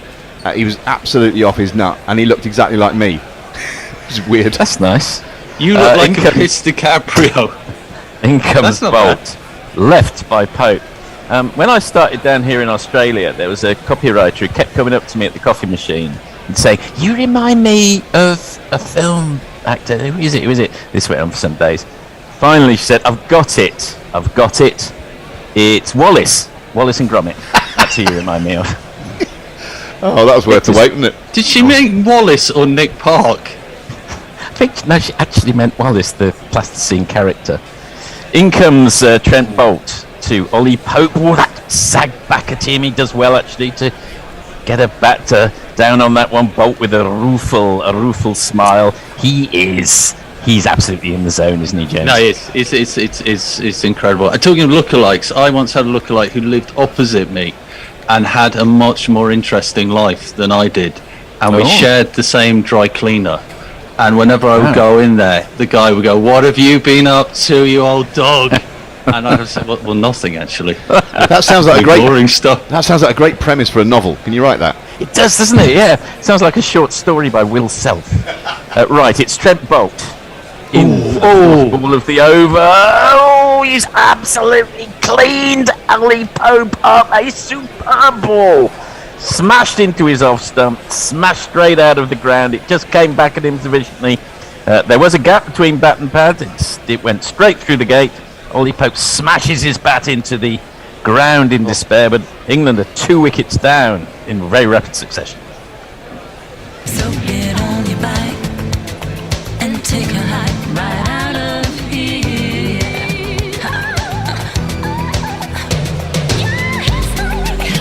Well, No good for me. Your history. Nah, nah, nah, nah. Is he underrated, Trent Bolt? Do you think maybe he's not so much underrated as he's undervalued? Yeah. He is. I mean, that was a phenomenal delivery. I mean, Pope does. People talk too much about Pope being floaty outside off stump. I think his real problem is he gets bowled too much, and just proving again. But yeah, what a corker of a delivery. I mean, you wouldn't assign a huge amount of blame to either Lees or Pope this morning. They both got absolute belters. There are probably some players in world cricket who might have been able to do something about it, but very few. Yeah, total credit to the bowler there. Although you could, as you've said there, James, you could point to a need for Ollie Pope, particularly for a Test match number 3, to just tighten up his technique a little bit. You can't be getting bowled through the gate the whole time. It was a great delivery. Let's get that right. It was. I think in terms of how many times he's been bowled as like percentage and dismissals, I think he's actually worse than Bairstow, who gets criticised for it all the time. Wow. Now then, someone can correct me in the Twitter sphere. The Twitter sphere. You said that like Fred. I'm spitting it out of my mouth. This man has strode to the crease for England. Joe Root is in, facing his first ball. Introduce yourself. Joe Root. Introduce yourself. Joe Root. Introduce yourself. Joe Root, actually. I'll tell you what, that was a bloody good ball to get first up as well. A little bit of shape back into him, and Joe Root, great player that he is, got the middle of his bat to it, but there were some people who some batsmen would have got cleaned up by that one as well. It is just what Trent Boult does, and he does it so frequently, and the fact that you know it's coming doesn't always help you. I remember in my limited playing career at university where I faced a couple of decent left arm over bowls, and I always found it a very difficult angle to face. Yes. Boult in again. This one he pushes wide, but Root not to be tempted. That is a wicket maiden. England 14 for 2 at the end of the 5th over. An inauspicious start for the home team. A couple of tweets for you. Colin, our very own Colin Suter, says the 3 T's of Crawley: talent, technique and tentacle porn. And Jay Grover says, I once got told I looked like Teen Wolf during the change. I rewatched the film. I rewatched the film. Sadly, spot on. You know, the worst thing about when we're talking about lookalikes, my lookalike that I mentioned across the road from me was. Sorry, there's someone back to ball. Yes, Saudi in again. There was the guy who goes onto leg stump. No run. The guy who looked opposite me was also on the books of the Ugly Modelling Agency, and once did a campaign for the Paramount channel back in the day that you will wet yourself laughing, of which it was him in a nappy. And I saw it on a bus and thought, oh Jesus, this is not good. This is your lookalike who lived a more interesting life than you. Yeah, it was so bad. But at that point you wouldn't have swapped places with him, would you? No, I wouldn't, no. But I did think about moving at that point. In comes Tim Savvy again. Forward defensive, out into the covers, no run. I think I might have got, I'm so old now, that I was look-alike when I was quite young with people who everyone will have completely forgotten, apart from maybe Messi. Do you remember Ian Carmichael? Yes. Oh, there you are. Okay. Bolting Brothers, mainstay. Excellent, well done, James. Good filmic reference. Yes, occasionally said, a little bit like Ian Carmichael. Not something to be particularly proud of as a 17-year-old break trying to chat up the ladies. In comes Tim. That never happened. In comes Tim Savvy. They essay a quick single, shy at the stumps from I think Williamson. He would have been struggling as well, Joe Root. That is all England need at this stage. The shy missed, but it'd be very interesting to see that one again. Joe Root this time his turn to have a rueful smile on his face. I think, Ian, if you're going to be compared to a 1950s black and white star, the rake character is Terry Thomas. Yes, so I think it's better to be Ian Carmichael than Terry Thomas. I suppose so. Joe Root actually would have been gone by 2 yards. Yes. He is so short of his. It was a KPS getting off the mark. In fact, it wasn't even him getting off the mark. I think he was called through for it from Crawley, who would have had to have found a very deep hole in the dressing room to escape to if he'd just run out Root. And so we approach 4th ball of the over. That one strays down leg side Saudi, left well alone by Root, no run. There we are. How nice. Yeah, sir. Go ahead. No, I was going to say, New Zealand just seemed to be, that was a bad ball, but they just seem to be playing with a lot of intensity at the moment. And I think it's not just that new ball thing. They're just they're sensing the moment in the way that perhaps England haven't done in the past 18 months or so. Trent Boult looks like a man possessed. He does, yeah. I think that's a very good point. I think Southey was chastened after his performance in the last test, and Boult knows this may be his last test on English soil and is determined to make an impression. Southey strays onto leg stump. It's a leg side half volley, clipped down to long leg, and they come through to Root is now off the mark. And I'd be interested to hear what you chaps think about the New Zealand selection, because I always feel that they're more of a sort of varied bowling attack and a threat with Neil Wagner in the team, because you see these two off potentially, and then you've got that sort of fabled short stuff that he can do for over upon over upon over, and it's a real challenge, I feel. Agreed. Southey goes wider on the crease and angles it onto Joe Root's leg stump. It turns out to be a leg stump half volley, which is tripped to deep square leg, and Root keeps the strike. Oh no, actually it was Crawley, wasn't it? Crawley keeps the strike. My apologies. He moves on to 6. Root stays on 1, then 17 for 2 at the end of the 6th. Grubby. A little quiet on the tweets at the moment. Although Messi Jez has written something in, which I'll retweet for everyone's pleasure. And Farong just says doomed. Oh, don't start. Messi Jez has also written in with an Ian Carmichael still for everyone's viewing pleasure. That's nice. And Mog says, I was compared to Steven Seagal when I was at uni, presumably by someone who had never seen him or was ripped to the tits on something strong, because as a few select gorillas can attest, I look absolutely nothing fucking like him. Well, as far as I know, it's only really Tony Bishop, who met you in person, Mog, who knows what you look like, and he's very tight-lipped about the whole affair. Also, Mog doesn't live far away from me from Burwood, but we've yet to meet. We really ought to put that right. Sounds like a fascinating fellow. Boult in again. First ball of the over. This one's wide. Crawley not to be tempted. Now, lookalikes. Craig Overton. I don't know whether you chaps agree. Finchy from The Office? A little bit. I always had him down as Desperate Dan. Yes. No, I think you're right. I think that's a good one. I always think Joe Root looks like a young Tommy Steele. Oh, that's a good call. I mean, Tommy Steele? You're really engaging with the younger demographic at the moment. Talking about I like to feel I can reach both ways, Grubby. That was my Terry Thomas. There's Boult in the game for the third ball of the over. Played out to point by Crawley, no run. As befits a man with the nickname G-Spot. Look-alike? Go on. Yeah, go.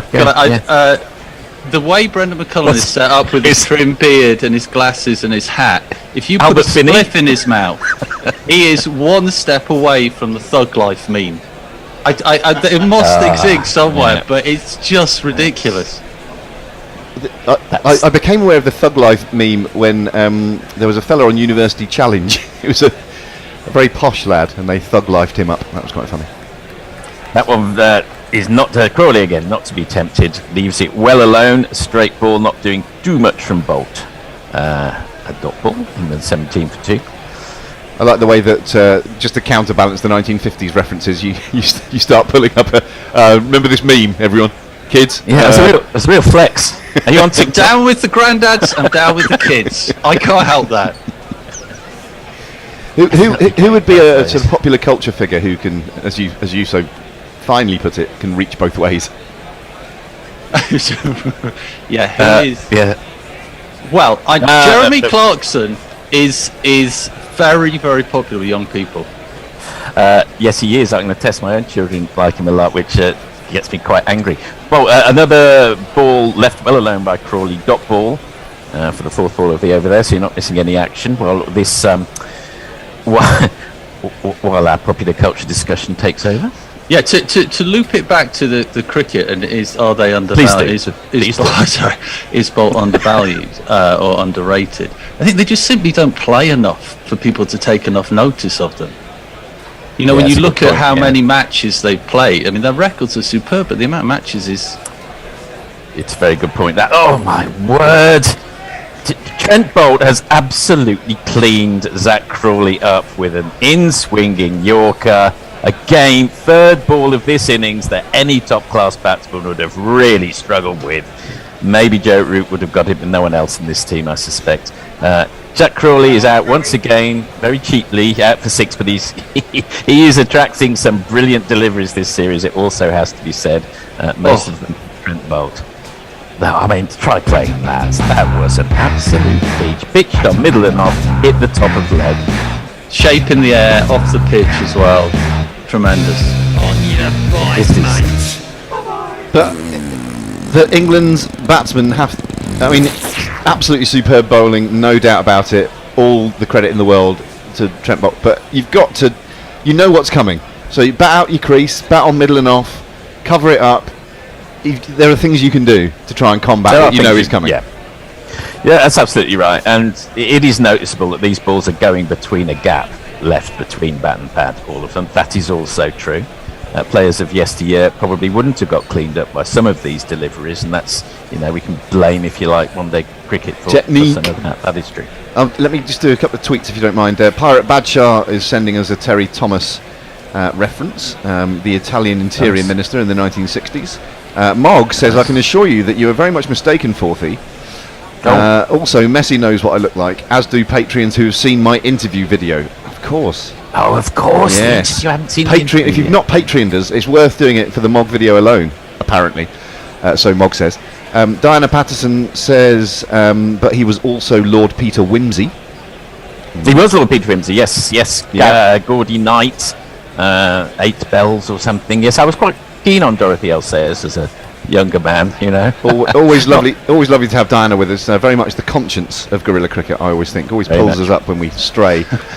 Johnny Bairstow has come to the crease. Meanwhile, we've got Bairstow en route at the crease. All is well with England, although they are 17 for 3. Can he carry on where he left off at Trent Bridge, James, do you think?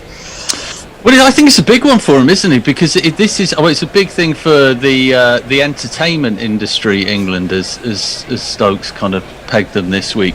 Because they're going to have to dig in a bit here. They're not going to be able to hit their way out, I don't think, in the next kind of half hour or so. They just simply must keep their wickets. Just going to have to see off Trent Boult. Oh my word! First ball, don't worry, not a wicket, but it just went over the top of Johnny Bairstow's off stump. Very good leave, as all good leaves which don't clear you apart. A brave leave. His heart must have been in his mouth as he saw the ball coming back. Just had a little bit too much bounce. Another wicket maiden for Trent Boult. England 17 for 3 at the end of the 7th over. Yeah, extraordinary opening spell from Trent Boult. He really is. He's right up there. He's in the top, certainly in the top 5 bowlers, probably Test bowlers in the world at the moment.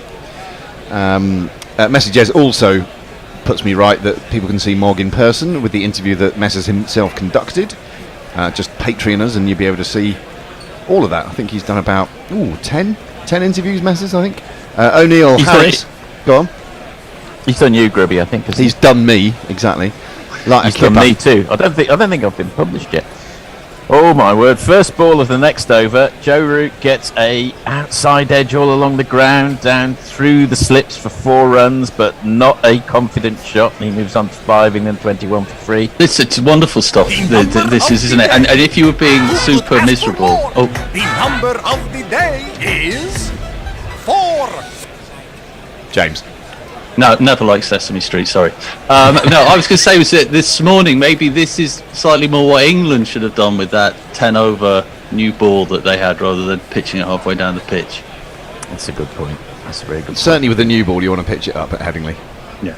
Joe looks a little distracted at the crease, has a glance over his shoulder, which is always concerning as a batsman. Lets that one go, dot ball, not too much happening there. Tommy Steele. Little blue, something. Little white ball. Little white ball. Yeah. And was he? I never felt more like singing the blues. Is that Tommy Steele? That's an Ipswich song. When Ipswich win and Norwich lose. Well, guys, just while we're talking about Tommy Steele, Trent Boult, an absolute. Oh no, it's not. No, just showing highlight. Yeah, we're showing something from the last. So yeah. Look at my face, is there egg on it? As you were, 21 for 3, and Root lets that one go. You know, at the end of London Calling by The Clash, just as it goes into that code a bit, Joe Strummer sings, I never felt my light. He's about to sing I never felt my light, singing the blues at that bit, apparently. I think, is that Tommy Steele? I don't know. Maybe Tommy still did the English version because they always did the kind of re-records of the American stuff. I always think of Tommy Steele as half a sixpence. Half a sixpence. You're right. So that's Tim Southey, and again, that one's wide. Roots having nothing to do with that whatsoever. These are all songs from Ed Stewart Stewart's junior choice days. I remember from my youth.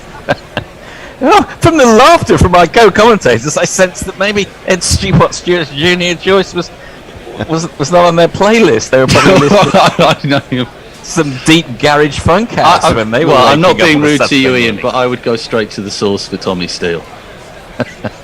Fair enough. Tim Southey in for the fifth ball of the over. Oh my word, he's gone. Joe Root has gone. This time it's for real. England 21 for 4. Came in at him, left him. Joe Root was perhaps in some ways good enough to get an edge. It's a fantastic ball. Yes, England have lost 4 wickets. Yes, their techniques aren't perfect.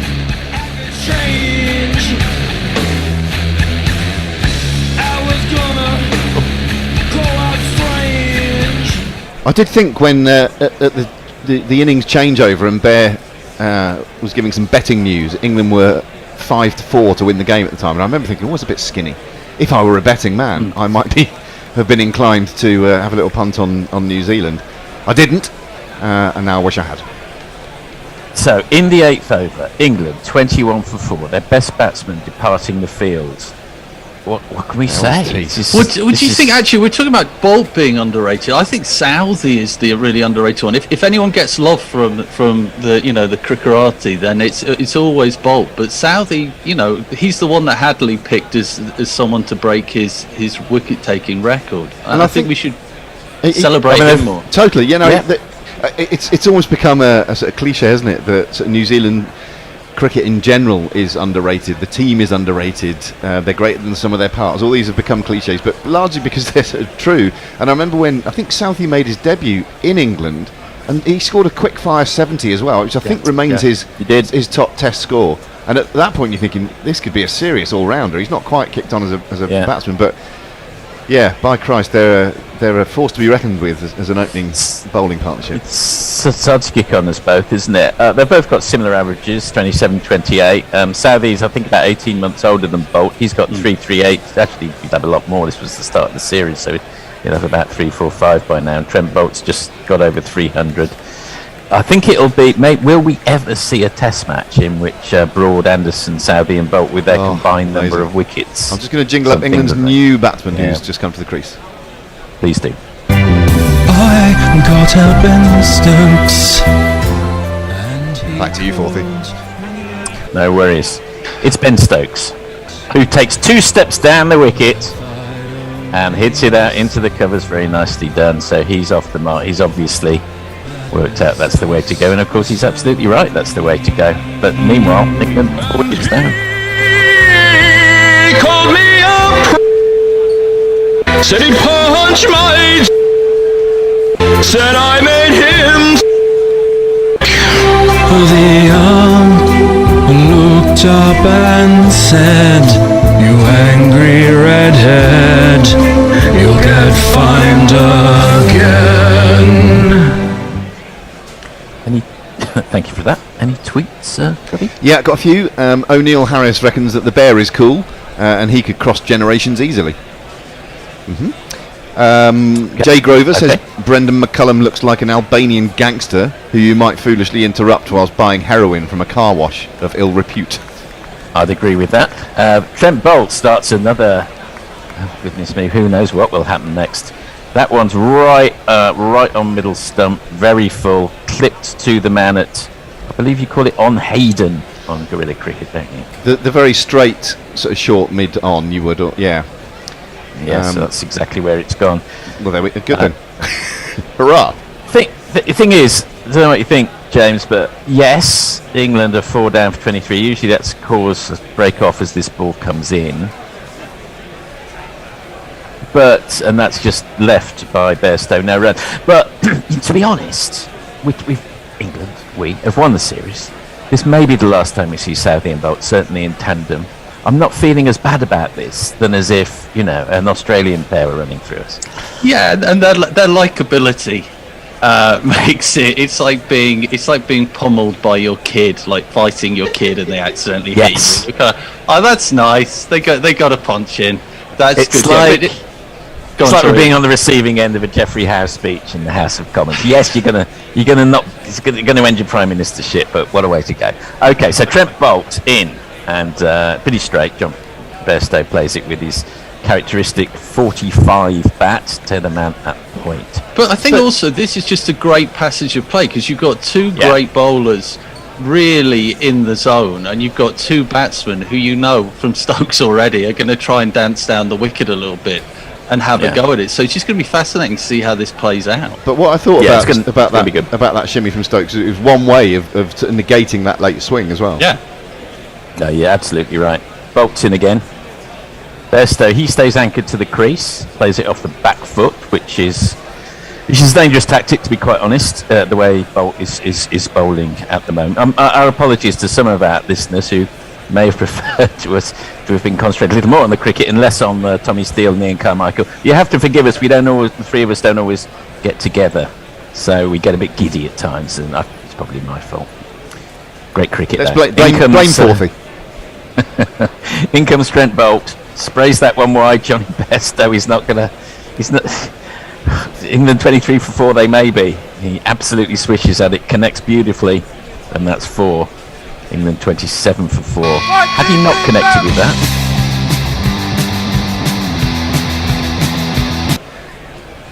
When you're in a bit of shtuck as a batting unit, and then you get one that you can hit, he almost, I think he had a little conversation with himself halfway down, thinking, I'm going to hit this for 4, but he didn't move his feet at all, and it was like he reluctantly thought, all right, I'll hit this for 4. He didn't really move his feet when he scored that magnificent 100 at Trent Bridge, though, did he? Did he? No, he didn't need to. It was I think Jason Roy could have scored the fastest England Test century at Trent Bridge, to be honest. Such was the pitch. Anyway, last ball of the over from Trent Boult. Has he shot his bolt? I rather doubt it. He's bowling beautifully. Johnny Bairstow is equal to that one. Smashes it into exactly the same area through the covers for another beautiful one of these. Give it to me 1 time. Give it to me 2 times. Give it to me 3 times. Give it to me 4 times. Well, guys, I think is that the end of the over? It is. Is it? I think so.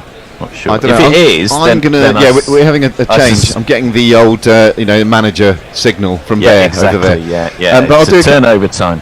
A joy to have you on. I think you're possibly both on later. I don't know. I don't think I am today. No, never mind. Well, listen, it's been a joy. Hopefully, people have enjoyed the 1950s references and we have other things. And happy birthday tomorrow, Grubby. God bless you. Thank you very much indeed. See you very soon, both of you. Thanks, Forthy. Thank you, James the G-Spot Hillhouse. Gary Naylor a few minutes ago said Dennis Wilson and Brendan McCullum are lookalikes. I'll let everyone decide whether that's true or not. Crawley and Pope aren't the right men for the job, are they, says Spangly Sigh. Mogg is far better looking than Steven Seagal, also not a Bradman, says Jay. See the way I cleverly skated over your actual word there, Jay. Leah says, I take a late lunch with the family, then come back to this. These are good omens for Rohit's men. You'll be supporting India in the forthcoming series, then I take it, or the forthcoming game. As this one is defended by Stokes into the onside, start of a new over. Now, here's fun. It's lovely Annie in Exeter, and it's the equally lovely David Brooke in rural, bucolic Oxfordshire. Hello, both. Good day, Robbie. Happy birthday for tomorrow, and hello, Annie. Thanks, man. Hello both. How lovely to be on with both of you. Now, we'll chat in just a minute, but I'm going to try and get through some... is someone going to do tweets, or am I supposed to be doing them? I'm doing them, I think. Right. I'm really sorry, Annie. I've left you 11 minutes behind. Well, that's shocking behaviour, actually. Yeah, I know. You'd never do that, would you? Stokes is 2 not out. He's going to face up to Tim Southey, and he's coming down the wicket, Stokes, and smashing him, both a mesk, into the confectionery stall and out again. It's gone all the way for one of these. With the super shatter, super shatter, super shatter, super shatter, super shatter, rocker, rocker, super shatter. Let's talk about sex. Let's talk about sex. Let's talk about sex. Let's talk about sex. Well, how are England going to play? Do we reckon? Yeah. Stokes not leaving anyone in any doubt as to how he's going to play this. Incredible stuff. I mean, that really was it seems like it looks like the only way to play at the moment. I mean, what a great spell from Bolt. Incredible. Yeah, both of them really, but particularly Bolt. That sort of late induck, which he gets on a really consistent basis. Some really unplayable balls. Absolutely, yeah. Here comes Southey round the wicket to Stokes. It's full. It beats him on the outside edge. He attempts to push it back past the bowler. And Southey has a gentle word with Stokes, and Stokes is all smiles, as he has been since the moment he took on the captaincy. It's a joy to see.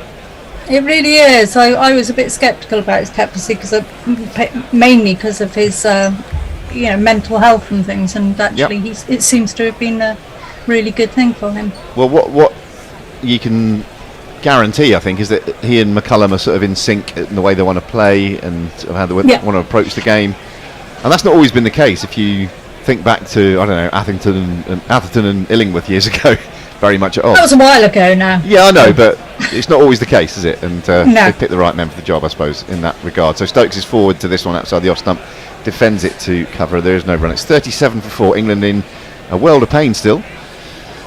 Yeah, but I suppose you could compare them to the last time England got set that target against New Zealand a couple of years back, where we decided not to go for it. Yeah, that was very telling of the state of the collective sort of state of the England cricket teams. And it felt like a reflection on the state of the country as well, I have to say, at the time. Yeah, exactly. Southey round the wicket, and Stokes again, he's dancing down the pitch and he gets one on his hip. I think probably Southey saw him coming and dug it in a bit, but he just nudges it into the leg side and gets a single. I mean, this is an interesting test of the Stoke-Bairstow method, because a bright and breezy 20 or 30 isn't going to be what's needed at the moment, is it? We've got a couple of centuries. Well, yeah, he hit a couple of balls in the previous over, didn't he, Bairstow? And the first one, which was a wide half volley, frankly, he almost had to persuade himself to play the shot. It's like, it's there for hitting, you should hit it for 4. I'm not going to move my feet, because that would indicate that I'm really going for it, but I've got to hit it for 4. So it can play with your mind a bit, can't it, this situation? Beautifully timed, both of them. Oh, yeah, especially the second one was a beauty. Yeah, I mean, his last innings was a bit. He had a bit more freedom. Now you feel a bit more like the pressure's on for this one. Yes. Yeah, completely different situation. But I suppose that doesn't mean that you completely retreat into your shell. I would never see either of these two batsmen doing so. Well, I don't think that's what their intention is anyway. No. This is driven by Johnny B. Gets a thick outside edge. It flies over second slip and races to the third man boundary for one of these. It's Nissan She. It's Nissan She. It's microwave cricket, I tell you. If you're going to flash hard. Who was it who first said that, David? Was it Bumble? Oh no, I think it goes way before that, doesn't it? Way back. Flash Gordon. You think it was Flash Gordon? Yeah. Okay. Who did he used to fight against? Was it the Mekons? I'm not a big Flash Gordon expert. I suspect some of our sci-fi followers will put us right on that.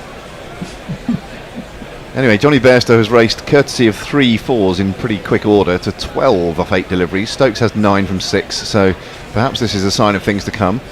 I've got a few tweets to catch up yes, you on. do. I'll let you do so. Message just said, England in Disa-fucking Ray. Best TMSs ever.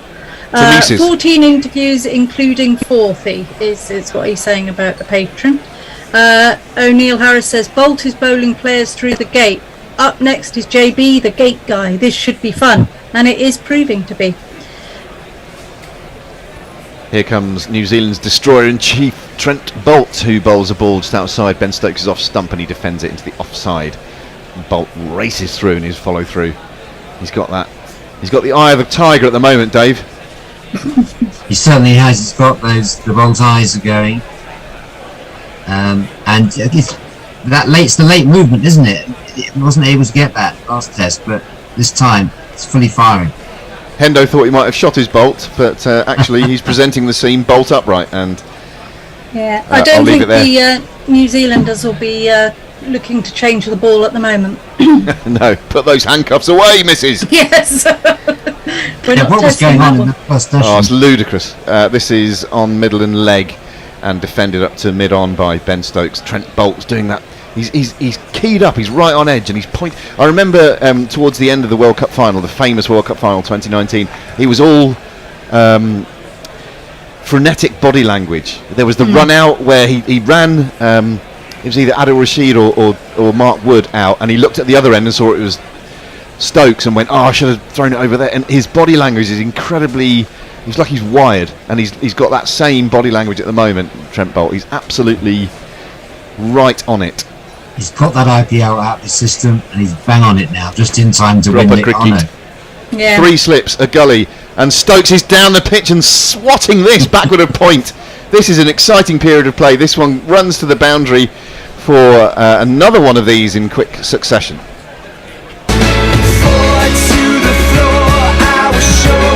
Close up of a man with long hair dressed as a nun on the Western Terrace. It's all happening, everyone. What a shot from Stokes. Just came down the wicket.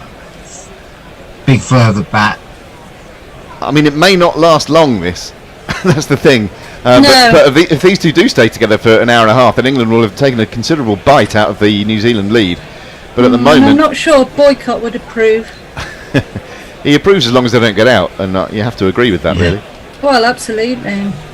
Stokes has raced to 13 from 9.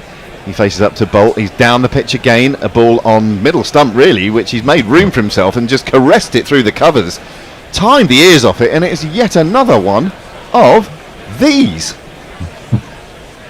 And if you kids can't listen, then you bound to see the way you get shot for crossing a boundary, It's been so long since I've seen both of you, and certainly both of you at the same time. I want to ask you about your lives and what's been going on, but there's kind of too much happening at the minute. There's too much going on, isn't there? Yeah.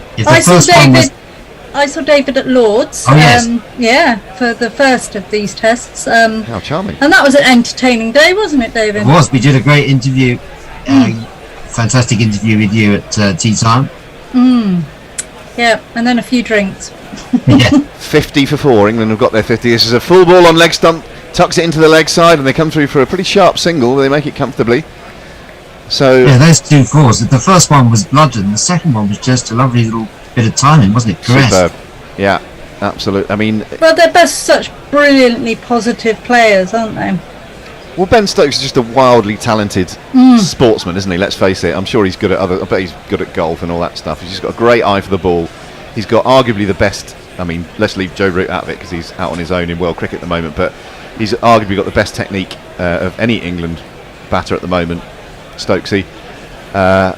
He's got all those things. He's got the 3 T's: talent, temperament, technique. He's also got that real X factor that, you know, comes on and everybody's suddenly like, oh my God, you know, something's going to happen here and could take the game away.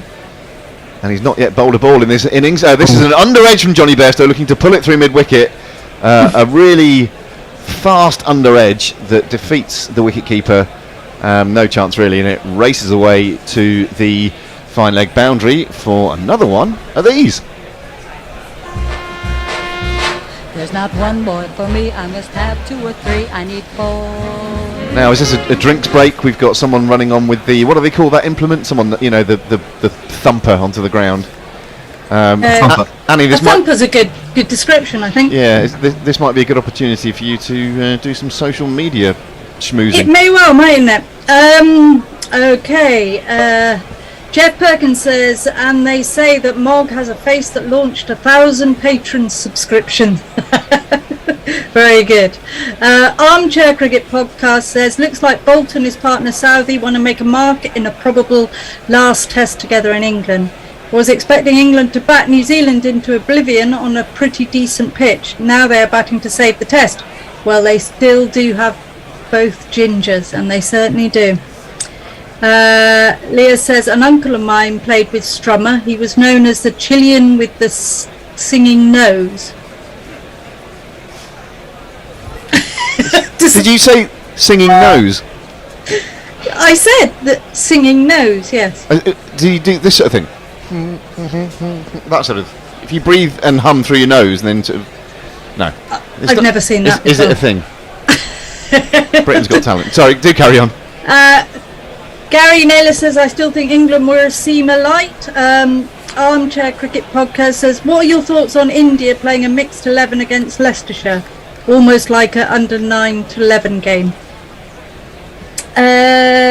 Does it mean that Jasper, Bumrah and Pant can now claim to play county cricket? Well, I suppose. Yes, because they both represented Leicestershire, didn't they? Yeah, I mean, I think what's happening at Leicestershire at the moment is really, really great for the community. I've had so many positive messages and tweets about what's going on there in the community that I think it's a good thing. I think it must be a good thing. And there are loads of good things happening in county cricket, and you can read about lots of them in your magazine. You can actually, yes. County Cricket Matters. Yeah, well, it's almost like seamlessly plugged. Yeah, I mean, I wasn't expecting you hadn't asked me to do it in this 84 messages you sent me earlier today, but it just happened organically. Yeah, that's the best way. Absolutely did, yes. I know I'm not doing the social media at the moment, but is it Pirate Badshaw who's has written in about I mentioned Flash Gordon before. Oh yeah, and talking about I mentioned Flash the Gordon. Mekons.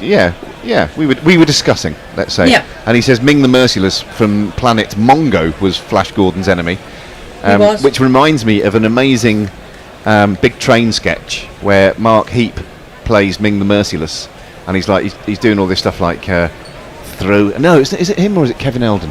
No, it's Mark Heap, and he goes throw him into the pit of eyes, and then you see him sort of going home into his little semi-detached in Droitwich somewhere, and just like doing the hoovering, and then if you've not seen it, it's well worth. It's a long sketch, it was like almost a reaction to the Fast Show. These were long, I'd love to sketches. see that. Have you seen Flash Gordon the film though? No. Well, you haven't lived. So they say. Maybe I'll put it on my bucket. I've been making a bucket list now. I'm turning 50 tomorrow. Yeah. Yeah. Make it that you watch it before you get to 60. I think I can manage that. Watch one film in a decade.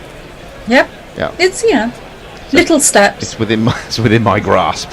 England are 55 for 4, scoring at exactly 5 and over. This is New England, TM. Stokes and McCullum and Keys, England, shall we call it? It's been exciting so far, and they've won this series already at 2-0.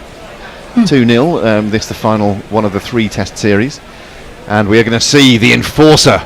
At last. Yeah. He's a top man. We like him, and if I can find his this jingle. Could be explosive. It's this lad. Given a shiny red ball, there is upon the pitch. He is Neil Wagner, the destroyer of batsmen. And he nearly destroys Ben Stokes first up as Stokes comes marching down the wicket again. It's mental, isn't it? He strode down the wicket, he went for a big old hoik back over the bowler's head, he missed it, it's through to the keeper, but you know that Wagner's mode of attack is usually on the short side. It's quite a brave thing to do, isn't it? I have memories of KP, your mate KP, Annie, in a one-day game against Australia. After this, hang on a sec, it's Wagner over the wicket, left arm over. This one is flighted to mid-off, he's caught! This was always likely to happen. Wagner is absolutely beside himself with rageful joy, and Ben Stokes has to depart. He's lived shortly by the sword, and he's got to die by the sword. He's gone for 18. All the 5s. England are 55 for 5. The crowd says, you're out. And it was skittish, wasn't it? Skittish, that innings from Stokes. Normally, when you think about his great innings, he plays himself in first. This time he came out, and it's going to be short-lived. Wagner, the person we've been waiting for, series. Yeah. Why wasn't he playing the other 2 tests? I just don't get. Likewise, Annie. I was saying earlier on, I think there are much more. If you're the opposition, much more exciting. You're thinking I'm more scared with Neil Wagner playing than I am with whoever else they picked previously. Yeah, I mean Jameson's a great bowler and gets wickets. He's hard to leave out, Wagner's Jameson. got that little X factor that. Yeah, should have played before Henry in the last test. Oh, definitely. Yeah. Definitely. I'm really surprised that he didn't. They've got a good squad of seam bowlers, I suppose, haven't they? They're all sort of worth their place in one way or another. But I just think that Wagner, like you say, brings that extra element. Oh that God, sort of he's a danger wicket taker. aspect. And Wagner's record is, second to none, isn't it? Test matches, and in county, 244 wickets. and he's a fantastic county player as well. So, yeah, a very irritating one when you support Somerset. In fact. Yeah. So unfortunately, when this brand of cricket goes wrong, which it is going wrong at the moment for England, it does not look too clever. Stokes turned his back on that as soon as he hit it. He knew he'd not timed it. His bat twirled in his grip, and it was going looped straight to. It is Test cricket for a reason. Yes, indeed. Yeah, but you can't have it. You can't have it always. I remember with the white ball reset all those years ago, and 8 times out of 10 it came off, and England did very well. But the odd occasion, we'd implode, and you sort of have to see it as a journey. You can't get it right all the time. Anyway, here is England's new batsman. It is going to be in a moment after this ball, because I can't find the jingle. Wagner comes in and bowls to the new bat, who defends it into the offside and survives the jingle. Yeah, well, yeah, just about. I still can't find it, mate. Here he is. I'm going to read it. Oh, you've got one. You've got it. Oh, he's better than just Butler, and his name's Ben, folks. Oh, he can keep wicket at least 9 times as well. Ben, folks, you're the best. The views expressed in that jingle are not shared by the people on this panel, obviously. This is allowed to pass through by folks, and England remain on 55 for 5. Sorry, Annie, you were about to read a tweet, I think. Yeah, I'm just going to try and get a few tweets in because we're a long way behind. Just leave out the boring ones. There's no boring ones. Ever. Matt Searle is apologising for this is the first bit of live cricket he's watched for ages, so he's blaming himself for all the wickets. Hawkster asks, what do we need to avoid the follow-on? 75 more is the answer to that. Here comes Wagner, left arm over. It wraps folks on the pad. It's been given out to LBW! I wonder whether Stokes will review this. It looked a little high to me, but it's been given out on the field, so it's only got to be hitting. Oh my goodness me. I think he probably has reviewed. Has he not? Was it a track to make it optimistically? Does this mean that the thingy's back again? The DRS, yeah. DRS. It's a it's back. corrugated looking pitch, isn't it? It hits him, I reckon, on the knee roll, just above the knee roll, possibly. It's quite high. We're clutching at straws here, being England fans, because it has been given out on the pitch. We've got to see it from side on. I think it just hits him on the top bar of the 3 bars of the knee roll, if that makes sense. It pitches in line, no doubt about that. It hits him in line, and it's hitting. So it's out, and England are in disser-fucking-ray at 56 for 6 or something. Goodness me. Well, this has been an interesting Another one bites the dust. I think that is going to be out, Fred. Another one bites the dust. 55 for 6. Hell's teeth. Annie. Yeah, Steve Kellett says, looking on the bright side, at least England need less than 3 figures to save the follow-on. Hendo's just come in with a comment, which was this. What the fucking fuck? Jeff Perkins says, some really unplayable balls was also the description of my jingling. O'Neill Harris says, Flash Gordon versus Ming the Merciless. Josie Oak says, if anyone knows what is going on, then answers on a postcard to fuck if I know Headingley. Brian Barish says, I go away to listen to Knuckle call the India tour match and England lose their shit. My bad. Yes, very much so. Jay Graver says, I haven't slept for a bit and I've been binge watching The Boys all night. My drug-addled brain is doing some ridiculous casting. Didn't he say that about 8 hours ago, Jay? Is he just sort of retweeting his own tweets now? Well, this was 14 minutes ago. I see. Right. We have a debutant making his way to the crease. I'll jingle him up after this ball. Here comes Wagner, bit between his teeth, full. Takes him on the pad. Another big appeal for LBW. He's pleading with the umpire, but this one's not going to be given. I think that must be going down leg side. They're thinking about a review. They may review just because their tails are up and the blood is up. Kane Williamson is on camera. Will he review? 9 seconds to go. He has reviewed. So, The way Wagner is pumped up here, it's just, well, we've been waiting for him all series. It's just That was out. That was definitely out. Was that definitely out? I don't know. And just in case he doesn't survive this review, here's England's new batsman. Jamie Overton, he can score a quick Very high. less racist than his mother's other son. And it's pitched outside leg, so it's definitely not out. Overton. Thank God for that. Double wicket maiden for Wagner there. Do you think Wagner's trying to say something to the selectors? I do like his jingle as well that we've got. It was Moida after Robert Wagner in Heart to Heart. Remember that? I bet you both do. Oh, yes.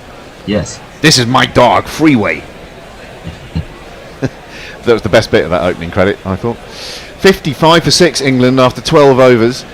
Wagner has come on and made an immediate impact, taking those 2 wickets in that previous over, as Dave so eloquently described.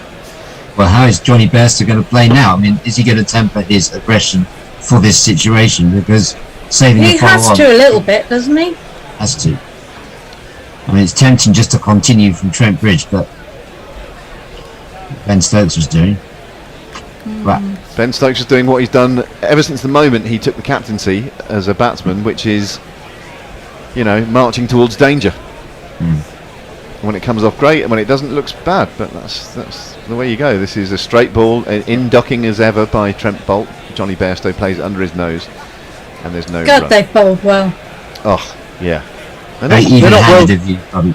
Yeah, they're not world Test champions for nothing. Yeah, Bairstow still going at well over a run a ball. 16 he has from 10. Jamie Overton survived his only ball in Test cricket thus far, and is at the other end and will be doing whatever he can to support the senior man. Survived longer than Potts, hasn't he, Barry? Yeah. This is cut by Johnny Bairstow. A very trademark one-day shot from him, really.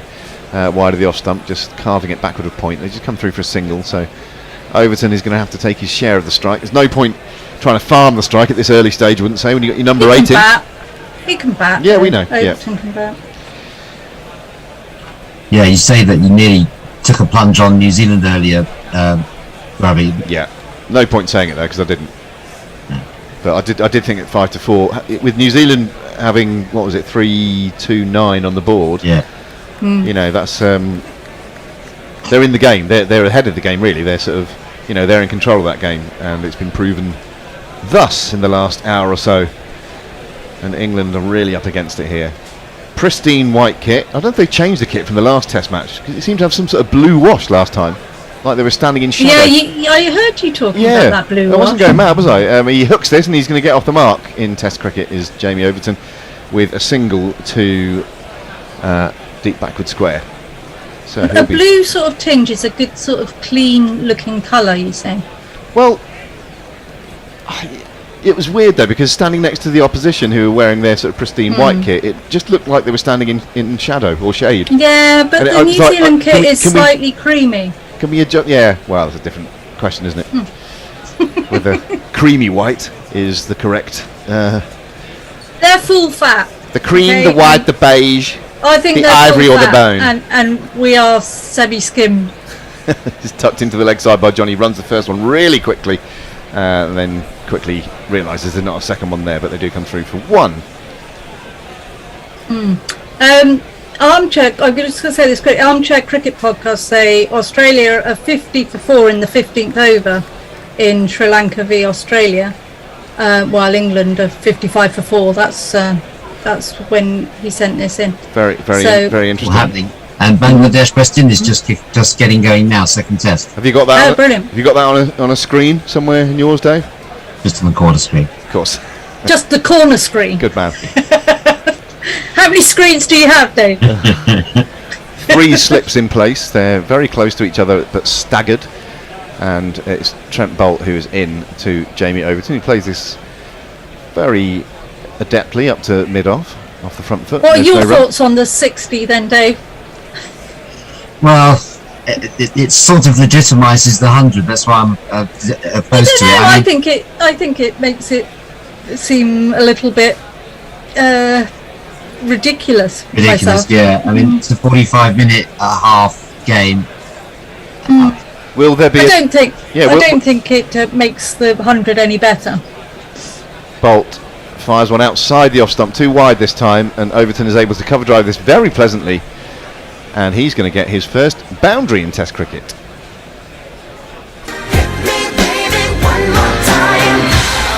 Do you think there's any merit in playing the 60 or some short form of the game in the Commonwealth Games, for example? Yeah. The difference I find with this 60 thing is that it's not directly competing against the current domestic schedule that I could see. As far as it's kind of preliminary to the CPL, isn't it? I think that's right. So that's to me that's the main difference, is that it's not something that's there to compete. Yes. Yeah, no, I think it's a very, very good point. And my heart slightly sank when I heard about it, just because it's it's just ridiculous. Some of the rules are just it just makes you want to weep. But there you go. Now I'm expecting the bear to come in and relieve me, because on air. Well, messages told me that people could still see me earlier. I thought, what does he think I'm going to do? Be relieved by the bear? Bear! Here he comes. Here he comes. Thank God Messi's coming, because he just can let you catch up know with that the this tweet. ball has gone past the outside edge of Johnny Bairstow through to the keeper. It's 62 for 6. I'll leave you in the capable hands of the bear and Steve. Hello, Steve. Been a while, and thank you, Annie, and thank you, Dave. Lovely to see you. And see you later, apologies, Messi. It was Robbie's fault. Yeah, it's Robbie's fault. You're 20 minutes behind. Yeah. Thank you, Annie. Oh dear. So the bear is currently finding his seat. All right, Messi. Actually found. How are you going? You're on. Yes, I'm good. You need to sit in this seat there, Stevie. Yeah. I hope you made the best of your unders. That's all I can say. I did. I got all the unders until Stokes. I got 4 out of 5, and I stopped there. Fuck it. I probably still should go, because this looks like it'll be a disaster. Yeah, it is. Dis-a-fucking Ray, to quote. Totally dis-a-fucking Ray. Wagner is in, and Johnny Bairstow drives up to mid-off, and there's no run. It's just, I mean, let's be honest. There were some good balls. Yeah. To get the first 2 or 3, 4 even out. I mean, the ball that got Rooty was an absolute cracker when you're new to the crease. Hi there, Messers. How are you going?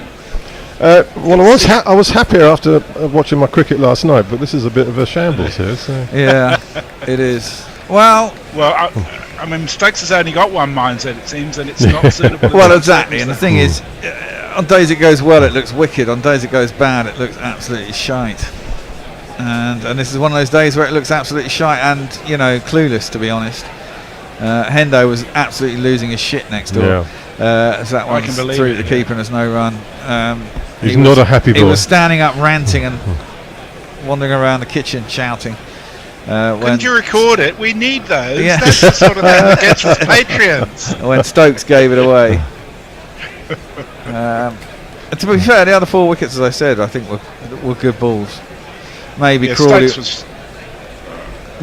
was a bit culpable as per normal, but some genuinely good deliveries to get people out. Cut by Bairstow, not great timing. That's a deep point, and there'll be just a one run. I was actually pleased to see Stokes get up because it's exactly what he deserved. Well, it was irresponsible captaincy. Yeah, it was quite irresponsible. It was fun while it lasted. Short and sweet. That's the thing. I think once you put them on the back foot, then you give yourself time to play more. Yeah, and just those 2 or 3 overs with a few fours and some big hits makes the bowler think. Get back into the zone. You know, put the bowler back on the back foot, and then tussle it out and get back there again later. Even Bairstow's going over a run of ball as well, so he's not exactly hanging around, is he? No, he's not at all. He biffed some fours. Look, something's going on behind the bowler's arms. Bairstow's really very not happy. And well, I'll read a couple of Jamie tweets Overton. in the meantime. Yeah. Stokes is now second equal with Gilchrist on the number of sixes in tests, both on 100. Yes, I'm that's McCullum all right. at the top on 107. Yep, that's full and nicely driven by Jamie Overton. Can't beat cover though. Good fielding. There's no run, bit of good fielding. Yeah, nice shot there. Yeah, it was lovely. I don't know much about Jamie Overton, I must say. I think he bowled okay. It's amazing how much swing that Southey and Bolt got compared to England's bowlers. Oh, really? So far? Yeah. And they really used that new ball well. I noticed the first 2 wickets, Lees and Pope were bowled by Bolton. I must admit, I didn't see them, but I guess they're probably. Yeah, you can imagine it from. Yeah, exactly. It's a nice swing in the air, beat the inside edge of the bat. That's got to be close. Close. I would review that. No? Might be going down. Maybe. May have pitched outside leg, but it was pretty full. And Wagner, 2 for 1. What were they missing? Why wasn't he in the side? Yeah. He was on the field a lot, though, wasn't he? He was on the field a lot. Subbing away. That's close, you know. Yeah, that's really pitched close. in line, that. It has pitched in line. He's Maybe getting it to swing back in. See the beauty of having a left armer. Right armers couldn't get it to swing, but the lefties seem to be able to get it to go. They've obviously got a special ball. Well, maybe the conditions have changed just in time. Well, we don't have Jimmy. Jimmy's a genuine swing bowler, isn't he? So is that the end of the over? It was. Jay says everyone should read County Cricket Matters. It's mint. However, don't let the cryptic crosswords bedroom eyes seduce you. It's a fickle mistress. Leah says the 3-day test debate gets another shot. 2-day test debate gets. Well, yeah, that's driven by Bolt out to cover. By Johnny B off Bolt out to cover, and it is a single.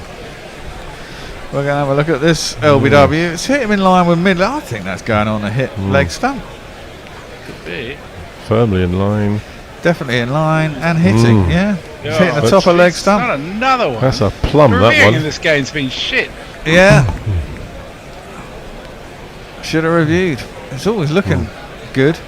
As Bairstow works that to mid wicket, there is no mid wicket, and Bolt chases out after it before someone helps him out, picks it up for him. And there ain't no run. 64 for 6 England. Gets up the 15th over, and it's not an ODI, it's a test match, peeps. We trail by 265. And we thought that... Hawks are asked, would New Zealand enforce the follow-on if they could? I doubt it. I wouldn't. No, they don't do it these days, do they? Well, especially with this much time left in the game. You'd say, well, fuck off, your bowlers can come out here and bowl again. Well, seeing Jeffrey Boycott, I wonder what his thoughts are at the moment. I wouldn't be batting like that, boy. Yeah, you can imagine. Face like thunder. He's not happy, is he? He's not happy. Bolt is in. That's defended by Overton. Out to the leg side. There's no run.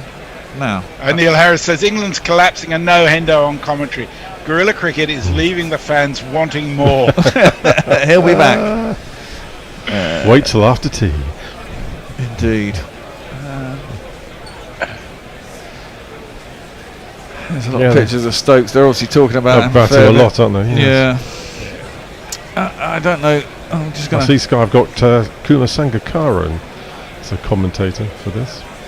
I bet he's having a pop. That's full. That's a good ball from Bolt. Very full. Nearly Yorks. Very well played. He did jab his bat down well in the end. Squirts out square on the offside, and there's no run. No, Jamie Overton. What's his batting like? I don't know much about him. Innings 25. Oh, he's got a ton. Oh, all right. in first-class cricket. Didn't they say that was one of the reasons they liked the idea of picking him? Well, his average is 20.8. That's not bad at all. He looks like he can handle a bat. Drops it out on the offside. They go for a quick run. Not a clean pickup by the fielder, and there is. Might have been close if he had. Yeah. Well, that's not bad stats, is it? Really? No, it's all right. It's decent, isn't it? Yeah. He looks like he can handle himself. For a number 8 batsman, quite. I can guarantee this is his debut. He's not going to give it away by trying to slam it. Yeah, he's taken 9 balls to get his 6. Exactly. He's playing Test cricket. Don't get that. Well, he's got a chance to make himself a hero. Yeah, here, absolutely. Johnny sticks around as well. It'll be fun. These two get a ton. We're in dreamland. Hendo's just bashed his head against the wall next door. Overly optimistic there. We've got to talk him up there. Come on. Yeah. Bairstow faces up, pulled by Johnny B. It's just sat up, said hit me, and that's really well played. It's played between deep backward square and the long leg, and directly between the two, makes itself to the boundary for 4 runs. And if you kids can't listen, then you bound to see the way you get shot for crossing a boundary, The Jersey Jingler says today is the first day of my summer holes. Glad I didn't get up early for this. Brian 001 says, what the bloody hell happened? I left at lunch break with the Kiwis at 7 wickets gone. Now England is 6 down. What terrible events happened? Well, apart from you drinking all those 99p pints, Brian, Leach cleaned up with a 5-for, and Bolt bowled some amazingly good balls, and then Stokes went nuts and scored 16 or so very quickly and got himself out. Yeah. And Hendo's imploded. Is that enough? Yeah. That about sums it up. That's a fine summation, that mess as well. Bowled exceptionally well with a new ball. I mean, the ball that got Alex Lees just clipped the top of the off stump, like literally top corner of the off stump where the bail sits in. Perfect delivery. Bowled Lees. Crawley, playing across the line, but Bolt was getting the same old story then. Yeah, it was, but Bolt's getting that typical movement that the left arm in swinger gets, and that's how they rely on their wickets, tempting you to play that shot, and, being able to beat you, and he did that exceptionally well. Also with Pope as well. Oh, now Johnny B is as lucky can be. That's he has a big I think. drive at a ball that's well outside the off stump. Of course, he's never got a straight bat, so gets an under edge and drags it past his leg stump back down towards it was the Overton, very fine by the leg. way. It was Overton, not Johnny B. Was it Johnny? Was it Overton? Yeah. Oh, sorry, I thought it was Johnny B.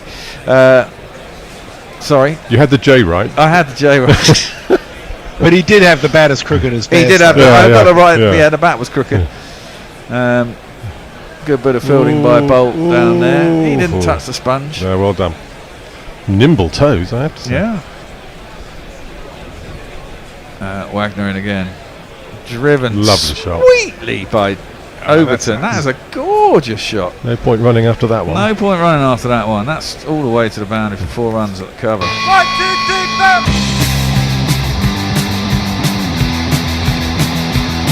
4. High elbow. Yeah. There's a big gap at extra cover there, isn't there? Enticing them to do that. Well, but there is. when you hit it that well, exactly. Not a problem. Well, he's a tall man. Get out a long way.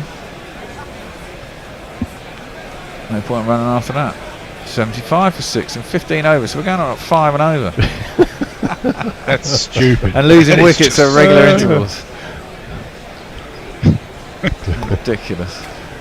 Trail by only 254. That follow-on's getting close. Yeah, we might avoid the follow-on.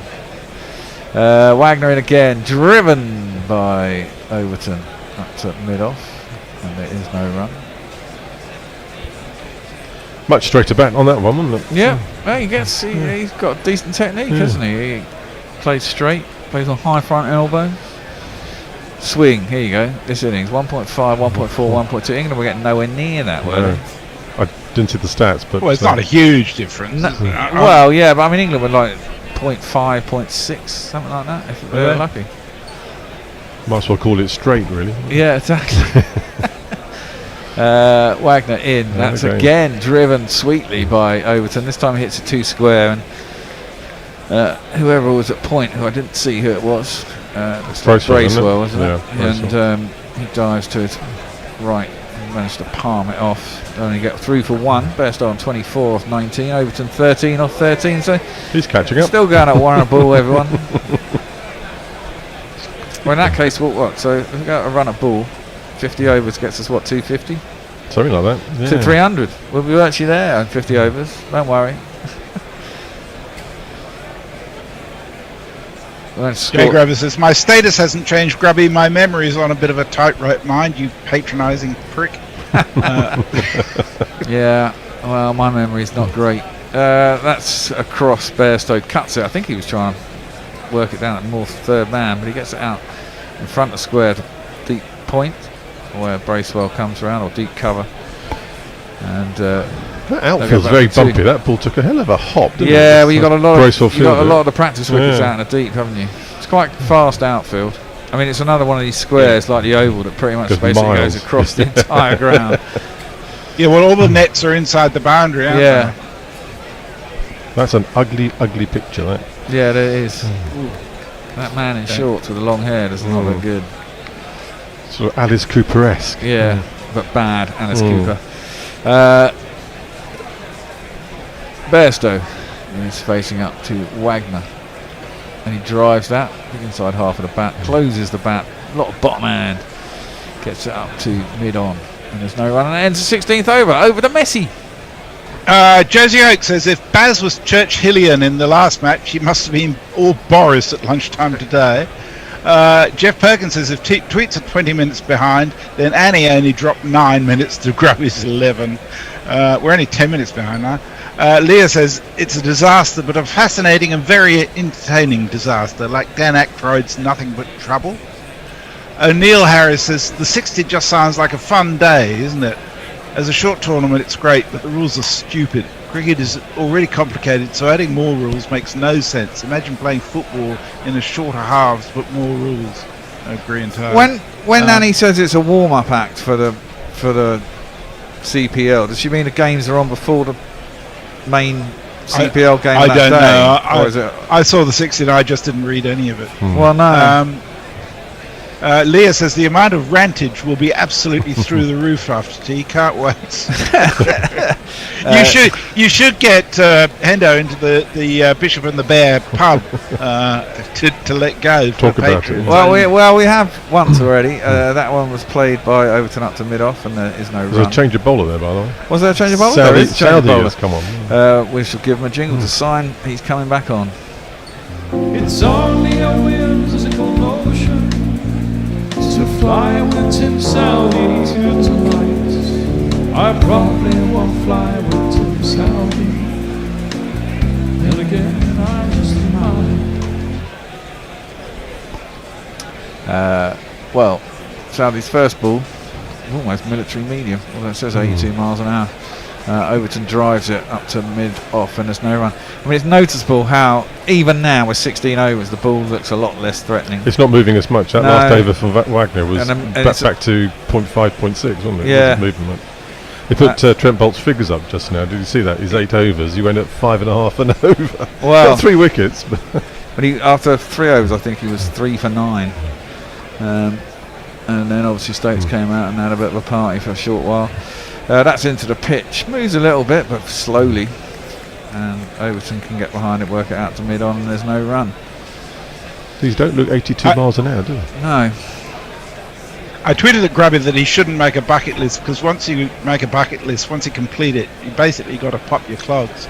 So he's tweeted back and says, fair enough, I've just scrubbed, make a bucket list off my bucket list. Yeah.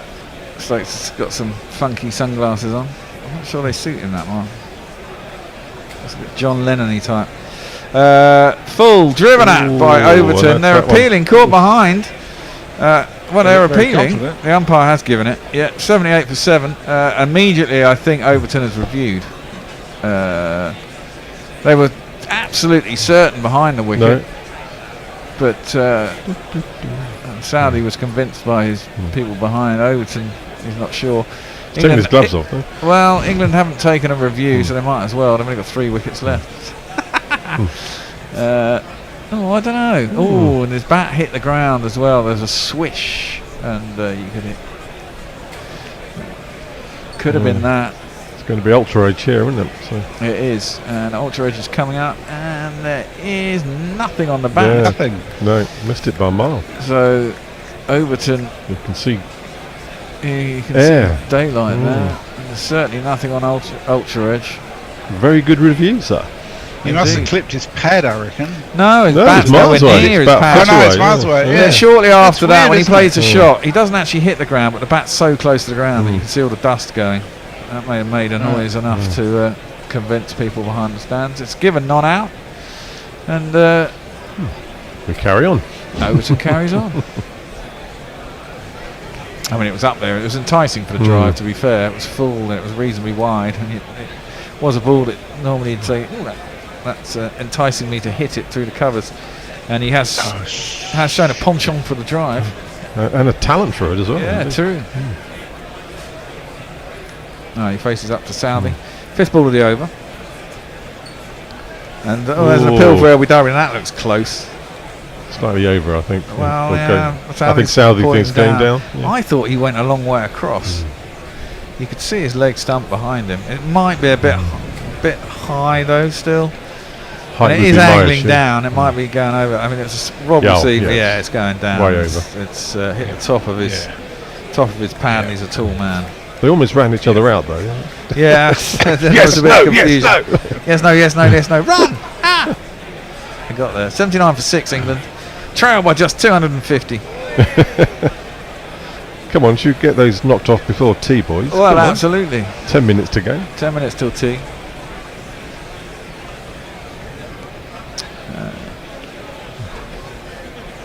That's defended by Bairstow. A little bit of in-swing there. Yeah, a little bit of in that. Southey's getting it together at the end of the over.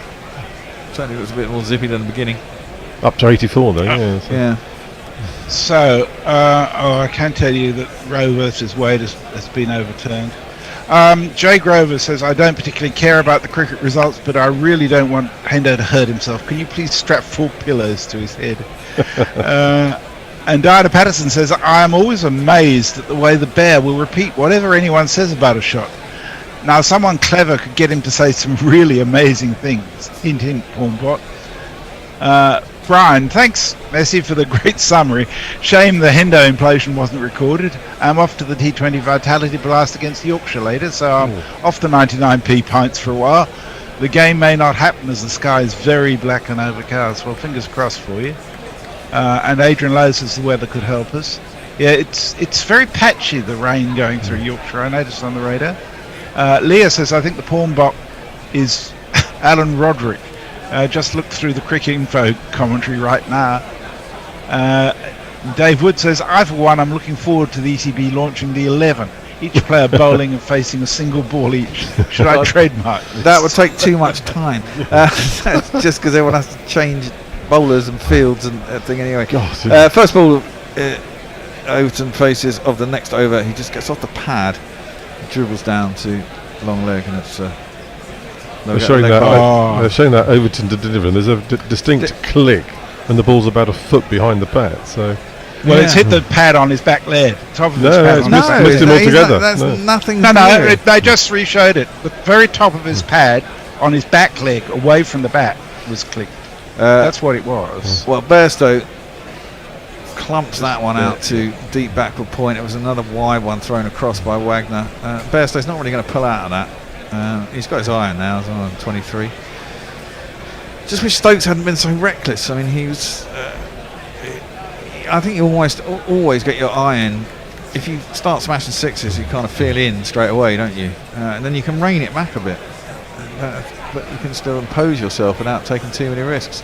Oh dear, attempted pull by Overton this time. That went across, seemed to do something funny off the pitch. Went right across. Overton might have expected to get up a little bit higher. Yeah, he was right over the top of that, wasn't he? Yeah, he went through to Blundell, and there is no run. I'm just looking at the radar. It actually looks pretty good for rain. There's been rain pass just to the west of Leeds, but missed Leeds itself completely, which is really good. Oh, it still looks nice and sunny there, doesn't it? So Yeah, Yeah. All right. Although, like Roller says, where's the fucking rain? Those days 4 tickets are looking dodgy. Yeah. Wagner is in. He's driven hard by Johnny B. Can't beat the man at wide mid off. Probably the skipper, Kane Williamson. Hurls it at the stumps. First has to go some because he hit it pretty hard to the fielder. But he gets there. Shot at the stumps, misses anyway, and there's a 1 run. 82 for 6. 7 minutes till tea. Nuna makes the point the umpiring is as bad as the reviewing in this test. Yeah, it's not been great. Wagner in. Oh, George, and bold. Bairstow stopped his shot on that. With a lot of bottom hand, it just popped up to the right of Wagner on his follow through. He could only get one hand out and he couldn't clasp hold of it. It just patted it into the ground. I feel that's a missed chance. I don't know what Bairstow was thinking. He just stopped on the shot. It obviously wasn't there. It was for a stop bat shot. It went quite cleanly and reasonably quickly back to Wagner. Luckily, he didn't have a lot of time to adjust. It would have been a great catch. It would have been a great catch. Yeah. I mean, it hit his thumb basically as he was trying to clutch it out of the air. But you got those things. Nice when you catch onto them. You can never really. They're kind of half chances. As that one is then cut by Bairstow next ball to back for point, and they'll get a single, and he'll retain the strike. Over to you, Messi. Madame Mohan Sharma is with us. Says hello, Guerrilla Cricket. Good afternoon. I felt that many great batters had a lean patch when they were in their 32s to 33 years old. Gavaskar, Zahir Abbas, Tendulkar, Richards, Kohli, and so many others. By the way, a great test is on. Yeah, well, it's fascinating.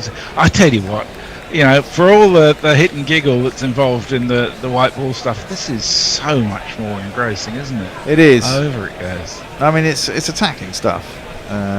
Yeah. The great thing about Test cricket is you can fuck up in one innings and do extraordinary well in the next, can't you? Indeed. I think that's the opportunity it gives you. Bairstow just drops that down on the offside. Thinks about a run. Overton's winning, but it's not there. And they settle for none. Southey continuing. He has 1 for 24 off his 6.1 overs. The wind's quite strong. Fair breeze, isn't it? Fair breeze. That might be helping with a swing.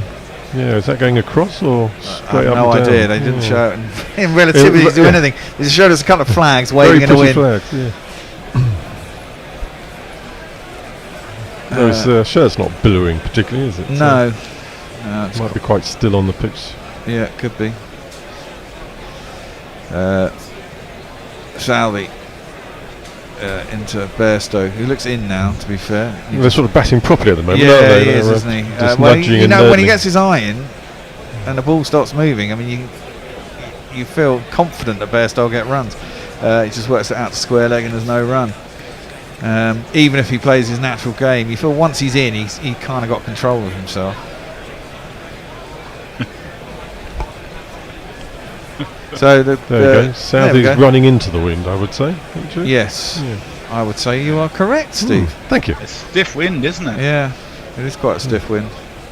Coming and going though. Yeah, I don't think it's very windy at pitch level though, because none of their t-shirts almost still. Southey in again into the pads of Overton, who works that square on the leg side. Very similar shot to what Johnny B just played. He'll get himself another single. And move on to 85. Oh, seem to have come down to play proper Test cricket here, boys. I mean, it was all so crazy at the beginning, wasn't it? I mean, England's top order crumbled with some quality bowling. And you kind of feel if Stokes hadn't quite given it away 2 wickets ago, England would have thought this is kind of okay, a little bit of a recovery. But him have given it away, and then Folks got a good ball as well, wasn't it? I mean, it's one that came back, first ball from Wagner, or in the first over, as that is defended out to covers, and there's no driven out to covers by Bairstow for no run. I mean, when Wagner came on to bowl to Wokes, I think it was still in the 8th over. Wokes or Folks? Folks, I mean. Folks. Yeah, still the 8th over, I think, something like that. I was driving here, so I didn't see. And the ball's still new, and it's still going to do stuff. Yeah. You really, I mean, there he is.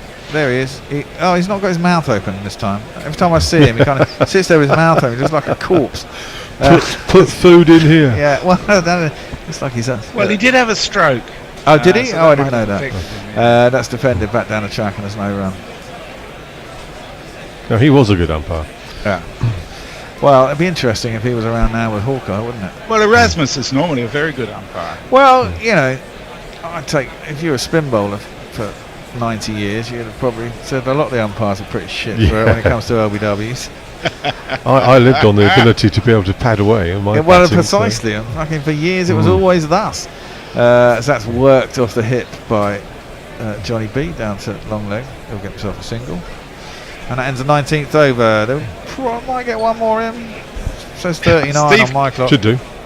Steve Kellett goes one step further than the T1. He says, taken to its logical conclusion, if they could just sell the TV rights to the IPL auction and get all the iffy betting based on kit logos and mascot races, they could forget all this time-consuming cricket stuff. I worked out that with the IPL broadcast rights, it works out that every ball has been sold for $55,000. Every delivery. It's crazy, isn't it? And that's a minimum. Because some games don't go the whole way, it goes up, doesn't it? Yeah. Well, the clock at the ground says 41, just clicked over 40, but presumably it was when the last over finished, and that finished before. That clock seems a bit fast compared to mine here. Anyway, Wagner's going to bowl the last over 4T. It's on the legs of Johnny B, who just tucks it around the corner down to long leg, get himself a single. Moves to 31 or 31 deliveries. Rajesh Malan makes a point. It's a strange day for cricket. There's a test match being played in T20 mode and an ODI being played in test mode. Yeah, Australia's scoring at 3.6 and over. England are scoring at 4.6 and over. In reverse. Well, I mean, to be fair, we were spoilt, I think, in that last test. I mean, this is more like what we probably expected to happen if they were thrashing after 300 on a normal day. But it didn't happen at Trent Bridge because it was a road, as that is driven up by. It's Overton again. It was Overton again, inside. He's getting good at that shot. He's getting good at that, and he gets a single. I mean, to be fair, this pitch has not had any demons in it, has it? No. I just think that opening spell from Bolt was exceptional. I don't think there's a lot. He's had a good series actually, Bolton. Yeah, he's had a very well. He's a quality bowler. Wagner across at Burstow, who lets that go, and there's no run. You bowl those balls more often than not, you are going to take wickets. If it wasn't have been bowled, I'm sure Lees would have feathered that because that's how good a ball it was. Have we at Gorillas sent our congratulations to Mr. Broad? Mr. Broad? Stuart Broad, yeah. He's having a baby, isn't he? Yeah, he is. He's not. His partner is. Yeah. Is that his first child? I believe so, yes. Okay. Somebody tweeted in yesterday that he was probably celebrating before the pea was dry on the stick. Wagner tries a Yorker at Johnny B. He manages to jab his bat down on it. For a minute, Wagner thought maybe it was boot or pad before bat, but the way it came off, it seemed to be bat. Yeah, it was. Just managed to draw the pad out of the way. He's getting movement there again. He was getting movement there again. Yeah. Right, come on, boys. Two balls, and then it's T. At T, Dave sent me an interview that he did with Ravi Shastri. I don't know if it was this year or last year. But I'm going to play it at T because the India series is coming up after this. Well, the one-off test and then a whole bunch of white ball stuff. Another leg by Overton down towards long leg. And England move on to 90. Only need 39 to avoid the follow-on. Hendo can't believe we're nearly in triple figures. Yes. England certainly aren't hanging about. Who's next in after Overton? Broad or Leach, I would have thought. No. Speaking of India, Potts. I can tell you that in the Leicestershire game, Leicester 230 for 8, and the second highest scorer was Roman Walker, who took the 5 for yesterday, and he still never played a first-class game. That's not bad going. Yeah. I think Potts is next in, isn't he? Young Mr. Potts. What did India finally end up on? Hang on, I go back. India Come here. India declared at 246 for 8. Oh, okay. So the tail sort of bailed them out a little bit. As that a little bit. Just clipped into the leg side. Last ball before tee by Bairstow. Going to pick himself up a single. He'll be facing the first ball after tee. And that will be tee. England to go to it. 91 for 6 of 20 overs. Been a crazy little spell. We trailed by 238. And it's just a little bit mad. I'll give you the. I'll run you through the scorecard. Alex Lee's bowl one absolute perler by Bolt. He tried to cut the first ball, and just about, I think it was tipped over the bar by Mitchell at first slip and ran for 4. And a couple of balls later, he got an absolute perler that was pitching on sort of middle and off, and going away from him with swing and a little bit of something off the pitch. Beat the outside edge and just kissed the top of the off stump. And dislodged the bail. He was bowled for 4. Zach Crawley, well, in swinger from Bolt, trying to clip it to the leg side, got it in that gate, funnily enough. And he was out for 6, and I won the money because I said he'd get under. I said he'd get out for 9, and I was the lowest and nearest the pin, so I won that. 24 balls for that 6. Ollie Pope, he got something very similar, and he was also bowled by Bolt. What Bolt does so well, he gets that ball to hoop back from a line that's going across the right-hander, and often manages to get it in the gate when they're trying to clip it to leg side, and Pope was the same. Joe Root, an absolute snorter from Southie, one that just nibbled away off a good length, and he feathered a catch through to the keeper. He was out for 5. Johnny Bairstow then came in, blazed some early 4s, has since settled down, 33 or 34. Stokes came out and wanged it around the park. Hit a 6, a couple of 4s, and then again as Hendo was stomping around the kitchen area as he kind of gave it away trying to hit Wagner over the top, and it was only his second ball I think, and plopped it to Kane Williamson, who's sitting at mid-off, and he was very happy. Ben Folkes was out 3 balls later, an in-swinger from Wagner beating his inside edge, hitting his pad. Umpire gave it out, he reviewed it, but it was hit in line, hitting the top of leg stump. Jamie Overton has come out and bowled reasonably well, batted reasonably well, sorry, for 16 off 24 deliveries. Some nice drives through the offside, so England got a tee at 91 for 6. Trent Bolt, 8 overs, 2 maidens, 3 for 43. Tim Southey, 7 overs, 2 maidens, 1 for 27. And Wagner, 5 overs, 1 maiden, 2 for 17. As Jared Kimball would say, the best bowler in the world. And with that, we're going to go at tee. And let me just stop destroying stuff, Steve. Steve is another one to pull cables out from underneath. We're going to go to listen to Dave talk to Ravi Shastri, and we shall see you shortly.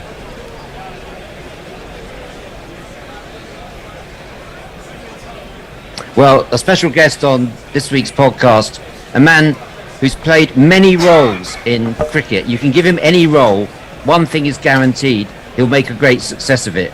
Bowler turned batsman, coach, mastermind of the broadcasting area, and then returning as head coach of India. Now back as broadcaster and commissioner of the Legends tournament.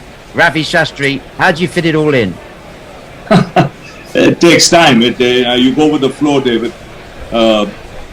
It's a great journey. It's been over 4 decades now, but once you're passionate about the game, you want to be involved with the game, then things just happen, and it's just happened for me.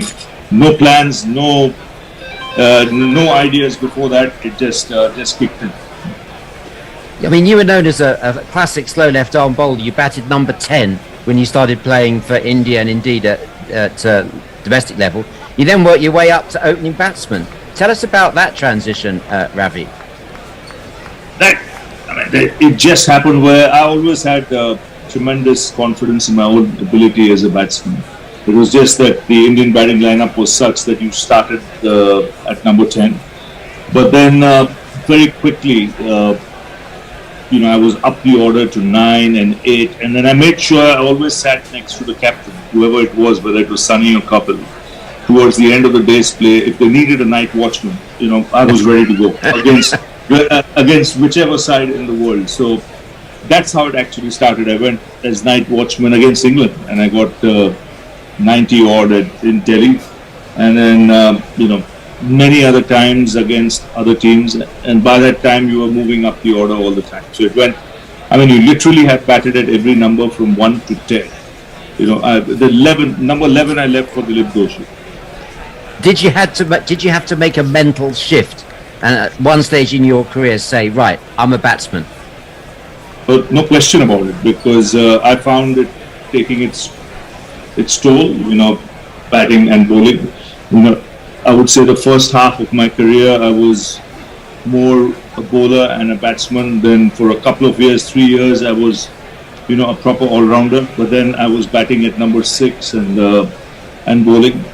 But then I realized that once I moved up to the top of the order, then you realize that you got to focus on that area a lot more. So that's when your bowling started taking the back seat, and your batting started taking the front seat. And my God, did it take off! Centuries in very difficult conditions, not least the one you scored in Antigua against West Indies attack. Tell us about the attack that day. Not many other people managed to stay in against it. I was on 2 tours of the West Indies. 83, the attack was holding Roberts Ghana, and holding Roberts Ghana Marshall. No, Davis played in that game, I think Ghana wasn't playing. Davis played in that game, and then again in 89. Winston Davis, I got 100 in Barbados. That for me was probably the best 100 I've made in Test cricket. Who was the attack that day?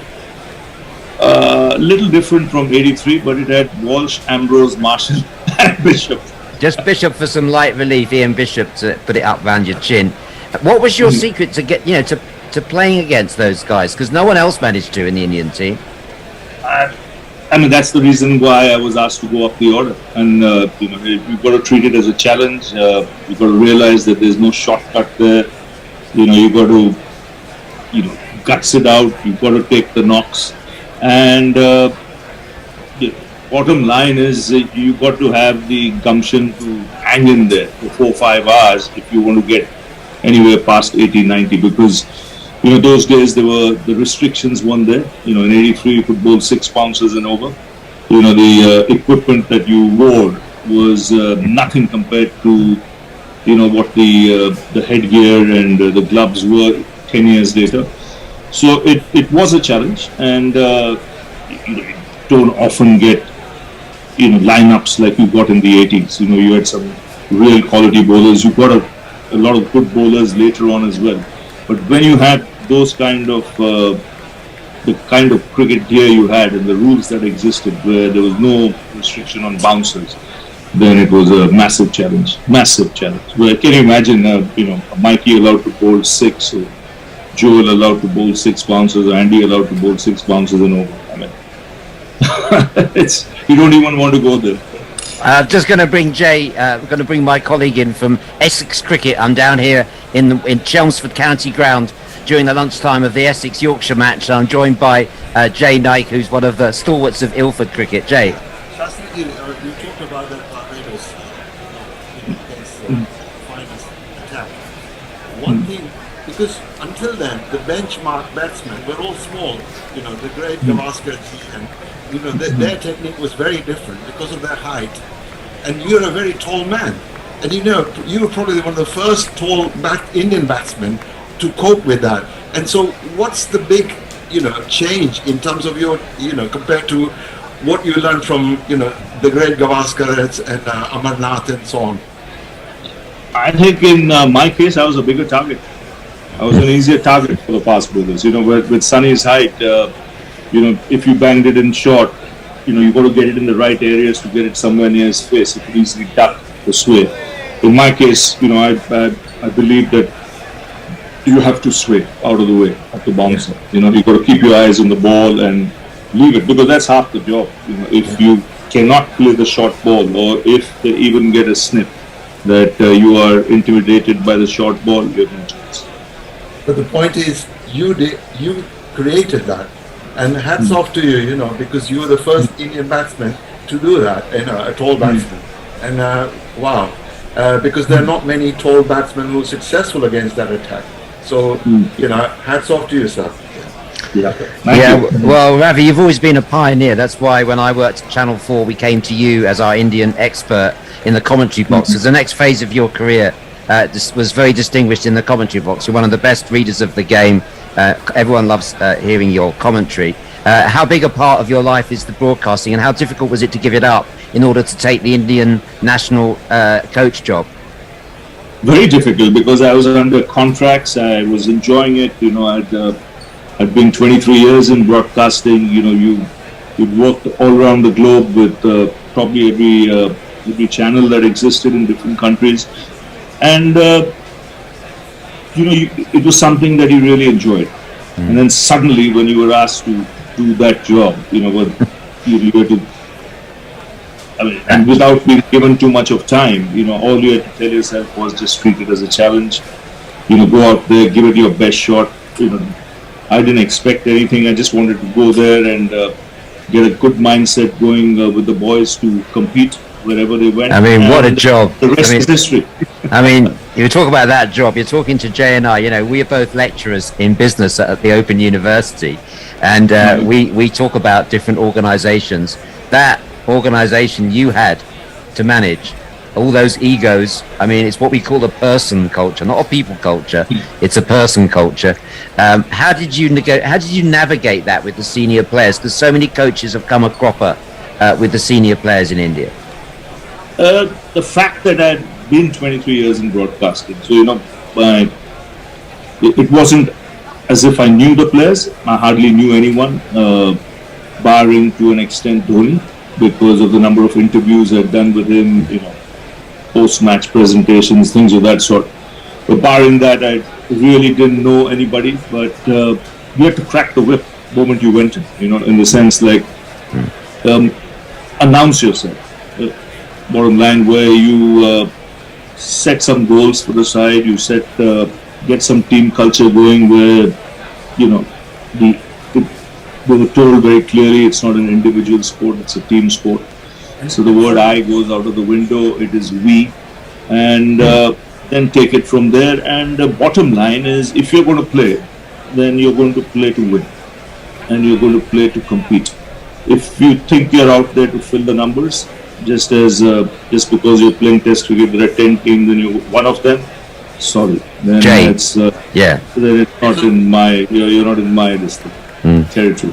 Raviji, in terms of managing the politics, because that's such a, you know, as a coach, what percentage of your time was managing the politics, and what percentage was kind of, you know, handling the actual team type of thing, you know? Actually, to be honest, I didn't have any problems there.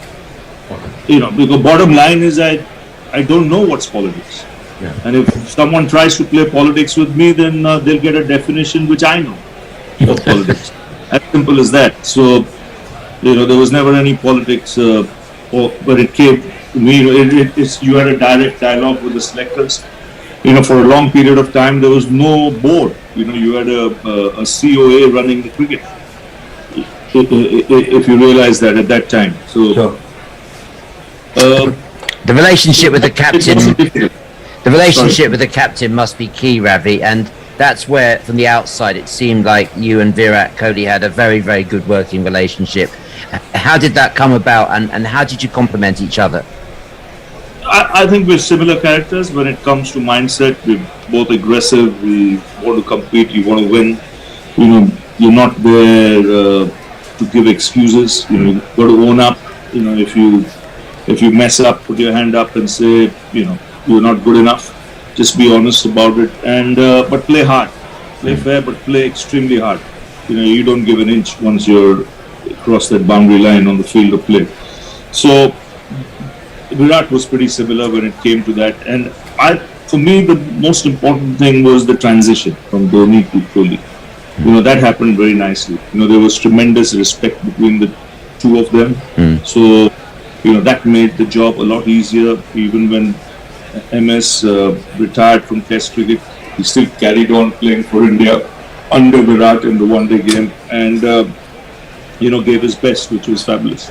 Of all your achievements with the Indian national team, which one would you say that away victory in Australia, where you came back from impossible odds to win that series. Would that be one of the key series? That was actually without Virat, wasn't it, for a lot of the time?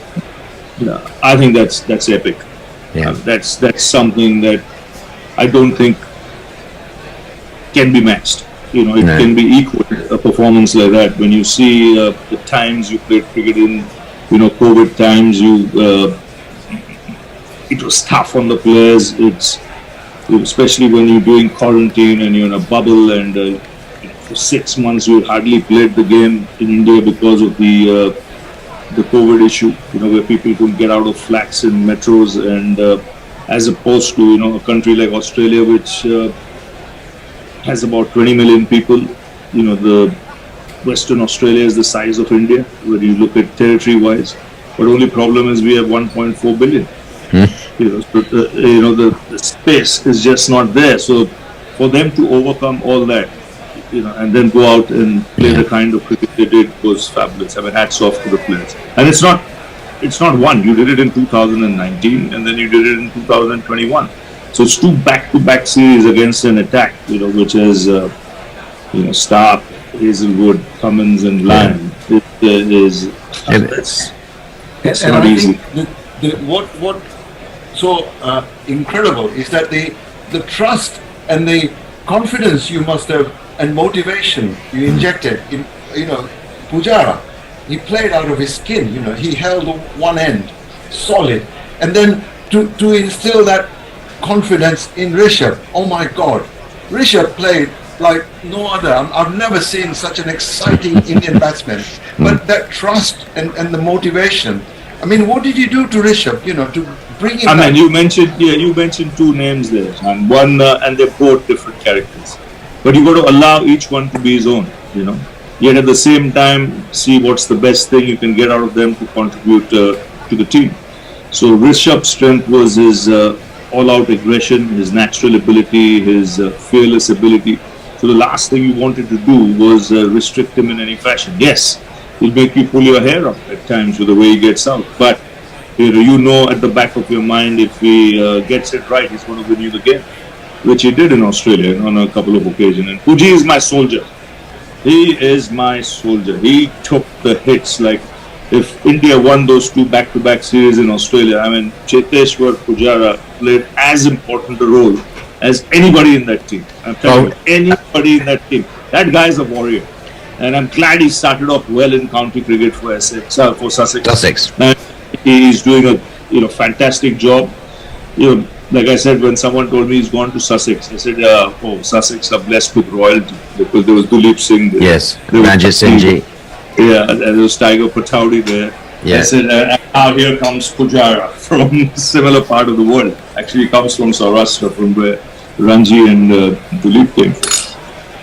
Absolutely, and as you say, he's graced the stage at Sussex, and I know you're a generous man, Ravi, and your appearance today is in no mean is really down to the fact that you wanted to pay tribute, I think, to Cheteshwar Pujara. He's looking for his place back in that Test match team. He's on fantastic form, 2 double hundreds already. Absolutely, and he'll be banging that door. I mean, he's giving the selectors some real serious headaches. I mean, he'll walk into my team, an extended team of 15 or 18, if they take, and if there's to England, I would imagine they would take 17 or 18 players. I think he'll walk into that team. I mean, there's no substitute for experience. He was part of the team that's leading 2-1. He played 2 very important innings in that series. He got close to 100, he got 90 at Leeds, and then another very important half century at the Oval in a Test match which India won. So, for me, that experience counts one heck of a lot. Sorry, Jay. Yeah, and Shastriji, for me, you have to play so many roles. So like Rishabh, you're like a father figure. You're giving that kind of support. And whereas Pujara, Kohli, you're giving a different type of relationship. And I think that's so fascinating, as a coach. You have to put these different hats. I'm sorry, we're going to have to cut that. It's nearly at the very end anyway. I'm supposed to be joined by Colin. Hello. And someone else is supposed to be here. Obviously. I will have a quick look. It's supposed to be Bennett, but Bennett's not here. Again, Dave, do you want to jump on? I see you sitting in the background, and you just talking to Ravi Shastri. There you go. I can indeed. All right, put a headset on because you sound really blown out. It'd be good to have you on after you've just we just seen your interview with Ravi Shastri. Yes, indeed. It was good value. Indeed, Southey is it in, and that's defended out to the covers, and there's no run. How are you, Colin? I'm doing not too bad. Bit mad, rushing about. I missed like 4 wickets in the space of one small driving spell. It was a crazy start to the innings. I think very good bowling. I think by England. By New Zealand, obviously, to start with, and I think Stokes gave it away. But the other 5 wickets were really good bowling. Bairstow starting up after tea, just prods at one unnecessarily outside his off stump, and there is no run. You're right there, Dave. You hear me now? Yeah, it's not. For some reason, your headphone set is not connecting to your thing. What's on his desk? Let's have a look. Yeah, I can't see. I love looking at people's backgrounds to see exactly. what's actually below the camera line. Yeah, Southey in outside the off stump of Bairstow, who lets it through to the keeper, and there is no run. He's I don't know what Dave's faffing about, but he'll join us soon. You have to be without headphones. Not working. Headphones, no. Can you hear me okay? Yeah, I can hear you okay. You're a bit blown out, that's all. You're quite very loud. Oh. It's fine. It'll do, you know. We've survived on worse, Dave, don't you worry. How you been keeping? Oh, not too bad, thanks. Bear, yourself? Yeah, I've been keeping okay. Enjoying the weather. Southey is in, too far wide of the off stump. Through the keeper, and there's no run. I was just listening to that interview. The first bit while we were in the green room, it was on quite quiet, so I couldn't hear. Did you actually ask him what his opinion was as to whether this was the final test of the series carrying over from last year, or a one-off? I did. He regards it as the final test of the series. That's good to hear. I like to hear that. That's good news. That's how I see it. I honestly don't even remember what the score in that series is. It's 2-1 to India. We had to win the last test to level up at home. As that's left alone through to the keeper, and there's no run. And of course, it's important because India hadn't won in England for years and years and years. And immediately after the series, there's some cheeky shenanigans going on. Well, that was the series, and we'll try and schedule one for next year, but that won't be part of it, which I think was a bit shady. I suppose it's got points on it, hasn't it? If it's continuation of the series from last year, then finishing off of it. That's right. And India will be determined to do well, aren't they? And, I just think I just got a feeling as Southey comes in and that's driven hard by Bairstow down to backward point, and they'll get themselves single. I just think they'll come in. I mean, they're playing this game at Leicestershire, a bunch of kids. I mean, some guy called Wilson, who's hardly played a first card game, has got 5 wickets and some runs against them. I just think they'll be undercooked for the Test series, and hoping England, having played 3 hard tests as well against the Kiwis, we should be able to pull that test back to parity and win that test match over them. I'm not sure it's satisfactory either way, because obviously there's a year between the series, and I think, to be fair, if we'd have played that 5th test last year, I think India probably would have won it. Yeah, that's right. Got different captain, different coach. Yeah, and they were really on it as well. They were. Whereas this time I think they won't be. So hey, save our blushes though. Any Colin, any tweets? Yeah, there's only a couple during the break, but you lads are commentating on this game like it isn't a total shit show for the Lions. I'm starting to believe that this is all part of some crazy plan. That was Neymar Butland's. Well, who knows? As Bolt comes in to start his 9th over, 3 for 43, and Bairstow defends the first ball out to mid-wicket where Latham was fielding, and there is no run. That spell from Bolt there was pretty impressive, wasn't it? Wasn't it just? I mean, you could have quibbles about a couple of the wickets, whether they needed to be playing those drives, but I mean that's good bowling in the way to entice it. I mean it's kind of full. It feels like it's there to be clipped through the leg side, but he's just too smart. Beats inside the edge and bowled them both. Pulled by Johnny B out to deep square leg. They're going to get one. They're going to get one. But what you can say is that now, after only 21 overs, everything looks a lot more sedate, doesn't it? The odd ball's swinging, but not every ball. There's been an awful number of inside edges going down to fine leg. Yeah, but it's the difference between when the ball is new and it swings that extra tiny little bit that beats the edge, and then letting it get a little bit older, and you can play that shot and not be beaten so comprehensively, and you stand a chance of getting something on it. And that's what they've got to learn to do. They've got to learn to play. 20 overs to lose 6 wickets in 20 overs is absurd. It's what do you want from your openers? Do you want them to see off the new ball, or do you want them to score runs? Ideally, you want them to do both, Colin.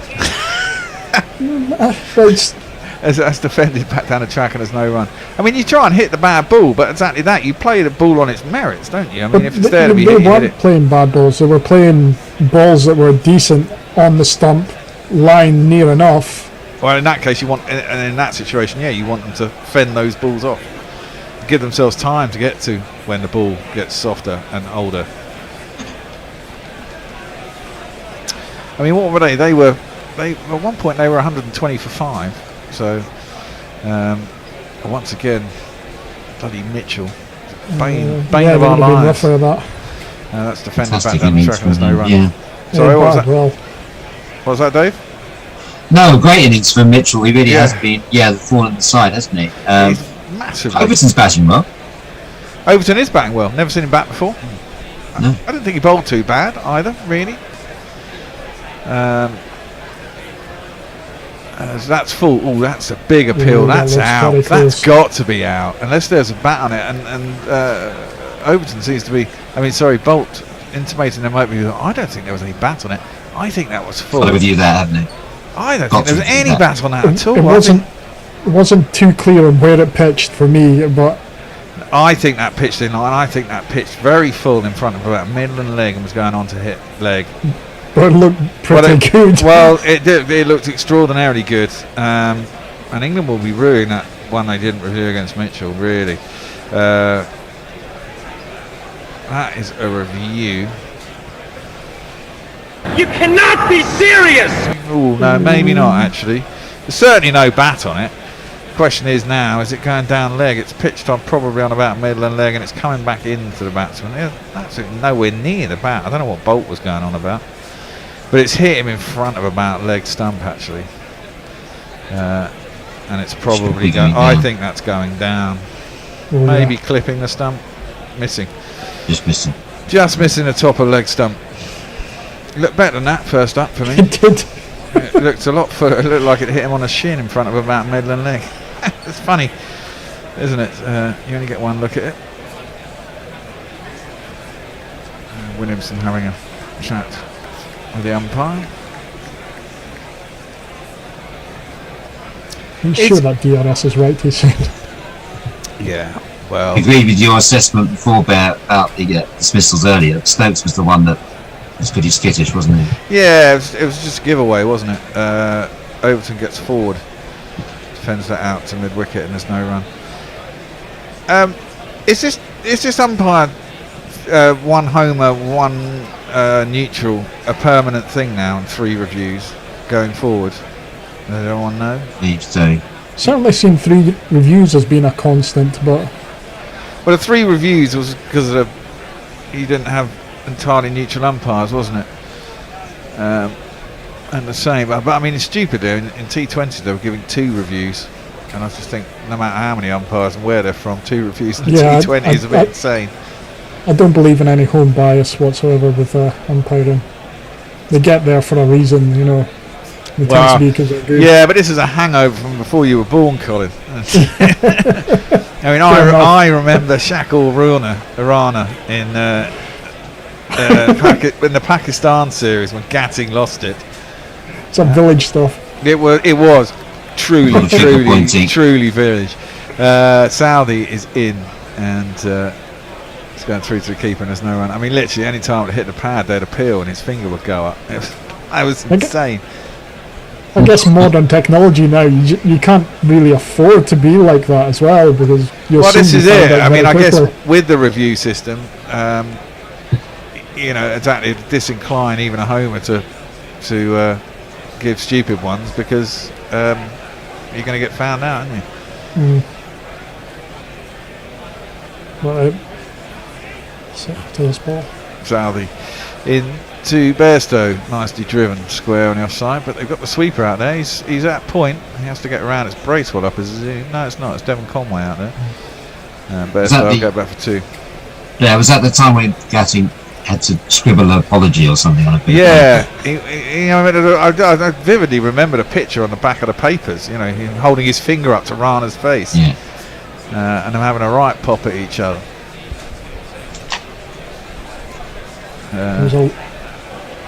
Of course, batsmen don't walk. There was some bat pads and stuff that weren't given as well, I think. Southey in, and that's a beautiful shot by Johnny. But he doesn't really get his foot as is his want these days, but it's very full and swinging into his arc, and it's a half volley outside the off stump. He doesn't miss out on those when his eyes in, and he's got his eyes in reasonably quickly after T smashes it down to the extra cover boundary for 4 runs. 2 + 2 is our man. Anything but a straight bat there. Yeah, but his bat's looking very broad at the moment, isn't it, when he does connect? Yeah. Well, I think he's got his timing back. He's got his timing back, and he's got his freedom back, I think, as well, hasn't he? And he's got his 5,000 runs in Test cricket. Not too bad. Average isn't great. 34.99. It's not a great average. Not too bad. No, that might surprise a lot of people he's got to that landmark. Well, he's played a lot of matches though, hasn't he? And that one cuts back into him from Saudi, going down leg though. And there will be no run.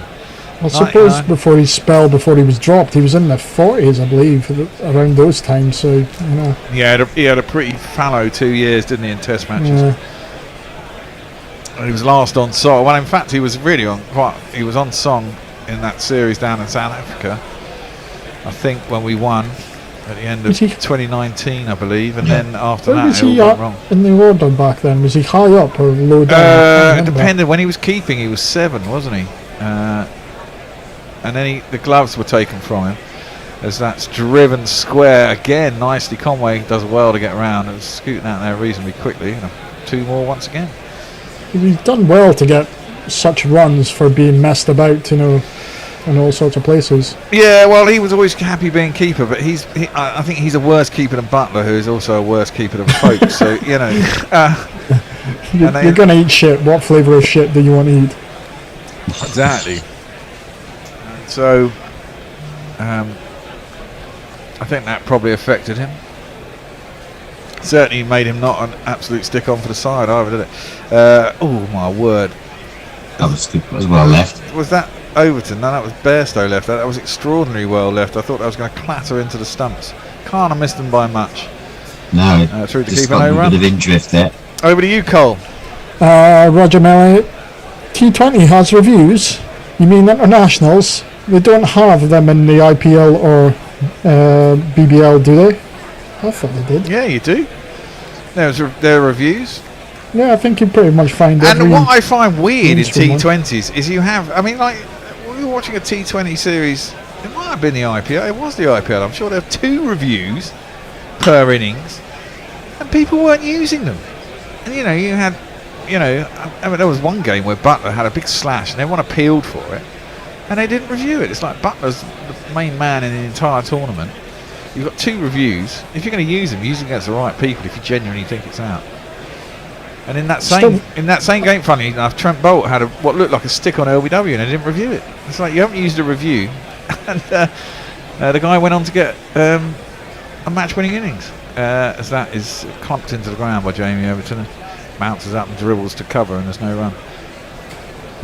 Yeah, I do think there's still that mood in India specifically, where they've still got this, like, they're hesitant about DRS and its actual capabilities. Well, yeah, you have to, but you have to play with the tools that you're given, don't you? Yeah. I certainly think it makes the game fairer, and it may make the old mistake.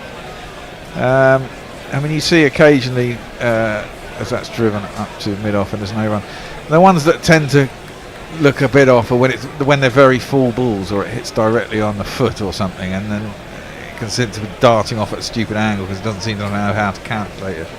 Yeah. But you see them quite rarely. I don't think you see them that often. Yeah, if anything, they're once a year, which I'm quite happy with. And everyone goes, that can't be right, surely, you know. But a lot of the other times they look pretty on.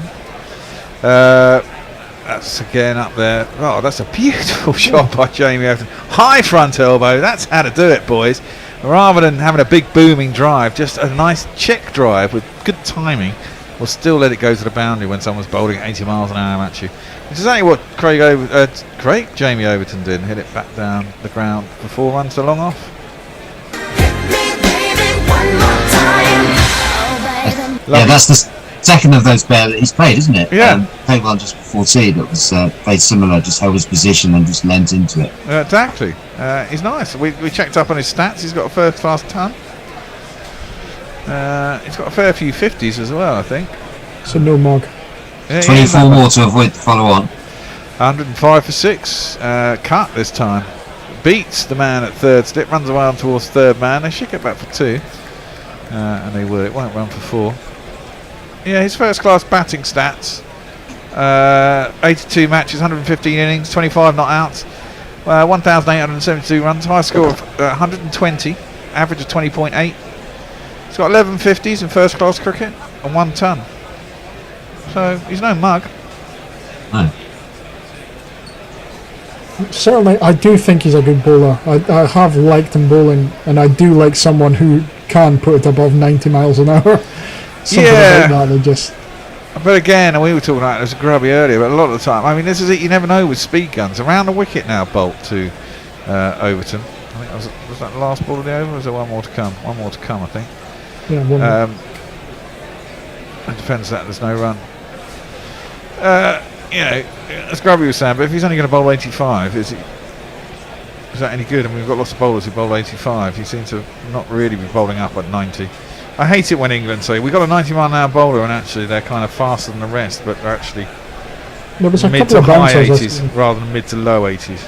A couple of bouncers, it certainly looked like he had a yard of pace more than the rest of them. Yeah, I agree with that. And he's a tall lad and he's strong. Bolt. I don't know what the fuck's going on there. It's been pulled.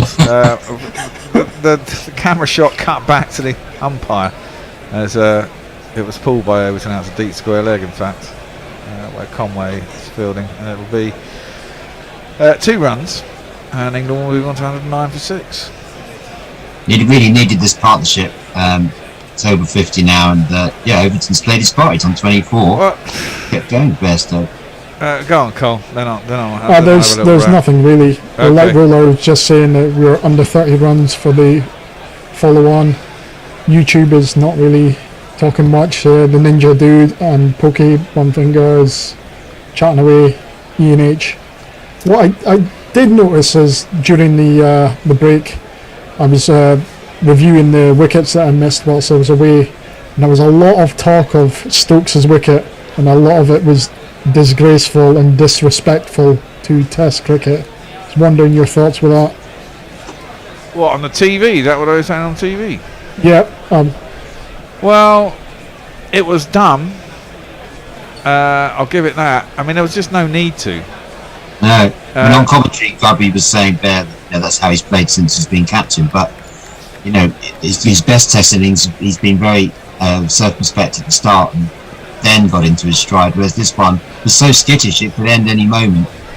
Yes, I mean, well, that's what he's done pretty much since he's come back, hasn't he? He does need to rein it in a little bit. I mean, I don't mind him being aggressive once he gets in. Exactly that, but...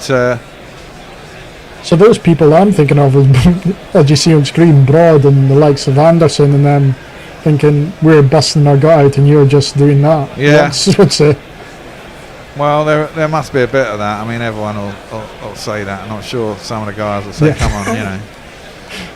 You wouldn't want to say it to Stokes' face. Well, and I think some of them will be able to say it to him. You know, after you've gone away, well, win, lose or draw here, at the end of the day, someone eventually will get him and go, look, Ben, you're better than that. Yeah, it's fun and it looks exciting, but come on, you know, you want to win test matches. You've got to be smart to win test matches. You don't just blaze away from, you know, 30 for 4, come in and start trying to hit it out of the park. I mean, fine if you do and get away with it to start with, then you get the opportunity to rein it in, because then you'll put the pressure back on the bowlers. Hopefully they'll bowl you less good balls more often and give you opportunities to score anyway. And now, and the point is, again, we come back to the fact now, 24 overs, the ball's still doing a little. It's nowhere near doing what it was when it was new in the first 10 overs. But we lost 4 or 5 wickets by the time we got to 10 overs. I mean, that's fucking ridiculous. And it looks quite nice to bat now, funnily enough. They're making it look reasonably easy. So yeah, so I mean, you have to play the situation of the match, don't you? Yeah. And, it was crisis time. We needed him. England needed him to dig in. That's the fundamental difference between one-day cricket and Test cricket. You're playing to the conditions of the given match, and that just was not what it was. No. You know, he looked like he got himself in at the time and was capable of staying out there and putting some pressure back on the guys, but he didn't need to hit it aerial and over the top. Just hit it on the ground if you're going to hit it hard. And still, full grounds as well. They said they weren't going to have lots and lots of empty seats because of the strikes and all, but it doesn't appear to be. That seems reasonably full. Yeah. Oh, it's a good price though, wasn't it? It's 35 quid or 40 quid a day. For days 1, really I good. think days 1 to 4. Yeah, much more reasonable. And I think day 5 is either a 5 or a tenner. As that's just dropped into the offside by Bairstow. Out to point. I'll just get through for a single. Score moves on to 110. Bairstow closing in on a 50. And Overton is England's second highest scorer, 24. You got on the undermarket, I see, Bear, earlier. You were I did. it when those wickets were falling. I got 4 out of 5 and then I stopped. You stopped at the right time. Yeah. I wasn't too far off the Stokes one, to be fair. But they just got there before they gave it away.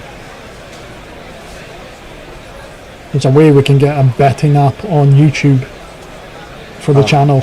That'd be nice, wouldn't it? I'm sure. We have GPL people. Of course, there are a fair few entries today. We'll be checking that out towards the end of the day.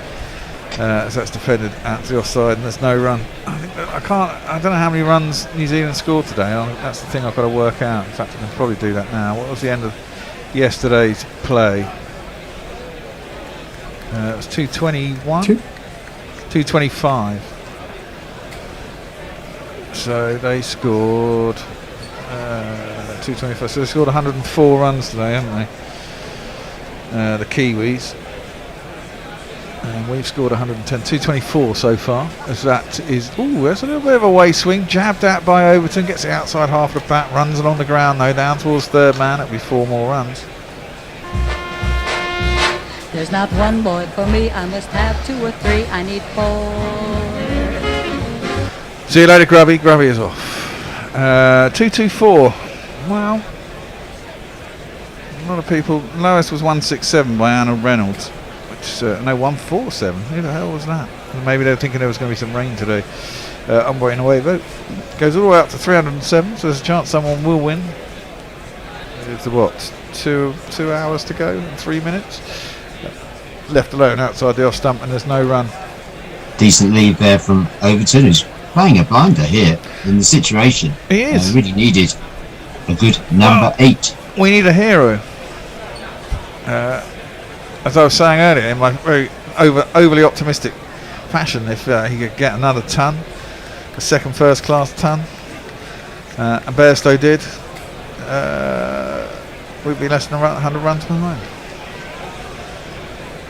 That is overly optimistic because we've only got Potts, Leach and Broad left. Now that's beaten the inside edge of his bat. I don't know if that's come back. Bounced a little bit and beaten Overton all ends up. Fortunately he didn't get anything on it though. It's gone through the keeper and there's no run. It's optimistic but certainly doable. Well, it certainly looks to be on this pitch, doesn't it? I think they probably have to get it before the new run, before the new ball comes along. But hell, they went off at such a pace to begin with. They should be able to. I mean, that swung unseamed. Yeah, and bounced a little bit. I mean, obviously you're still going to get something out of the ball, but the older it gets, the less it's going to do it, and the less vigorously as well. Yeah, we're going to have a switch at the end of this over. So it's worked into the lead side, and there's no run. Steve is going to take over on ball by ball. Messrs is going to come in. Now Bennett is down on my sheet here and he has not turned up. I don't think he knows he's on, which is much what happened yesterday with I can't remember who it was. Harry. I'll let you stay on if you need. Can you do that? Yeah, that's no problem. You star. That's 3 in a row you'll do, but we love you, Cole. That's alright. Okay, good. Hendo will be back after that with you and Steve will be reigning on anyway. So be that. That's the end of the over. We're going to have a switch now then. So messages can come on. Thanks Dave for stepping in there. I'll do some tweets whilst they come on. And see you all later. See you. So Roger Miller is saying, I watched a few BBL games a couple of years ago and there was certainly no reviews. It's a big talking point because the standard of the umpiring was utterly shithouse. That might have changed now. I think that was due to the COVID. They couldn't get the people into Australia to do the actual DRS. That's Is that not the case? Yeah, thought so. Hi there, Colin. How you doing? Hi, Messrs again. How you doing? G'day, Steve. Old fart play. I was dragged to the pub for 5 to 6 Guinness, so I have only just tuned in and I've missed much swearing. You certainly have. Anyway, it's Trent Bolt to continue. This is to Jamie Overton, who just punches it out into the offside, into the covers. No run. You want to stay on socials, Cole, or move across? It's up to you. I'm not fussed. Oh, you might as well stay. You know where you are. Yeah. Yeah. Okay Sums up. Yeah, I'm happy with that. He's got it in hand, I think, is the phrase. Yeah. So well, let's not be too complimentary to my social skills. So Winviz saying New Zealand 70% on for the win here, so I don't think I disagree with that. Bolton again, this one's again swinging into Jamie Overton, inside edges it to mid-wicket, no run. Sorry, Messrs. It has to be said, Winviz has done some wild swings during this series. They panic a bit every time they come on now. Yeah. Then again, the cricket's swung wildly at times as well. So. Yes, yeah, absolutely. Here's a question. How much do you think Trent Bridge would affect any follow-on if they did happen to steamroll some wickets in 14? Bolt in again on middle stump and Overton outside edges this and man at cover point just goes away to his left, restricts them to no runs. Another dot ball. Say that again, Colin. Yeah. How do you think Trent Bridge would have affected any follow-on decision making if they were to bowl him out within 14? Yeah, it might. To be honest, I don't think that makes any difference. I don't think they would even think about enforcing the follow-on. They just don't do it. You don't want to be batting fourth on this pitch. You just don't know what it's going to be doing. Bolt in again. This one's on off stump this time, and Overton comes forward defensively, just pushes it into the leg side. Bolt fields off his own bowling, no run. I mean, it might well affect their bowling in the fourth innings if they need to set a target. But, you know, lightning doesn't always strike twice. Yeah. Put it like that. It just comes in spells for England. Yeah, we don't mind if it does, though. Bolt in again. This one beats Overton outside his off stump and goes through to Blundell behind the stumps. Good ball, that one. Yeah, I mean, Bolt has just been remarkable this whole series. He's bowled very well, hasn't he? He's been the best bowler actually. Yeah, that's a crack. Yeah, that's a cracker. Moving away across Overton and beats the outside edge. Sadly for New Zealand, but okay for England. Well, the good news is weather-wise, it looks like we're completely clear for the rest of the day, I'd say. The threat of rain, I think, has departed now, which is good news. Bolt to complete the save and almost repeats the fifth ball. Beats Overton outside or stump, outside edge of his bat through to Blundell. End of the 26th over. England 115 for 6. Trent Bridge and Twitter. I just tuned in. Bairstow is batting. So there's rain, is there? And you're replaying the last game? Question mark. O'Neill Harris, Bear being the voice of reason today on commentary. Bring on Naylor and Hendo. Let's have some fireworks. He's on for the next session. He's on for the next session. Anna Forsyth on the way to work for my last day on the job. It's finally summer here, and I'm off back to London on Sunday. So I'm in a cheery mood, even though we are doomed. I'll just keep on going. Matt Searle forgot the situation of the match. This is... Oh, I'll stop. Tim Southey to continue. This is to Johnny Bairstow, who just quite deliberately guides that wide of the slip cordon, goes all the way to the boundary for one of these.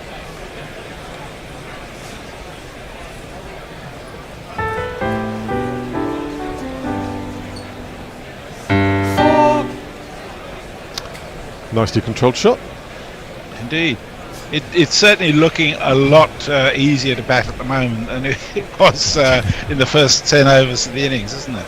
Yeah, although Hendo and I were just commenting that this replaced ball seemed to be doing a little bit more than the older ball from Southey's first effort. He got a couple of really good wobblers past Overton. Anyway, Southey runs in again. This one is outside off stump, and Bairstow has just helped himself to another behind square slash for 4, another boundary. 1 2 ka 4 4 2 ka 1. My name is Lakhan. My name is Lakhan. And that is the 50 for Johnny Bairstow. 50 runs. Your 50 runs. Well done, well done. Well done, well done. 50 runs. Your 50 runs. The job is only just begun. Johnny Bairstow's 23rd Test 50. I have been one of his biggest critics as a Test batsman, but I actually think he's been batting very well this week. Listen, and actually this series is batted pretty well. Anyway, Southey in again. This is on Bairstow's hip, and he just nurdles it round the corner. And I think they've been restricted to one with a good bit of fielding from the Kiwis there. England move on to 124 for 6. Johnny Bairstow to 53. It's probably the most important innings you could imagine at the moment for England, because once he's gone, they're in really deep shit. I don't know if it's particularly evil of me, but I'm sort of hoping there's a couple of quick wickets just before Hendo comes on, so we get full value for his rantage. Well, ulterior motives there, Messrs. I said it on YouTube last test and this test. I need a few of innings where England fail doing this, so they can realise it's not acceptable just to go like this every match. Yeah, well, it was inevitable, wasn't it? Yeah. We've got a delay at the moment. Someone behind the bowler's arm. He's now sitting down. Southey in. This one's again off the outside of Overton's bat. Skewers away to a deepish gully fielder, and no run. I think the only critique I can say with that, with Jamie's batting, is that his bat comes sideways rather than following straight through. So you see a lot, his bat goes at a 45-degree angle when he's just trying to sort of block out a delivery. Yeah, there's a bit of Bairstow about him in that regard. He doesn't like a straight bat too much. Southey in again. Overton gets his bat straight to that one, defends it out into the offside dot ball. Credit to Southey, notwithstanding Overton's big reach and his capacity to drive beautifully, he's still pitching it up there in the hope of getting that edge, rather than being intimidated into bowling short. Yeah, and he got smashed last test as well, even more. Well, they've still got the 3 slips in, so there's not much point bowling too short. Southey is on his way, and this time Overton just shoulders arm, but lets it go through to the wicketkeeper. Dot ball, end of the 27th over, England 124.46. Twitter, Matsio, I've got a 20 quid ticket for Sunday, assuming it's still on, which is probably the best value test ticket I've had in a long time. The light roller. We'll keep our fingers crossed, really. It's going missing test match cricket is a failure mode without exception. Mark Zip, Sam Crawley statage. Since his double century, he has played 31 test innings in test cricket and has been out in single figures 19 times. Now, there is a special present for all of our Patreons in regard to that. Jeff Perkins has written a lovely little jingle, which is available on our Discord channel only, in relation to the selection of Crawley, which I think our patrons will find most amusing. And if you'd like to become a patron, it starts at $2 a month. We'd love more, but that's all you need to pay to get into the Discord channel. Bolt comes in to start his 12th over. This one's outside off stump, left by Johnny Bairstow through to the keeper. Dot ball. You two often get confused between Overton and Bairstow because every time they play a shot, they seem to look back to the wicketkeeper like they've nicked off. Yeah. Oh no! Oh. Yes, that cross bat is also very similar in both cases, isn't it? But I must admit, for someone playing his first test, Overton's showing a lot of confidence. Second ball, and again, Bairstow harvesting through that area behind square on the offside, and the third man has come round and stopped him taking a second, so just one more to the score. Bairstow moves on to 54, runnable 54 at the moment. That's crazy, isn't it, in the circumstances? Yeah, well, Bolt's figures, 11.2 overs, 3 for 53. I almost feel like Bairstow and Butler are having these competitions from their distinctive red and white ball zones, as it were. Oh dear. Anyway, Bolt in again, left arm over.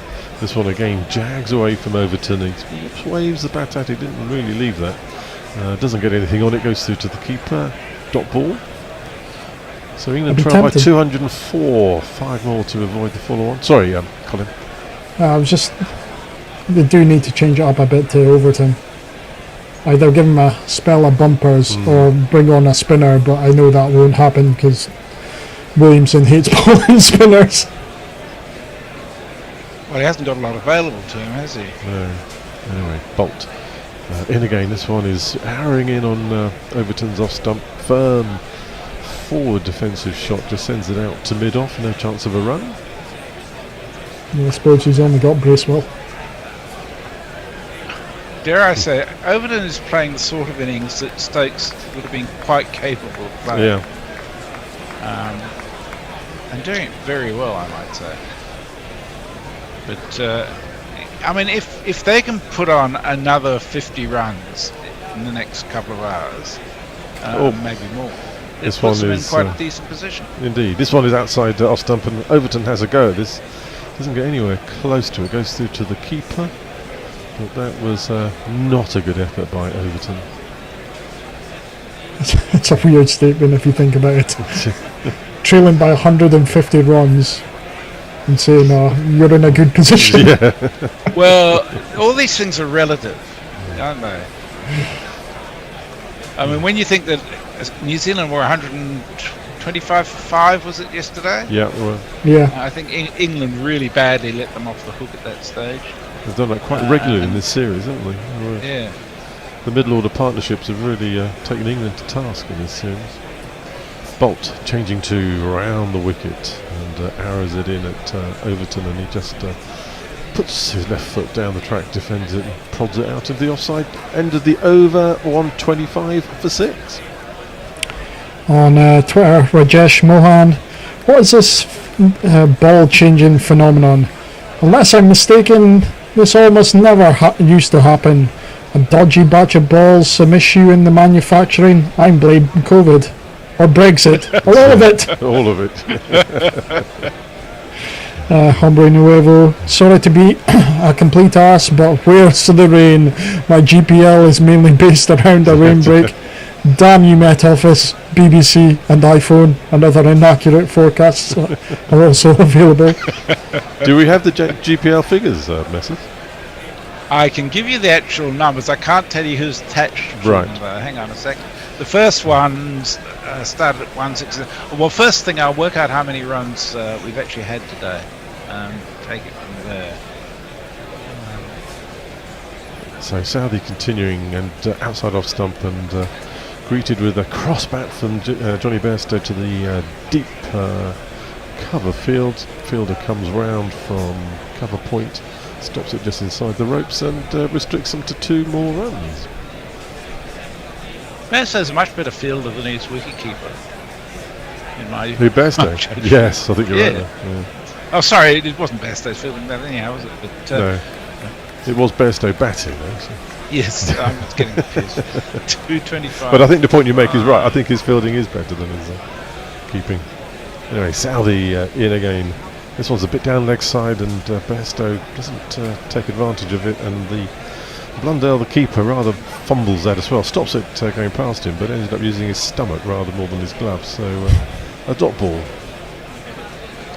So New Zealand made 104 runs today. So thus far, 231. We have had 231. The GPL picks, there were some that number in Nuevo's case, but the rain affected GPLs. We have them ranging from 240 to 307. Oh right. Which in the game. It's likely to be in that range somewhere, and there's quite a few in there. Southey, and again this rattles into Bairstow's pads, moves out onto the leg side, thinks about a run, no chance, and another dot ball. Do we have a chance of a Duckworth-Lewis GPL figure? I've been caught by that before. Thought, this is looking really good, and then suddenly it pisses down with rain and you're 100 off. But the pot is 150 quid, so it's very attractive. Well, Bracewell's doing some warming up exercises, so this suggests there might be a change in the offing from the Kiwi. It's Southey to continue for the time being, and this is just firmly struck by Johnny Bairstow, straight back past the bowler, straight for 4 runs. Nice. There's not one boy for me, I must have 2 or 3, I need 4. And with that, England avoid the follow-on. I was going to say, spinners don't do a warm-up, do they? I thought they just like rock up and turn an arm over, that's it. While he's bending and flexing his knees and stuff, so I call that warming up. More than I That's ever do. very contemptuous of you, Colin. I'm just doing it around fit fat bastard. Southey in again, and Bairstow tries to repeat the straight drive back past Southey, but this time he gets his right hand to stop it, and dot ball. Just seeing if I can prompt a reaction from Bear. He's not at the door yet, I'll tell you if he does. He'd probably agree with you. Yeah, I mean, that's his modus operandi. Yeah, true. all this warming up stuff was energy waste, as far as we've got an open view of Headingley here, so the clouds are overhead, there's patches of blue sky. The light looks good at the moment, and nice Southey, evening, isn't it? Yeah, Southey coming in to complete his trough over. Bairstow can't guide it past the deep fielder there, and it's a dot ball. End of the 29th over. Any on socials? Yeah, everyone seems to be coming back and fit and fast. Neymar Butlins, everything is set up for an Overton family. This is just like crypto. I'm buying Jamie coin, pushing all my chips into the middle of the table. That went end well. I will avoid that one, to be honest. Jesse Jingler, it seems churlish to be picking holes in Overton's technique, given how the proper batsmen fared today. Give the lad some bloody credit. Yeah, it's a fair point. Yeah, indeed. Yeah, and he's still out there, so he's doing a good job. So England 131 for 6 off 29 overs, trailed by 198. Overton 29 not out at the moment, and Bairstow has moved gracefully on to 60 again. Runnable 60 at the moment. There is going to be a change of bowling, and this man is going to come on. Even if my clover is well, certainly keeps wicket. Knowing how the Kiwis pick teams, he'll be just 1 of 5.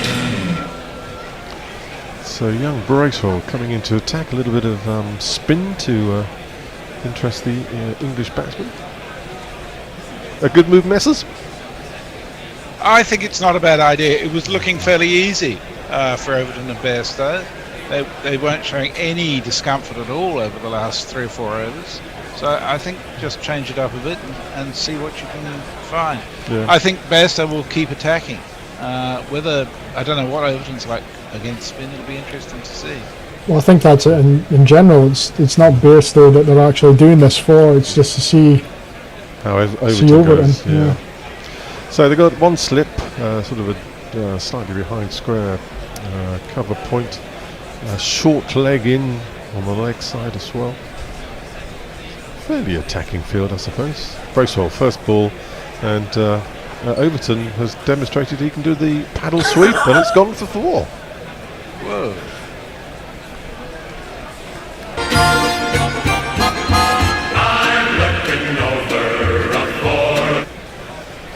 Top edge did it, but anyway. Yes, it was. It had got the desired effect of reaching the boundary for him, so Overton moves on to 33. I think he deserves a 50 here. Come on, Jamie. Bracewell just 3 or 4 steps into the crease. This one's short outside off stump. Overton punches it into the offside, but the extra cover Philbin diving right to his left stops it, and dot ball.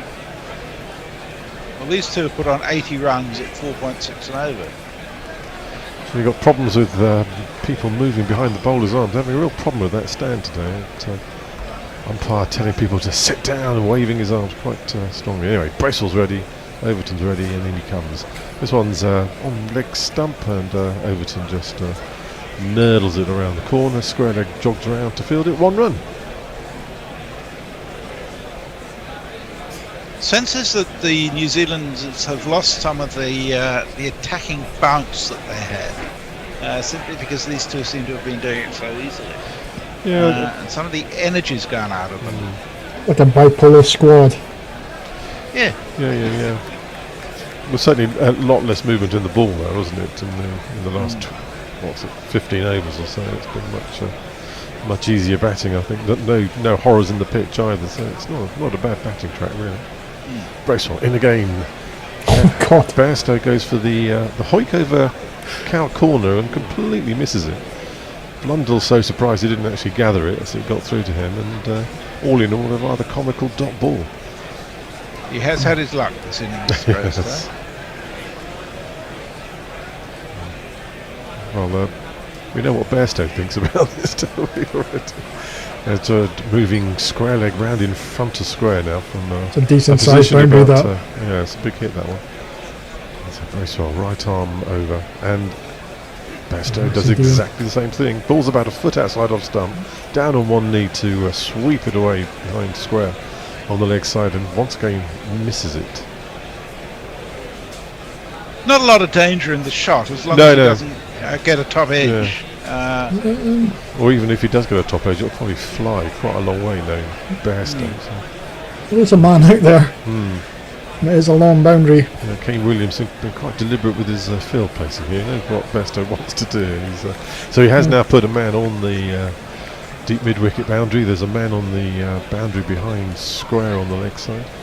Bracewell comes in to complete his first over, and in the end Bairstow just nurdles it around the corner, and the man on the deep boundary hairs in to just restrict him to the single. End of the over, Bairstow's moved on to 61. England won 37 for 6.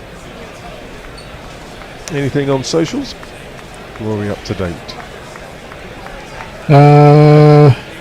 We'll go back on to Mayank. He's complaining that I missed his tweet, but it is about.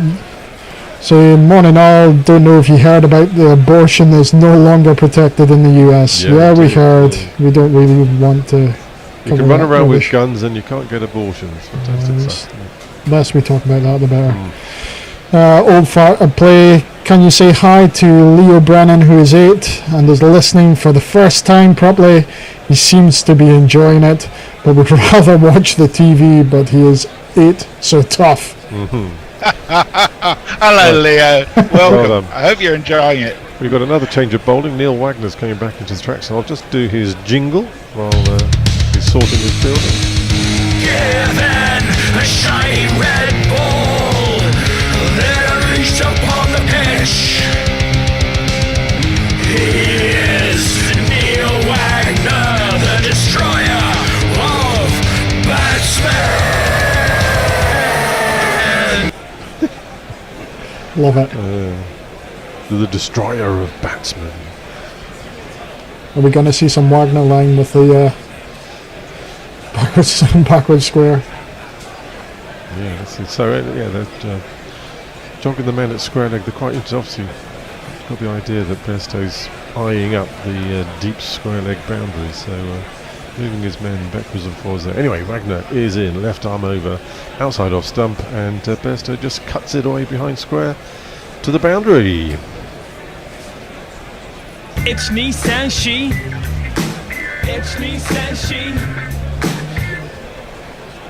The gully did a very sort of delayed fall on that, as if to say, well, I'm not really going to get it, but I'll look as if I've tried. He did have quite a lot to cover. But, I know that dive all too well. He was left sprawling on the ground, but there you go. Yes. Yeah, he was just beyond him. A good effort. I think the other one is flicking and holding your finger afterwards, as if you just nearly got to it. Ow, yes. Bairstow has moved on to 65 as Wagner comes in. This one is arrowing in on his middle stump, but Bairstow's up to keeping that one out. And dot ball. Definitely a bit of movement. Wagner win, no. The first one was very much a loosener and very short outside off, wasn't it? Yeah. No, that was a good ball. It was well played by Bairstow. As Bear says, Bairstow's got his eye in now, so all good. Yeah. The last one was definitely the difference between touch of Bairstow and previous Bairstow of last year. That would have clattered the stumps, the other one. Anyway, Wagner, chunky chap, runs into the crease, and Bairstow has just punched that back down to mid-on, no run. I should add that there is another jingle that Perco's put it into Discord in relation to LBWs, which Mark Zip thinks is great. I kind of like the fact that patrons get to hear them all first. Something extra for your money. Is it an LBW jingle where they didn't review? Or just a general LBW? It's not. Wagner in again, left arm over, and Bairstow has just punched this square on the offside. Man from extra cover comes around to field it. It's one more run. Bairstow moves on to 66. England 142 for 6. You get the feeling Wagner running in is just saying to himself, "Don't pull bouncer, don't pull a bouncer." Yeah. I'd like to pull it properly. Come on. He's got to let one go. He's got to. He's still got that man out on the. Actually, the man on the boundary is coming in about 5 yards now at square leg. Got a man down at fine leg patrolling the boundary. 2 slips, sort of a deepish gully behind square cover point. As Wagner comes in again, and this time Overton has just paddled it round the corner. So the man at fine leg to come jogging in. Trent Bolt to complete the fielding. The batsmen have crossed for another single to the score. Wagner 6 over, 2 for 23. Quite dramatic first over from Neil Wagner, taking 2 wickets. There's no more success then. Missed opportunity with an LBW review and a drop catch. But so it's all been happening in his 6 overs. This one is outside off stump, and Overton has a swipe. Doesn't get any sort of proper contact, and cover fields. That's the end of the 31st over. England 143 for 6, trailed by 186. Mayak on Twitter, regarding the balls, I have a set of cheap $3 balls I once bought from India that would last longer than these Dukes. What the hell is going on with that? Every 10 overs, the bowlers keep on trying to get them changed. Well, I guess it's just the fact that they don't do anything. It's worth a try.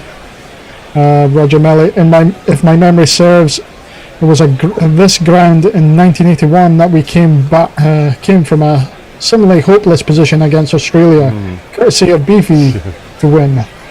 I wonder what a win is paying with the bookies. I shall tell you in a second. Anyway, Bracewell in for his second over, bowling to Overton. This is just punched into the offside, no run. England are currently just over 2-1. Yeah. So nothing wild. I'll tell you, it's England $3.15, New Zealand $1.82, the draw at $5. Right. I can see Bear having a little dab at that. Yeah, we're changing at the end of this over. No, I mean those odds. Anyway, this one is punched away just behind Scray on the leg side by Overton. Adds 1 to his score. He moves on to 36. England up to 144 for 6. I'm kind of hoping that the next 4 balls will see a wicket so that we get Hendo in full rant rage. Yes, well. Sorry, Hendo. It might be the calmest Hendo you've seen for a long time. Anyway, Bracewell in. This one is basically a rank long hop, and Bairstow's just rocked back and pulled that behind square on the leg for another one of these. The number of the day. Who could ask for more? The number of the day is 4. Yeah, that was a dreadful ball. Pulled that down and got the full treatment from Bairstow. So you thought this was a good idea to bring him on. Williamson. Well, sure. Yeah, you got to give it a try. This time, haven't you? Bracewell in again. This time, trying to compensate for the short ball delivery. Actually, bowls a full banger, and this has gone to man at long on, and taken through, dropped through for 2 runs quite comfortably. So Steve, I have a job for you. I'm going off at the end of this over, but when Hendo comes on, just ask him what he thought of Stokes' innings. I will. I think that should set the fuse. Yeah, can I sit in the seat furthest away from him, though? You certainly may. Bracewell in, and this time Bairstow has decided to give this one a sort of a sweeping pull shot, and got hold of this one this time. They've only got a run for it, but it's another run onto the score. Hendo is now gracefully moved into the studio. That's a combination of words one doesn't often. Well, it wasn't that graceful. He got his T-shirt caught on the door. This time Overton has strolled down the pitch and just hoiked Bracewell into the stand for a full-blooded 6. Lovely shot. That was a gorgeous shot. Yep. Oh, I say, chap, give me any lift. Well, I should catch you in half an hour. Indeed. Yeah, what was really good about that was that, well, I say good. I'd have been really cross if he'd held out. There was a man back at long on, so he just cleared him. It's Ben Stokes writ large. So talking about Ben Stokes, what did you think of his inning anyway? Well, I didn't understand it. He did it in the first innings at Trent Bridge, where he was taking Bracewell on, and he'd already hit him for 10 runs, and then he tried to hit him for another 6 and got caught. He did place 3 or 4 absolutely stunningly gorgeous shots today. That one of the drives as he came down the wicket and then waited for the ball was absolutely sublime. But then to throw it away like that and then expose Ben Foakes when the opening bowlers were still on, it just made me cringe a little bit. I just thought it was nonsensical, and I think they've got to work out what they're trying to do. You can't just attack every ball, and you have to know that. Even if you're trying to knock a bowler off his line and you're trying to disrupt him, you've got to think about it a little bit. It's smashed by Johnny Bairstow. He's picked that up with bottom hand out to cow corner. Has that gone all the way? I think it has, although I'm not seeing the signal from the umpire. So. It would have gone very flat if it did, wouldn't it? It's gone to 77, and yeah, tremendous shot. Anyway, I think it was a 4. Yeah. The number of the day. Who could ask for more? The number of the day is 4. And I think you've also got to talk about confidence. I mean, Bairstow's obviously taken an enormous amount of confidence from that innings that he's played at Trent Bridge. And actually, he's come in here, and okay, that's an IPL shot to a large extent. This is pulled. Might go for 4 again. No, well saved by Devon Conway. And they don't even get back for a second, so that's brilliant work out there. In fact, it's Bracewell, sorry about that. But Bairstow has played some absolutely gorgeous cricket shots today. He's played 3 or 4 drives. Practiced superbly well. A couple through, 2 or 3 through the covers, 1 straight, and then another really good pickup. He's mainly been a runner ball through the whole innings, or the whole of his innings. So it's not like he's just randomly teed off or anything. No, well, exactly, and I think this is what Ben Stokes should have done. I don't think he should have thrown it away so easily, especially because it was only the second ball I think he'd received from Wagner. Wagner's in again, hits him on the pad, worth a shout this time. He's gone and turned to the umpire. He's imploring him, but bit of a rain dance there as well. It was, wasn't it? The face of Marius Erasmus is completely unmoved. He's got lips that sort of turn down rather than turn up. He doesn't grin very much, but I thought that was outside leg, that pitch. I would plump for there. Fair call. Wagner 2 for 28, 2 for 0 he had at one point in his first over. He's now into his 7th, and he's bowling again to Overton. He's on 42. He's in, bowls, and he gets bat and pad very close together, as Ollie Pope and Zach Crawley may think about in the future. It's astonishing, isn't it, that our number 8 making his debut is being outlined as having a better technique than our opener and our number 3 by Mark Butcher on Sky. Is that what he was doing? Yeah, and basically he's on the move. His front leg is not bent; it's straight, and he's feeling for the ball a little bit. Wagner in again, bowls, and onto the front foot comes Overton and defends out towards extra cover, and there is no run. 162 for 6. He's got a very calm personality about him, isn't he, Overton? He's not. Seems to, doesn't he? Yeah, he's not flustered or concerned, just taking it all in. He's played some lovely shots as well. Good debut so far. Tremendous. I was going to say, though, is he going to be another of these bowlers who turns out to be more of a batsman than a bowler? Yeah. Anyway, let's hope not. Let's hope he's good at both. Wagner in again, and he leaves this one. It was outside off stump. It was threatening to swing back into him. Didn't really do that, and it went through to Blundell. There is no run. 162 for 6. Colin, you got any tweets for us? Just the one for on. Come on, Black Caps, need a wicket. Better put the ball through the handcuffs. Oh yes, indeed. Absolutely true. Well, they've done that once already, so, and succeeded. And it did seem to swing a little bit more, didn't it? It did that first over. Yeah. Just get the right ball. We need another one, please. This partnership now worth 107 after England collapsed to 55 for 6.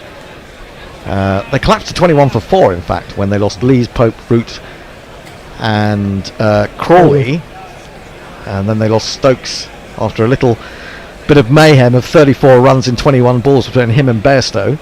Folkes went 3 balls later for a duck, and then since then Overton and Bairstow have played exceptionally well.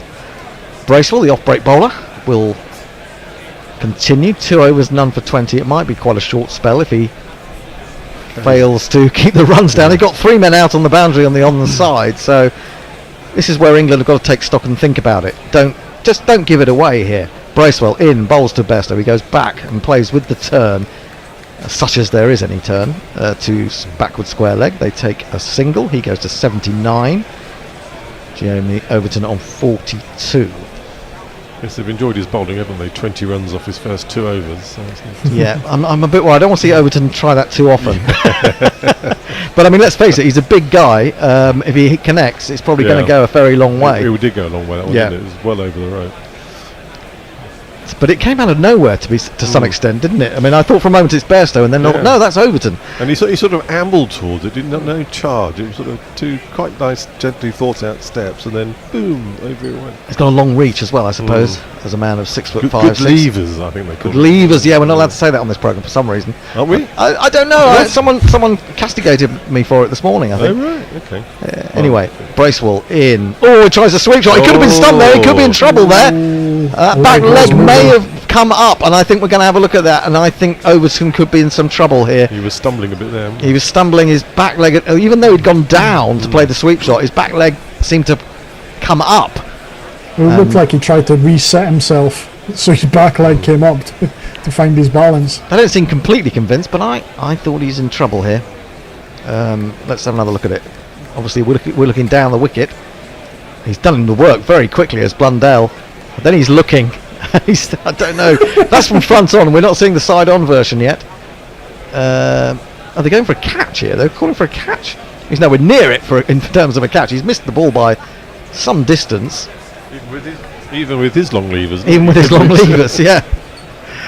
And that's the worry. Oh, he's just put the foot back down again, I think. Unless it comes up again. No, he's all right. He's okay. Right. Yep. Calm down, England fans. He's okay. Woo! That would have been a shame because he's batted so well. Good bit of keeping, though. Was a good bit of keeping, yeah. Yeah, very nice. So all we would have seen in front of him was just this morass of arms, legs, and bat and various things like that. And levers. You can and levers! Levers! I'm trying not to. I'm trying not to. So Overton remains 42 not out. Bracewell gets the ball back. Just tightens his glove again. Is he going to continue to float it on the off? Interesting to see. He's using a lovely Miller Champion Hall bat, which is based in Somerset. So even though he's now playing up at Surrey, still has the equipment from down in the West Country. Just having a little look around. Bat sort of hanging over his shoulder. He's ready. Is he? No, he's still not ready. There may be another change being made in the field. Settles down now, and Bracewell with just a slip comes in to bowl to him. He leaves it well outside the off stump. Absolutely no turn. Yes, arrow straight. That wasn't it? And so no problems there. Still the sun filtering through at Headingley, although there is sort of some dark cloud around the outskirts of the ground. As Bracewell is in again, he goes back to that one. He cuts it forward of square. It's gone between extra and mid off, and he's really hammered that. He does make sure that the ball stays hit. 4 more. 1 2 ka 4 4 2 ka 1. My name is Lakhan. My name is Lakhan. Really lovely shot. Wasn't a great ball, but he's taken full advantage. It's not that bad of a ball. At first I thought he dragged it a decent bit down, but he hadn't. He's still got it quite up there. Just a really good shot. Well, just picked it. Just a boundary short of a debut 50 for England. 50. It really would be. He's in again. Oh, and he played a slightly risky shot there. He's chopped it away, waited for it to come parallel to him. That might be the 50, unless Trent Bolt can just pull it in, or rather Wagner, is it? No, it is Wagner, and they're going to go for the third, but they weren't sure. They met in the middle for a moment there, and then finally Johnny Bairstow said, "Yeah, I will make that third run," and he moves to 49, 170 for 6. England. This is turning into a fascinating Test match. I said it's been fairly fascinating all the way through, but that little period after lunch when England went. It's been a good series actually. It's been a first over. Top class series. It really has. Restored our faith in good quality cricket. Absolutely, and some bad quality cricket. And bad quality cricket. It's England. Well, yeah, it's entertainment, isn't it? It's been entertaining all the way through. Looking for the sweep shot this time. Johnny Bairstow, he's got it away down to long leg. He'll jog through for a single. And England at the end of that over, which has cost Bracewell 9 runs. He's now none for 29 off 3. England are 171 for 6. Colin, anything? On Neil Harris, maybe Joe can convert like Ravi Shastri. Broad was on that road till he got hit. Not quite sure what he's meaning. Not sure what about. I must have missed the last tweet about that. Yeah. Wait, you can cuss all you want except for Bradman and levers, apparently. GC radio rules. Yeah, we're not allowed to use the word levers. But I don't see why not. I mean, actually, to be honest, I am head of this company with the Bear, so I don't know who's made that order, that edict, where it's come from. Certainly didn't come from one of us. Wagner will continue, 2 for 28 from 7 overs. Bowling to Johnny Bairstow, who's on 80 from 75 deliveries. And it's been a magnificent knock. He's had 1 or 2 chances. Certainly the carved drops, carved one over the top of the slips, and there was a very close pull that almost crashed into his stumps, went away for 4, but otherwise he's played beautifully and came in, of course, at a very difficult time when England had lost their 3rd wicket. What have we got? We've got a long leg. We've got a man in that position, sort of backward square leg, halfway to the long leg. So we may get some short stuff. And there it is. And he's tried to pull it, and he's pulled it down into the ground. Somehow, the bottom edge has gone to first slip. And I don't know what words Neil Wagner was saying. Maybe something on lines with, where were you trying to hit that? And Bairstow's pointed out he meant it to go over in that mid-wicket. Yeah. that stand over there. Excellent stuff. Still chattering away is Neil Wagner as he goes back to his must mark. have come down and hit him on the back of the leg to end up at first slip. But, it's a strange one, isn't it? I'm not sure if he chalk-ended it somehow. Possibly. So we've got a wide slip. We've got a man at short extra, cover, mid-off. Doesn't look like there's a man on the cover boundary. There's a 3rd man quite wide. As I said, we've got those 2 men back almost on the same line. One sort of saving the single, looking for the catch, also for the top edge. And Wagner is in again. Oh, he's gone after that! What's happened here? Oh, he's just got away with that! Somehow it's cleared mid-off. He really didn't get hold of that properly. Williamson was the man stretching out his hand and leaping for all he was worth. It's kind of time you need someone like Carl Jamieson at mid-off, really. He might have had that. But Bairstow has got away with it. It's a strange shot. A couple of strange shots. This, wasn't it? It was really rank. It was so wide. He did well to actually reach it. Would have been terrible if he'd thrown it away with a shot like that. You realise he'd playing the wrong shot, but instead of stopping, he just thought, you know what, I'm just going to go through with it. It looks like that, yeah. He just couldn't, or just maybe he couldn't stop himself. But anyway, he's moved to 83. Overton's on 49. He's down to face Wagner. And Wagner is in again. Short ball, he's pulled it, he's hammered that! And that will be a debut 50 for Jamie Overton. He's really put that away through mid-wicket. 4 runs, he goes to 53 from 68. Give it to me 2 times. Give it to me 3 times. Give it to me 4 times. What a shot. 7 4s and a 6 from Jamie Overton, coming in when England were in all sorts of trouble.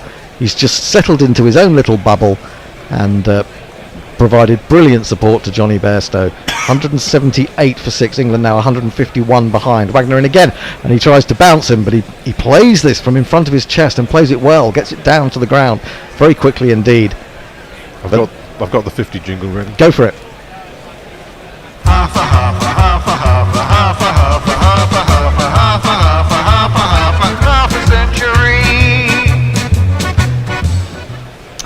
Well played. Really well played. And there's that lovely picture, there's that lovely angle, isn't there, that we saw when Ben Stokes won the game against Australia in 2019 with a bulk of the Western Terrace, or Western Stand as it's now known, rising to him. Wagner in again, short. He tries to pull this one, but rides it on the chest, and it sort of loops out to where a short leg would have been, but I don't think there was any bat involved. That's going to encourage him. So there is no run. 178 funny for 6. missed shots going on in this over. Yes. Missed times, missed pulls. Yes, it's been a bit of an odd one, hasn't it? So Daryl Mitchell is having some words with Wagner, and he's talking about maybe bowling the one where he has to uppercut and put a guy down at fly slip, something like that. While we're thinking about it, with 1 ball to go in this over, we're going to have drinks. Did he get hit on the helmet there? Is that the point? Is that we have to get the helmet out? The chest, but I've got medical attention coming. Yes, someone is coming out. Certainly, that's true. I think Erasmus looked at his watch and said, "We might as well come out and do the drinks now," which is what they've done. I've got any more tweets. Brian, looks like he's at where is he at? He's at Yorkshire, so getting ready for a 18:30 start. T20 Vitality Blast against Yorkshire. Oh, that's Northants, isn't it? He's looks quite good. He's shared a picture of a couple of pints as well. Oh, that sounds good. Sounds good. You've got getting them lined up already, is he? You might as well sit down with 2. You might as well buy 2 pints at once, mightn't you? I mean, if you're on your own, especially, there's no point in having to keep going to the bar. Well, we were having to buy pints of red wine last night at home. You were having to. Yeah. You were We couldn't, well, you couldn't take the forced. bottle. You can take the bottle out to the seat. So we Really? had these big cups and literally a whole bottle, 2 Goodness cups, me. and off we went. Well, there you go. Change the taste of it. Only got through 3 of those last night. Only got through 3 of those. Blimey. How many of you were there? 3 of us. Oh, 3. Okay. And one guy can't drink, so we had to. So basically, we had to make up for him. You had 1.5 bottles of wine last night. Yeah, correct. Yeah. Well, you've got a lot. You've got a long build I've to got long put it legs away to in. fill, Yeah, so, you know. long levers. Long levers. Absolutely. Well, this is an amazing game of cricket. Every day that we watch this series, we see something new. We saw a crazy dismissal yesterday with Henry Nicholls. We've seen an absolutely brilliant opening spell from Trent Boult, taking 3 for 9 at one point. We've lost Root for not very many, and Crawley for not very many. I saw a stat, was it on the tweet line, that said something along the lines that since he scored his double century in 19 out of 31 innings, Crawley has failed to get double figures, which is for an opener, kind of damning, isn't it, for an opener? Absolutely. He's got to go back to the drawing board to a certain extent. And 31 innings that was in. Yeah. It's I mean, yes, he does look good when it's going well, but it's just not going well long enough for him, or often enough for him, I'm afraid. And perhaps, you know, he's done it on good pitches. I mean, he got that 100 in the West Indies on a pitch where you just couldn't get people out, really, and even Crawley couldn't get out. Even Crawley couldn't get out. So there you go. I'll say again the same thing I said to Bear: is determine what you want your openers to be doing. Are you wanting them to be staying there? Yeah. To see off the new ball, or you want them to score runs? Yeah, and I mean, absolutely. I think obviously, ideally, you want someone who can do something between the two. You know, I'll put in point in case was the first test. I think Alex Lees was there forever. Yeah. And eventually got out for 30 or something. Got criticised, and then you've got Crawley who got out fairly innocuous and quickly for 4 runs and got criticised. It's like you can't. I feel like one of them has to be doing the right thing, not because both of them are doing different things. It's quite a weird. Well, I mean, it wouldn't matter if you had one that was slightly more attacking. I mean, I'm sure some of the best opening partnerships in the past have been someone who sticks around a little bit and someone who plays a few more shots. But it's what shots you're trying to play and when you're trying to play them. You know, he may have the most glorious cover drive in the game, but if he isn't out there long enough to be able to use it on a regular basis and feel comfortable using it, then there's not much point in him, is there, in that respect? So my ideal is Jonathan Trott.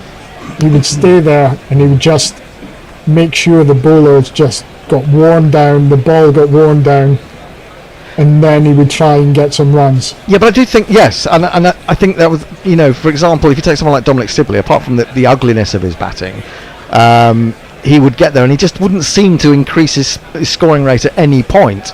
You know, so he could be 30 not out off 120 balls, something like that. And that may have put extra pressure on people at the other end, and so you may have lost wickets that way. But I do agree. I mean, you can't just keep blasting away. To be fair, Crawley didn't play a bad shot today. He was just beaten by a good ball, undone by and he has been in the last 3 innings, which has just been his misfortune. The thing with Crawley is that when someone's not bowling quite so well, he's got to make the runs then, and not got to throw it away when the bowling is not that great.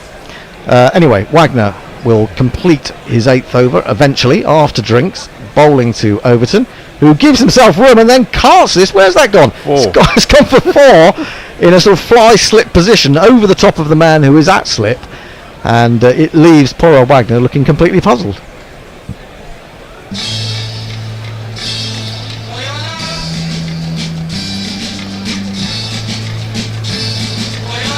There was something a lot more agricultural about that one, wasn't there? It didn't go that high. It was just there was nobody in first slip. Yeah, toe-ended almost, wasn't it? There's no one at first slip. The slip that they've got is at about 3rd slip. Overton maybe just getting a little bit overexcited there. Just needs to calm down a bit, having got to his maiden Test 50s. Now moves on to 57 from 71. Bairstow has 83 from 77. 182 for 6. How many runs did we work out that New Zealand added today? Was it 100? No, it wasn't 100, was it? It's 100. 104. So we've had 286. How many more people have we got left in the... There's some in the 300s, I think. There's some in the 300, but we've got plenty of time to go, so I'm not sure we're going to have a winner on the GPL again today. It's not I'll looking do a like quick couple of tweets. Yep. My Anks, I'm wearing my New Zealand Test shirt, and suddenly now England aren't losing wickets. Yeah, that happens, doesn't it? You've shown your colours too early. And O'Neill Harris was saying Joe is actually Jamie Overton. It's J.O., not Joe. Joe Overton. So, that was my bad. Jovers, as we're now calling him. It's on 57. Bracewell's going to continue, despite conceding 29 runs from 3 overs. He's going to come round the wicket to Johnny Bairstow. He's down the wicket and doesn't quite get there. Decides to pull out of the big shot and just clips it to mid-wicket all the way along the ground. I like that wordplay, so when he's bowling, we're now getting through a Jover. Yes. England just got to be a bit careful. They've got themselves back into the game again here, and I get a feeling that the rush of blood is not far away. Bairstow waits and he sweeps. Has that gone aerial? I think it has. Could he be in trouble? No, there's no one there. It's gone all the way, I think. No, it's gone for 4. Bairstow moves to 87.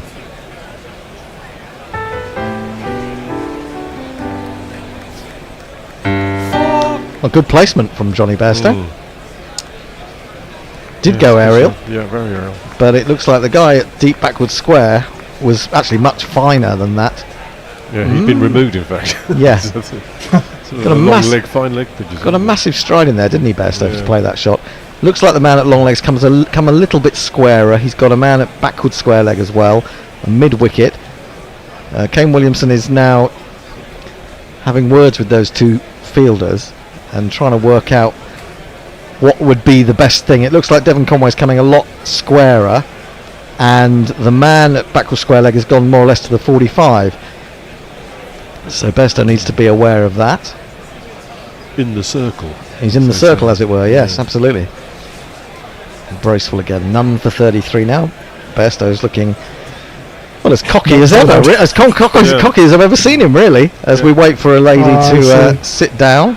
She's had to sit down on the steps rather than her seat, because obviously the error of her ways in walking in front of the sight screen has been shown to her. Bracewell in, he goes back and he gets the cut shot, he puts it away behind square. There is a man out there, Wagner, and they take the single.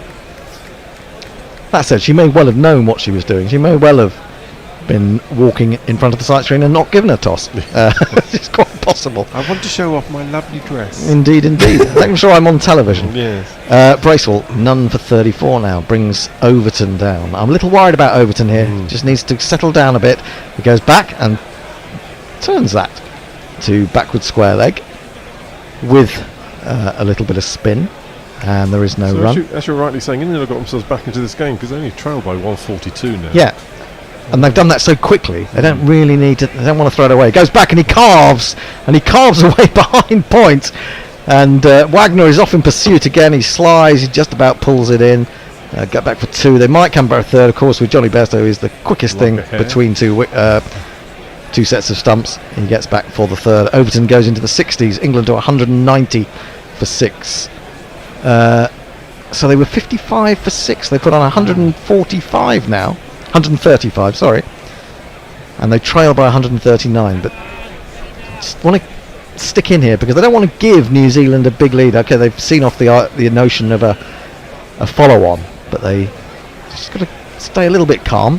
Oh, he tries to play the paddle sweep there, does Bairstow, and gets no bat on it at all. Runs through to the keeper, and I don't think he stumped or tried to stump Bairstow. I think it just rolled off his leg onto the stumps. I think he stumped him without the ball. Yeah. Pretty much. Maybe it was just his pad that went into the stumps. He could be right. As we look at some of the glorious shots in Jamie Overton's innings, some beautiful drives, full face of the bat.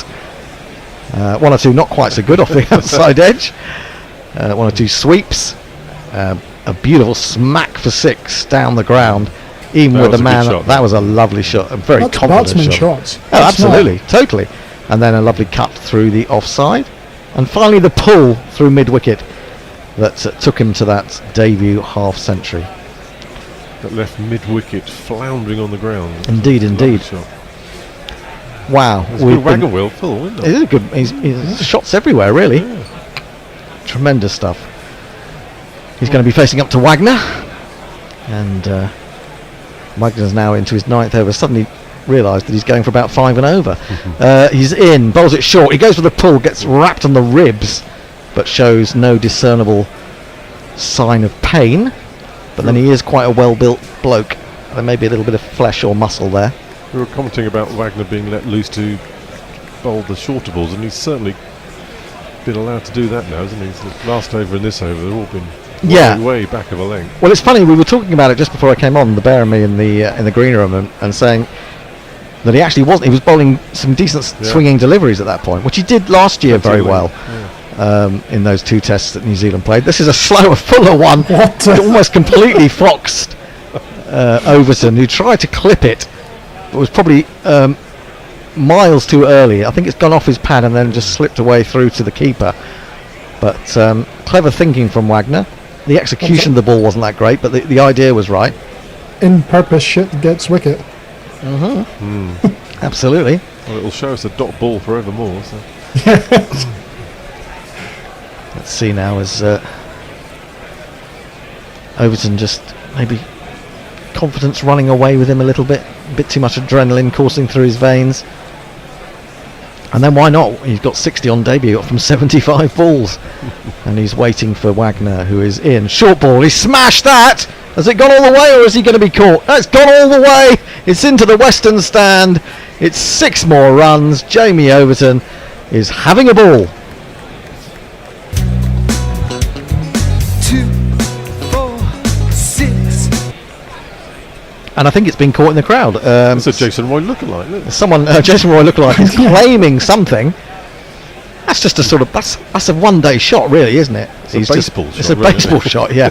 Are we going to see this man catching it? He's got into a good position. Oh, and it's gone through his hands. Shocking. It's not. I mean, you. I don't know. I feel a bit sorry for the bloke behind him, really, because that, at the last minute, the ball comes through. You think he's going to catch it. Anyway, in comes Wagner again, full, and he drives this beautifully down the ground. Waited for that. It was a slower ball, I think, 82 miles an hour, so maybe not. But he waited for it and just put it past the bowler. It's 4 more. 1, 2, 3, 4. I remember in a game I was in Australia, and there was a guy basically back in the cow boundary. Yes. And he was coming back from the stands for the pub, and he's got a pint in one hand and he's got a pie in the other hand, and he puts the pie underneath his armpit to catch the ball one-handed. Oh, that's tremendous. Down the leg side from Wagner, finally getting the ball back, and just allowed to pass, really. But Overton's technique has changed a little bit here. From playing some glorious cover drives, he's now clearing the front leg, isn't he? Even that drive, it was clearing the front leg. He's gone into full one-day mode, it would appear. He's gone to 70 from 78. Johnny Bairstow's on 88 from 81. And England's 200 came up with that shot. 200 for 6 from 36.5 overs. What craziness is this? What's that, 5 and a bit? I don't know, 5. Yeah, something like that. Yeah. Well spread field now for sure. Which is why you should now be able to pick up singles quite capably. And you don't have to go for the big shot. He's going to go for it anyway, and he's carved it over the top of extra cover. There's no stopping him at the moment, Overton. It's gone away for 4 more. 204 for 6.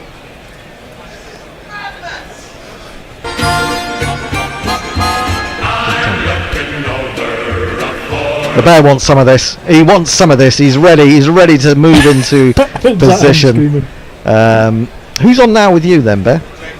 Right, we're checking Messi. Well. Oh, Colin, thank you very much for your. Are you back again? You're back again later, aren't you? No, I think that's me for today. That's you for the day, and Steve for the day. I have a confession for you, Hendo. Yeah, Messi. It's me who's anti-long levers. I think. It's you. It's you, Messi. Messi, but I had a bad shot. You're off. You're back in half an hour. All right. You're back in half an hour for hopefully the last knockings. I mean, I think the GPL's out of everyone's range now. There's 124 runs scored by New Zealand, and England have already scored 204. 328 runs. The highest entry into the GPL today was 307. So that's done. So tomorrow it'll be about 150 something like that. 150 pounds tomorrow. Afternoon, Jacob. You're on for the first session of the day, and you're back at the end to see the fun. What in the hell is going on? It's fucking madness. We're going on at 5 and over. Jamie Overton will now have will have the highest batting average in the England team. Should he get out? Should he get out? It's very true. Well, they're going back to the main man, but they look a bit shell-shocked. No matter where they get in this series. Hold on. How does he speak, or play the horn, or clean his teeth, or even yawn? How does he shout?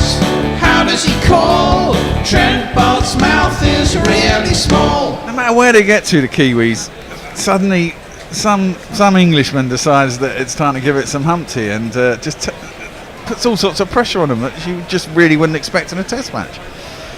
It's quite mad. I don't know what the umpires are talking about. I mean, at this rate, you know, the new ball comes, we'll be on 500 if these two were still there. Yeah, if. Parrot Bradshaw says, and the great Hendo Ma decreed, let levers be free. Indeed. I think long levers is a fucking awful expression myself. I hate it. It's a classic cricketing magnificent 50 under the circumstances. It's not a classic cricket term. It's a fucking white ball term that was introduced about 5 years ago and it's caught on. Long levers has been around a lot longer than I was having long levers when I was a kid. I think it's awful. Mike Taylor says 35 overs gone. England 182 for 6. New Zealand after 35 overs were 83 for 4. Yeah, that's crazy stuff, isn't it? I mean, considering we were 55 for 6, now we're 204 for 6. It's quite fucking mad, isn't it?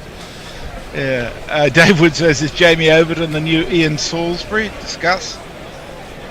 Well, one thing I was thinking out there, if you want to call for an Overton, I think Jamie's already taken over his twin in the pecking order almost instantaneously. He's a better bowler. He's quicker. Maybe sprays it a little bit more, but he's That's a better. What you get for knocking him out. Well, yeah. But he's definitely a better batsman than his brother. I mean, his brother is not a bad batsman. I'll give him that. Daryl Mitchell's going to have a little spell with a ball, trying something new now. Everyone else has gone, fuck this, I'm not bowling. It's destroying my figures. An old black funny on Peep Show wrote that book. Oh, Daryl, not David Mitchell. First ball is ordinary cricket as Bairstow goes back and defends it. Looks at it and goes, that was 76 miles an hour. Not much happening. What have you been doing all day then, Jacob? Working? I've sort of, no, not really. I've been doing Brazilian Jiu-Jitsu for 2 hours. So again? I'm freshly returned and slightly dead, but now ready for whatever the hell this is. Yeah, indeed. Well, that's cut by Bairstow behind square. Back to backward point. They should come back for 2 again. No, well, Bairstow wanted to. I think maybe Overton's a bit knackered. Maybe he's apologising. What Dan black belt? I mean belt. Are you? Do you have belts? I am a humble white belt, but I am in the know that I will apparently be getting my blue belt next week. Okay. Like a friend, this is no joke. A friend of mine's kid, who is now 15, is a black belt second Dan, I think, at Taekwondo or something. Yeah, if kids are black belts, it's probably not right, is it? No, I mean he was a black belt. He entered this competition and shit. He was a black belt about 11 or 12. That's not. Not sure about that. Yeah, exactly. Roger Belly says, what's the record for a 7th wicket partnership? They must be getting close. Oh, that's an interesting one. Especially at the ground. Pretty big ones. Now that's got to be out, surely. How's he not giving that out? You've got to review that. That seemed to keep a little bit low. That looked pretty good. If he didn't hit it, maybe he did hit it, because no one else is convinced that they should be reviewing it. Yeah, Kane Williamson doesn't look happy about that. I think it was an inside edge onto pad then, because if it wasn't, it was stone dead, wasn't it? It certainly looked stone dead to me. Let's have a look. Oh no, it's a big inside edge. That's why. He smashed the leather off it. He did indeed, which is why everyone's laughing at Daryl Mitchell. He maybe realised afterwards. A bit of a smirk. Maybe taking the pace off is a good thing. That one swings away, but gently. starts off wide and goes wider. Through the keeper, no run. I can tell you that England's highest 7th wicket partnership was by MJK Smith and Jim Parks in 1968, and it was 197 against the West Indies in the Port of Spain. Yeah, exactly. By ground, though, I wonder. What in the hell is Jamie Overton doing on 74? He's looked really good. Jacob, well. I mean, I know he can bat, but come on. He leaves that one alone outside his off stump. There's no one. I tell you what, he drives better than Crawley does. I did see on the BBC clips the dismissals of Crawley and Pope and Lee. Lees couldn't do much about that. The other two, to be fair, couldn't. I mean, it was late swing, and it was, as they were saying, it's 87, 80, 86, 87 miles an hour. As I saw it, Pope and Crawley, probably Crawley's was the worst. Yeah, Crawley's was the worst, but they were good deliveries. But I mean, the way they play, they're always. Lee just got an absolute peak. Oh yeah, it was an absolute cracker. That is guided nicely. Overton's going to get himself 4 more as he beats the slips, and there is no one down at third man. It races away for 4 runs. It's Nissan She. It's Nissan She. We're through the looking glass now, lads. Yeah, indeed. And this is the highest 7th wicket partnership by England at Leeds. By anybody at Leeds, in fact. Well, there you go. Sweet. And it's still going. Now, weirdly, when Overton came out, I said, look, if Overton and being the optimist that I am, if Overton and Bairstow get 100 before the close of play each, we'll be back in this game.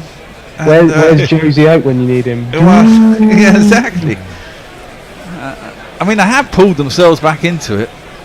I mean, even if we were all out now, it'd be a travesty, and we'd still be 120 short, and New Zealand would be still favourites to win. But I mean, certainly from 55 for 6, you thought England were going to crumble for sort of 90 all out type thing. And this is why Stokes. Leach's maiden Test 100. Well, is it on? Well, he's got a high score of 92. 92, yeah. This series has been anything but predictable, hasn't it? Yeah, very much so. But I mean, it just goes to show if you let you don't have to let the ball get that old before you can actually start playing some shots. England just got to learn how to get through the first 20 overs. That's a slower ball. Sorry, by Saudi. And it's just worked square on the leg side by Bairstow. They'll just get the 1 run. I'm running away with it. Says, yeah, who cares there was no rain. Long live the GPL Bank. This whole series has been a great watch. It has been. What's going on here? Oh, they're going to have a chat. Oh, he's going to pick up something off the pitch. Bit of turf on the pitch. On a ball hitting that. And we've still got, basically an hour less with 50 minutes. I presume England will start putting it back at some point. Maybe they won't. Supposedly 22 overs left after this one. Well, they ain't going to get that in. They'll be lucky if they get about 10 in. As Overton defends that. Slightly shorter of a length by Saudi. Up to mid-off, and there's no one. I mean, they're great bowlers, the Kiwis, but they must be going, what the fuck is this? This isn't Test cricket. What's going on? Yeah. I mean, it's Jay Grover says, what the fuck? I just kicked out and I wake up for Overton doing what and the what now? This is a series where you just cannot look away. You can't afford not to be there because something's going to happen. I mean, we are actually going along at over 5 and over, aren't we? Yep. Absolutely crazy. And having lost 6 wickets, that is. In fact, lost 6 wickets before we started going at 5 and over, really. So that's defended back down the track and there's no run. It's madness. And that's what I was saying. If they get 50 overs in today, which would be about right, and they go at 5 and over 250, we'll only be 70, 80 runs behind by the close of play on day 2. And the Kiwis took how many overs did the Kiwis face? Let's have a look, because we took a new ball. They faced 120 odd, I think. 117.3. Yeah. Well, there you go. That's left alone outside the off stump. There's no run. Certainly gives you a chance to win Test matches if you can bat like this, eh? Yeah. Oh, it certainly does. Takes time out of the game. I don't think we'll have to worry about results with the Stoke Spurs England. No, I don't think so. Was at a premium. It has been interesting. We've been batting on wickets that have been certainly not typical of English wickets in the last few years, have they? No, I mean, you do wonder whether that's to do with this new batch of Duke's balls, whether they're just not as conducive. Southey in. Oh, that seems to jump a little bit on Overton. Draws his bottom hand from the bat, drops it on the leg side, looks a bit panicked and thinks about a run, but Bairstow's not moved and they end the over with no run. Roger Melly says, speaking of martial arts, I'm a black belt in no can do. Very nice. Leah says, who's this rank amateur and what did he do to Neil? Paul Marshall says, Overton batting like this on debut is ridiculous. Where are his nerves? Well, and Brian says, with England batting again doing well after a crap start, is this a new game policy to bat like T20 to put off the opposition bowlers who are in test mode? Well, possibly. I mean, that's down the leg side and there's no run. I mean, try to do. Certainly. I mean, I think you've got to wind it in a little bit. Not T20, but maybe ODI batting. Certainly. It's odd with things like this when you kind of can put yourself in a box. So when you're playing a test match, there are sort of rules. You know? Well, exactly. You have to bat a certain way. Precisely. And then if you can pull it off, and if you can bat like it's an ODI, the bowlers don't bowl like it's an ODI because that's not what you do. Ooh, exactly. You can bowl 6 balls on a line and length just outside off stump, and not expect to get hit out of the park. But you can't in an ODI. And that's the thing, isn't it? But what about when you get people like, Josh Hazlewood, who is, I mean, Trent Bolt's a very good white ball bowler, and he's exactly. I mean, that's the point. Josh Hazlewood is a kind of tip-top economical white ball bowler. So what happens when you get someone like him? I wonder. How do they handle him? Yeah, the point is that you have seen people like Pat Cummins. Oh, geez, that one's gone off the pitch from Mitchell. It's only 75 miles an hour. It's completely squared up Bairstow, beating the outside edge through the keeper, and there's no run. Looks like it's getting dark out there. I don't know if the lights are on. I mean, that's the thing. I mean, they can hit people like Cummins and that. They get hit around the park in the IPL, and you think if you can put them off in a test match like that, it'd be quite interesting. That'd be fun. Hit smashing the Australian attacker around the park for 5 and over. Scored 400. Mitchell is that's fished at by Bairstow. Poor shot considering he's on 90. I don't think he likes it. It's too slow. And, it's through the keeper. Just do it in singles, Johnny. Just do it in singles. He's chuntering away. He's just trying to run it down at third man. It's just too slow. And obviously we've talked a lot about Joe Root. We have not really appreciated the form that Johnny Bairstow is in. That one first test straight back from the IPL one, he was a bit rubbish. But 100 at the end of the Ashes, 200s in, or 200s in the West Indies, and one in a practice game. 100 last test. He's in really good nick. And he looked completely out of form in 3 innings, didn't he? That one is bounced over Mitchell and is followed through by Bairstow, but it only goes up to mid-off. They don't take a single. So he's on a sort of streak, in this calendar year, because the Ashes were in 2022, that last test.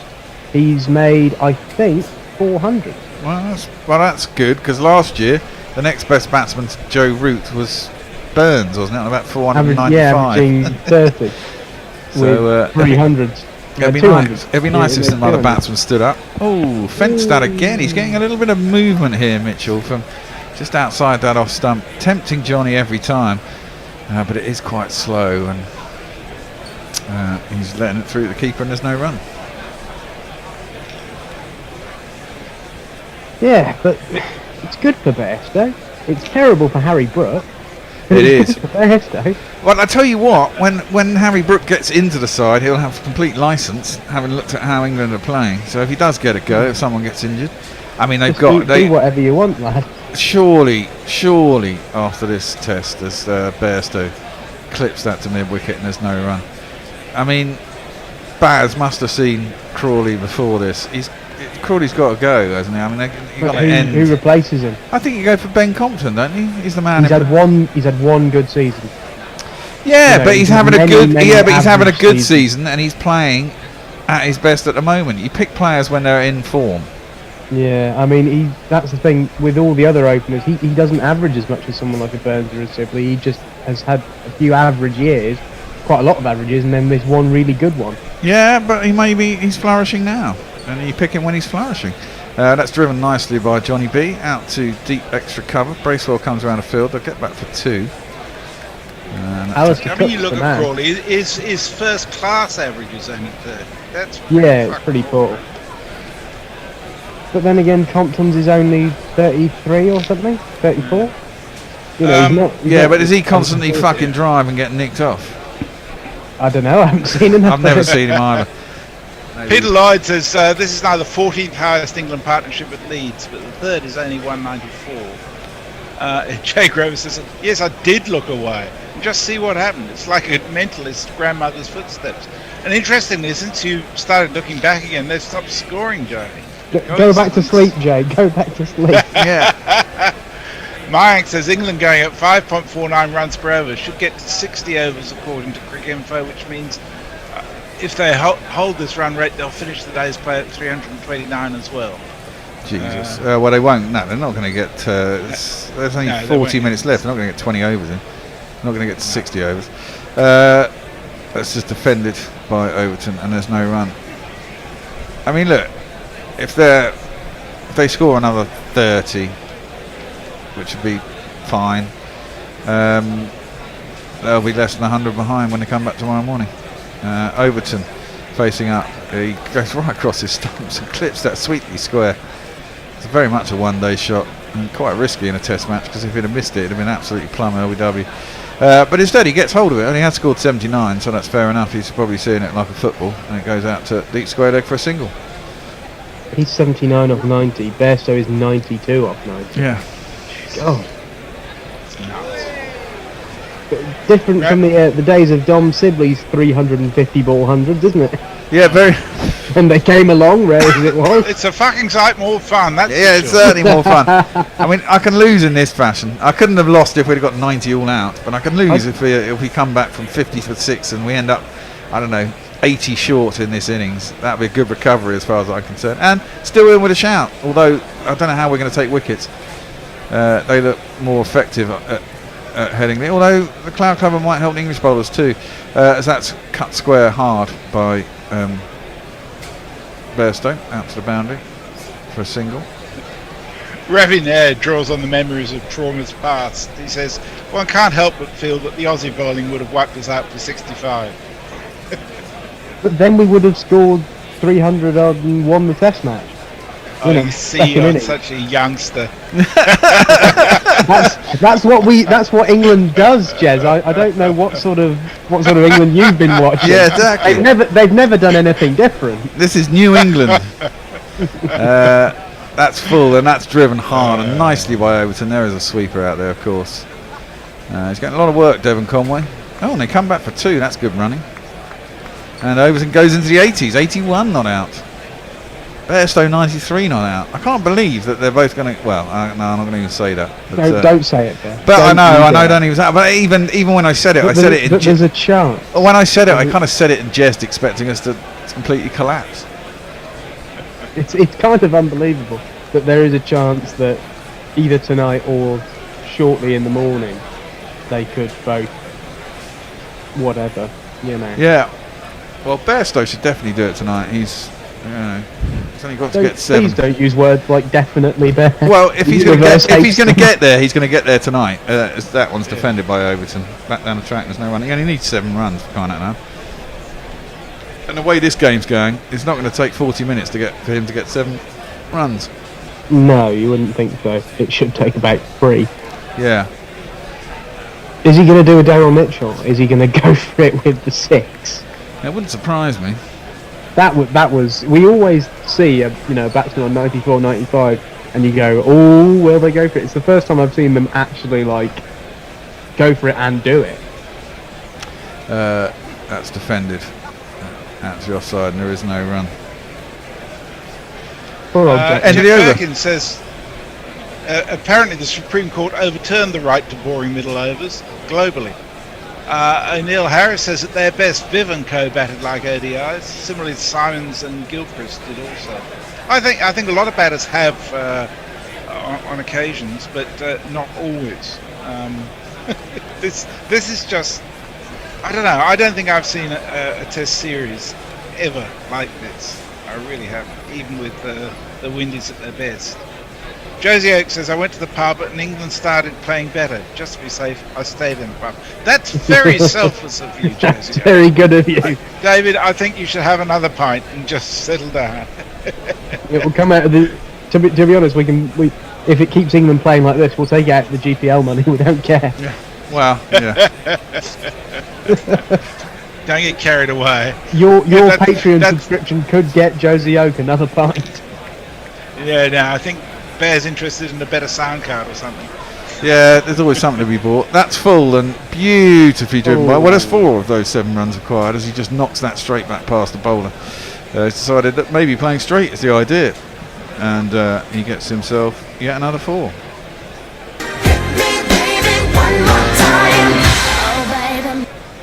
Oh baby.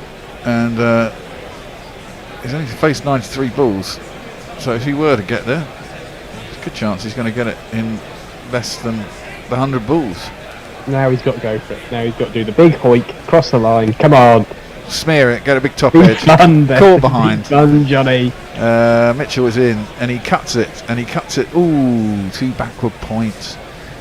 There is a fielder. You can't beat him, and it won't be that the runs he requires.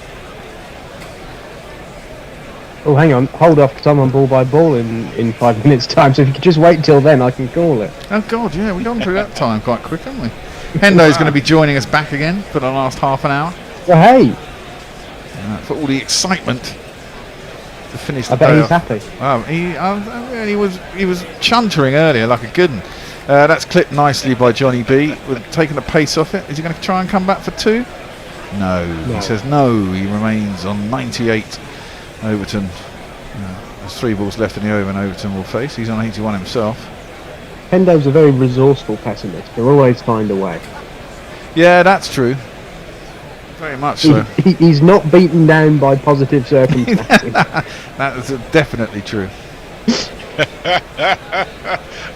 You can find it. Whereas you can define the bear remains optimistic despite the evidence. You know? Well, exactly.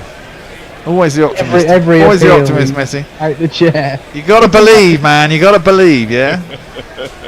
I suppose Hendo loses less money. Yeah, I don't know. Overton is in. Smash! Back over his head by Overton. 4 more runs to him, and the score saunters along.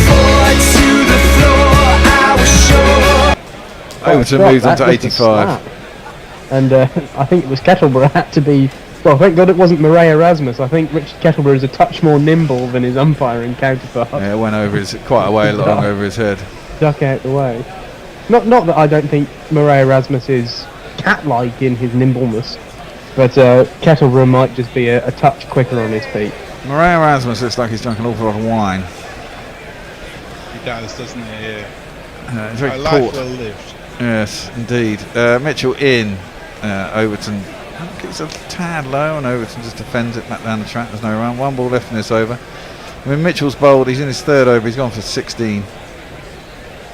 Well, Gary Naylor said he thought England was short of a seamer. I think New Zealand is short of a seamer and a spinner. Well, they don't. Well, they got Bracewell, haven't they? But he got carted. Yeah. I mean, this is it. What England do is put all the bowlers on the back foot. If they get themselves in front, they give the bowlers something awful to think about. No bowler in a Test match likes to get carted for 5 and over. Last ball of the over, Mitchell is in. It's an away swinger. It's reasonably full and wide, tempting for Overton, but he's not tempted. Leaves it through the keeper, and there's no run. Johnny Bairstow will face up. I've got 1 more over. Come on, Johnny B. Carla Simons says, love the commentary. At least we can listen to you while our blackouts are going here in South Africa. Oh, good luck with that, Carla. Well, if you love us so much, come on, Patreon us, people. Come on, you know you want to Patreon us. We need your help and your your dollars to keep us going. You can't put a price on love, but we've damn sure tried. Exactly. You know, we have bills to pay, and we do this for free. None of us get paid. We give you extra content if you patron us. You can get the Maximum, which comes at the $5 tier, which is a weekly newsletter of 2,000 and upwards words, penned by our own Hender and various other writers. It's a cracking good read. You get the Bear and the Bish, which is a podcast that I do with a bishop weekly as well. You get access to the archive. You get your name up in lights if you do $10, and you get a mug too. And if you do the $50 Patreon, Bear will share his weed with you. Well, possibly. Yeah, you can come in and we'll have a smoke together. That's fine. And you might Racing Rant, if you're listening, who was he has got his he sponsors. He's supposed to sponsor T20, but I feel quite bad because we didn't actually do what we were supposed to do.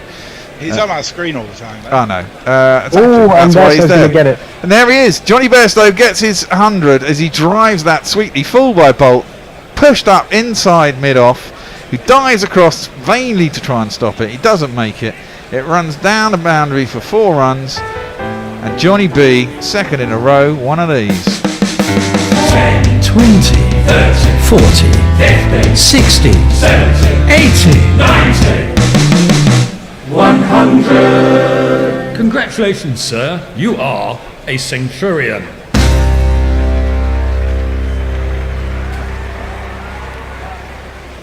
Well battered, Johnny B.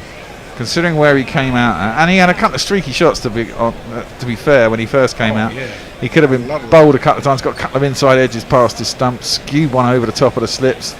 But once he gets his eye in, bang. He's been off and hasn't looked back. 10th Test match 100. 86 Second, matches, it's not Headingley. great. Conversion, I don't know how many 50s he's got. He's got quite a few of those, I'd imagine. Second on his home ground of Leeds Headingley. Yeah. Clean slate Headingley, which I thought was hilarious. Personally. Yeah. That one's a good ball by Bolt, swinging in towards his off and middle stump, and he defends it up to mid-off, and there's no run. He looks like he's ticking though, doesn't he, Johnny B? Yeah. He's chewing on that gum bloody hard. You wouldn't want to be Johnny Bairstow's gum in this life, No, would you? You wouldn't. Sometimes it feels like it. The days start to make you feel like you're Johnny Bairstow's chewing gum. Stokes is elated for him. He's punching the air. I didn't want to go to that whinge. The porn bottle, love it. The Western Terrace are absolutely smashed, and if you listen to the TV feed, they're giving it all. That's guided by Johnny B through the slips. It was a good shot. It wasn't aerial. It was down into the ground, and it beats first slip. And there's a third slip too. He goes between the two of them and races off down to the third man boundary for 4 more. 1 2 ka 4, 4 2 ka 1. My name is Lakhan. My name is Lakhan. New Zealand can't know what's hit them. Inside 45. I mean, we're in the 43rd over, and England are less than 100 behind, chasing down 320 in the first innings, and they lost 6 wickets for 55. It's mad, totally mad. Anyway, big swing, no ding though for Johnny B, trying to hit it back over the bowler's head. Bolt's not happy. I'm not surprised. It misses the outside edge, goes through the keeper. I mean, Bolt had 3 for 9 in 3 overs, I think. He's now got 3 for 61 in, what was that, 13 overs? He's in his 13th over. And this is now England's 8th highest partnership with Trent Bridge. Trent Bridge? Is that Edgeworth? Headingley. That would be hard. That would be good. Bolt in. Wide. Johnny B may have felt he missed out there. It was wide and there for the chop. I think he gets a stepped slight away under a edge touch. and there's no run. Sorry? I think he stepped away a touch. He didn't have his back and across movement. Maybe it's just 'cause it's a left armour, but he was on leg stump there. And he was stretching too far. A bit off balance. Jersey Jingler says, why are you all surprised about Overton? I told you in his jingle that he can smack a quick half-time. Well, yes. I mean, I'd never seen him bat before, so I had no idea. That's on the legs. It goes down. Not sure if Johnny B got any bat on it. It beats Blundell. 3 of them chase it down to the boundary. Wagner wangs it back in. Oh, to get through for 2, it's given us leg byes though. And that's the end of the over. What are you looking for, Hendo? I'm just realising what's... You need a... There.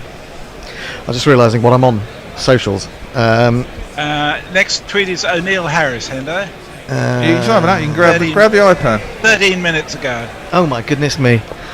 Hello, Hendo. Hello, Jacob. Good night, all. Good night, Messi. Night, Messi. Sleep tight. I'll see you Sunday. I won't be in tomorrow. Okay, cheers. But, my heart is gladdened. It's full of joy for Johnny Bairstow. A man who's really, taken some criticisms at times. But wow, hasn't he played well in these last 2 games? 400s now this year as well for Johnny Bairstow. It's peak Bairstow. It is peak Bairstow. Excellent stuff. Well, Jacob's going to take over ball by ball from the me. usual, which is that Bairstow is peak. Mike Taylor, I'll just read this one because I just came up in front of me. He says, no batsman has ever scored back-to-back Test hundreds at quicker than a runner ball. Until Johnny. Blimey. Would he have taken all that terrible stuff that's happened to him for these moments? Bowls outside the off stump and Overton tries to sort of mini helicopter it through the leg side and completely misses it. I was just thinking while I was out there before I came in was England are going to have a choice to make, aren't they, when they play India? If Jimmy Anderson comes back, who misses out? Ooh, that's interesting. Amongst the bowlers. Well, they might go to Overton. Instead of Jimmy? No, instead of they might drop Potts. Potts has done well, hasn't he? Well, he has, but they might just rotate, eh? You have a game off, we'll see how Overton does in the next game. I mean... Well, he's aimed a swipe at that. It's been driven square. There is a man out there, so it's just the one. I mean, if Overton scores a ton... That'd be mad, wouldn't it? You can't drop it. Then you'd have to say... He's bowled well, and he's scoring tons. Yeah, So that makes him an all-round. The obvious thing to do would be to drop Crawley, but you've got to find another opener. That's the problem. Get Stokes opening. No. Stokes opening, Folkes opening. Johnny Bairstow. Johnny Bairstow opening. Yeah, go out like this, like a T20. I think that Johnny Bairstow will just get the fear. When he sees India again, he'll just get the fear. No, he'll just play it like the IPL. He'll be used to playing some bum run, he'll just smash him out of the park. As in is Saudi Bairstow. Oh, that's shorter than he expected. He walked down the wicket, but he still manages to pull it, and it goes away for one of these.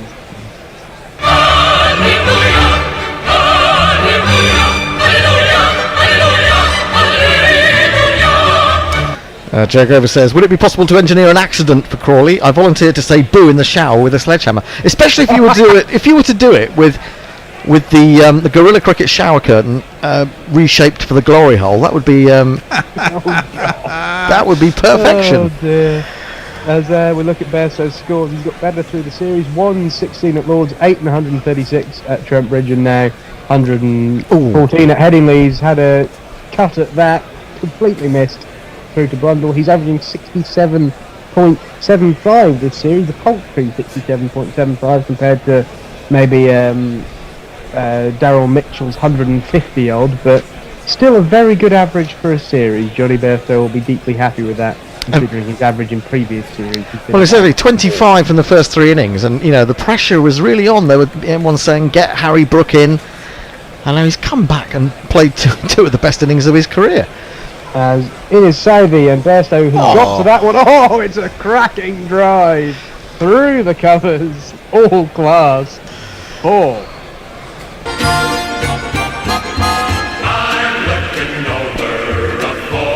For all the talk about Ben Stokes and being the man who's going to take the game to the other teams, as the man who's sort of supervising that, really it's been the players around him that have done it as much as him. I think he's happy for that though. Yeah, I'm not saying he's not, but I mean, there's one thing that England haven't done for the last fucking few years, is it? Let's be honest.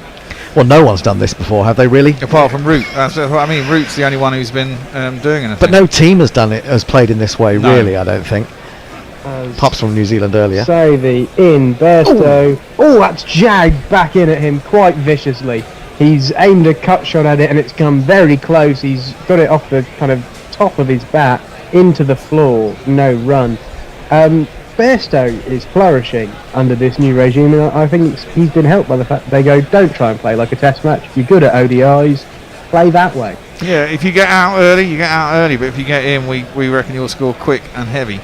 Yeah, you've got to have the pitches to do it, though. I mean, you can't do this on a dead pitch, like the kind of pitches that we've had in the West Indies at times. You know, completely. Well, I suppose you could have charged at the bowlers and put them off their. I mean, the thing is about this, you put them off their length, and suddenly the pitch. You know, if you let a bowler bowl to you on a dead pitch, then it's a lot harder to score, right? But if you put them off their length and you take it to the bowler and they start putting it in places they don't really want to put it, maybe you got more chance of scoring. I mean, going back to one of the Test matches in India when Rohit Sharma scored that ton and no one scored any else. That's true. In 2 days. I mean, Rohit just went out there, smashed it like an ODI, got 140 or 60 or whatever it was, and it was the only score in the entire game, but it won the game. Yeah, but again, you look at this, and this is a good pitch for batting, apart from the fact that, well, the only person who's really got the ball to swing has been Trent Boult, significantly, and he got those wickets. So it's not really the pitch as such. Should have played Jimmy. It's the aerial conditions, isn't it? Yeah. Wait, 44 overs, 244 for 6. What's that run rate? It's over 5. It's over 5, isn't it? Well, 5 would be 220. Yeah, it's 5.5 pretty much. Bolt is left arm over the wicket to Jamie Overton.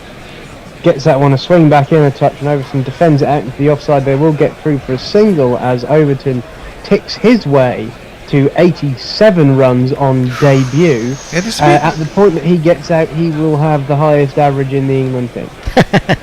Old Frolic Play says, this is great. Sounds like a highlights reel, and me and the wife are able to dance to the jingles like a disco. You are making us very happy. Well, it's not us. It's Johnny Bairstow and Jamie Overton, isn't it, really? All credit to them. Poor old New Zealand, I feel they must wonder what's hit them in the last couple of weeks. Well, exactly. I mean, it's a way to play to put the opposition off its stride, isn't it? Well, it's worked. I mean, when it works, yes. But if earlier we were saying it wasn't working. As Bolt gets one to back into Bairstow. Overton's gone halfway down the pitch. Bairstow's giving him the old yes/no, and then Richardson apologises, even though it was probably Bairstow's fault that he took those last 3 steps. No run out though. It's all good. All good. All good. When there's not a crazy run out, things must be good for England. That's all you can think. And you know, England have massively compressed this game suddenly. It's extraordinary, isn't it? I mean, look, if we get 55 or 6 and we're thinking about the follow-on, and now suddenly we're talking about England getting to parity, 84 behind now. As Bolt in, full, driven. There will be a man out there at the deep point. They should get back for 2 though. So they will get 2 indeed, as Bairstow moves to 116 and will retain the strike against Bolt. I tell you what, the zip in Trent Boult's stride has just gone. But that's what I mean. I mean, this is it. If you could do this to a side, you really do take it out of them, don't you? Yeah, but I mean, you know, to be honest, Bairstow's played brilliant shots, and of course he probably his confidence was well up because of what he did at Trent Bridge. I don't excuse Stokes from it really, because I don't think he needed to get out when he got out. I mean, he having got England going again. Here comes Bolt, full Bairstow with trademark huge gap between bat and pad. Inside edges it onto said pad, and will get no run. Ravi Nair says, things to expect to hear on Guerrilla Cricket number 309. You wouldn't want to be Bairstow's chewing gum. The light roller says, a gushing hendo. I wasn't expecting that. And Jago says, I said Gary, get Harry booking for Bairstow. I am dumb. Well, you said it. If you're that dumb, can you buy some more merchandise while you're at it? While you're being dumb. Get the shower curtain. Get it twice. Comes Bolt. Oh, and Bairstow has a risky swipe outside the off stump, and then is furious with a spectator telling them to sit down, pointing at them, growling like a bear. Curly Ambrose. No, not Curly Ambrose. Courtney Walsh once did that to me at the Oval. What, you walked in front of the sight screen? I went with my mate and we walked in right in the middle of an over, right behind. Of all people, Bear. Of all people. As Bolt in short leg side, Bairstow ducks, and then as it goes past him thinks, oh, I could have had a pull at that, and mimics the shot. But end of the over, England a miraculous 247 for 6. Clive Brooks makes a very good point. He says if he gets 101, he will be Jamie over a ton. Ooh. Oh, very good, very good. Is this a follow-up to the movie Psycho or the board game Cluedo, says Jeff Perkins. I'm not sure what that's in reply to. And that seems to be where we are at the moment. But if you are watching this test match, surely you can't be leaving to do something else. at this stage. The tweets are The run low. rate this evening has been 6.24 and over in the evening session. Extraordinary. 8 wickets in that middle session. We are in the metaverse, kids. Cricket has never been better. I think I may have died and gone to cricket heaven. Yeah. Maybe that's what it is. Let me Looking pinch good. myself. No, I'm still here, seemingly. Southey will be bowling to Overton when he finally gets round to it. Overton's just leaning on his bat, looking distinctly potato-like, as is his wont. Just waiting for Southey to do something. I'm not sure what's going on. Some cardboard has been thrown onto the pitch. What's going on? They're throwing beer frisbees. Why? I don't know, the stupid arses. That is just ridiculous, isn't it? Not a great look for Yorkshire. It really Coming isn't. back from obvious fan-related controversies and club-related controversies. Yes, to be fair. They probably needed people on their best behaviour at the moment. But Yeah. Well, the Western Terrace will never oblige. No, exactly. They're all smashed out in their tiny little minds, no doubt. And they have been since 11 a.m. this Yeah, morning. probably. Here comes Southey. I would say storming in, but he doesn't look like he's got the energy to storm. As Overton plays it nicely off the back foot, there's a deep sweeper out. He'll pick it up, and Overton have to again settle just a tick over, and watch Bairstow from the other end. He moves to 88. Isn't it true that you have to have a breathalyzer before you can go on the Western Terrace, but you have to be over the limit? I think that's quite possible. You're not coming in unless you're red. Yeah. Unless you look like Marais Erasmus. Yes, Can't come exactly. in. I like Marais Erasmus, and I do. I think he's a very good umpire, but it's as Southey's in. Bairstow lifts high, straight, long over the head of a jogging back, mid on and four. 1, 2, 3, 4.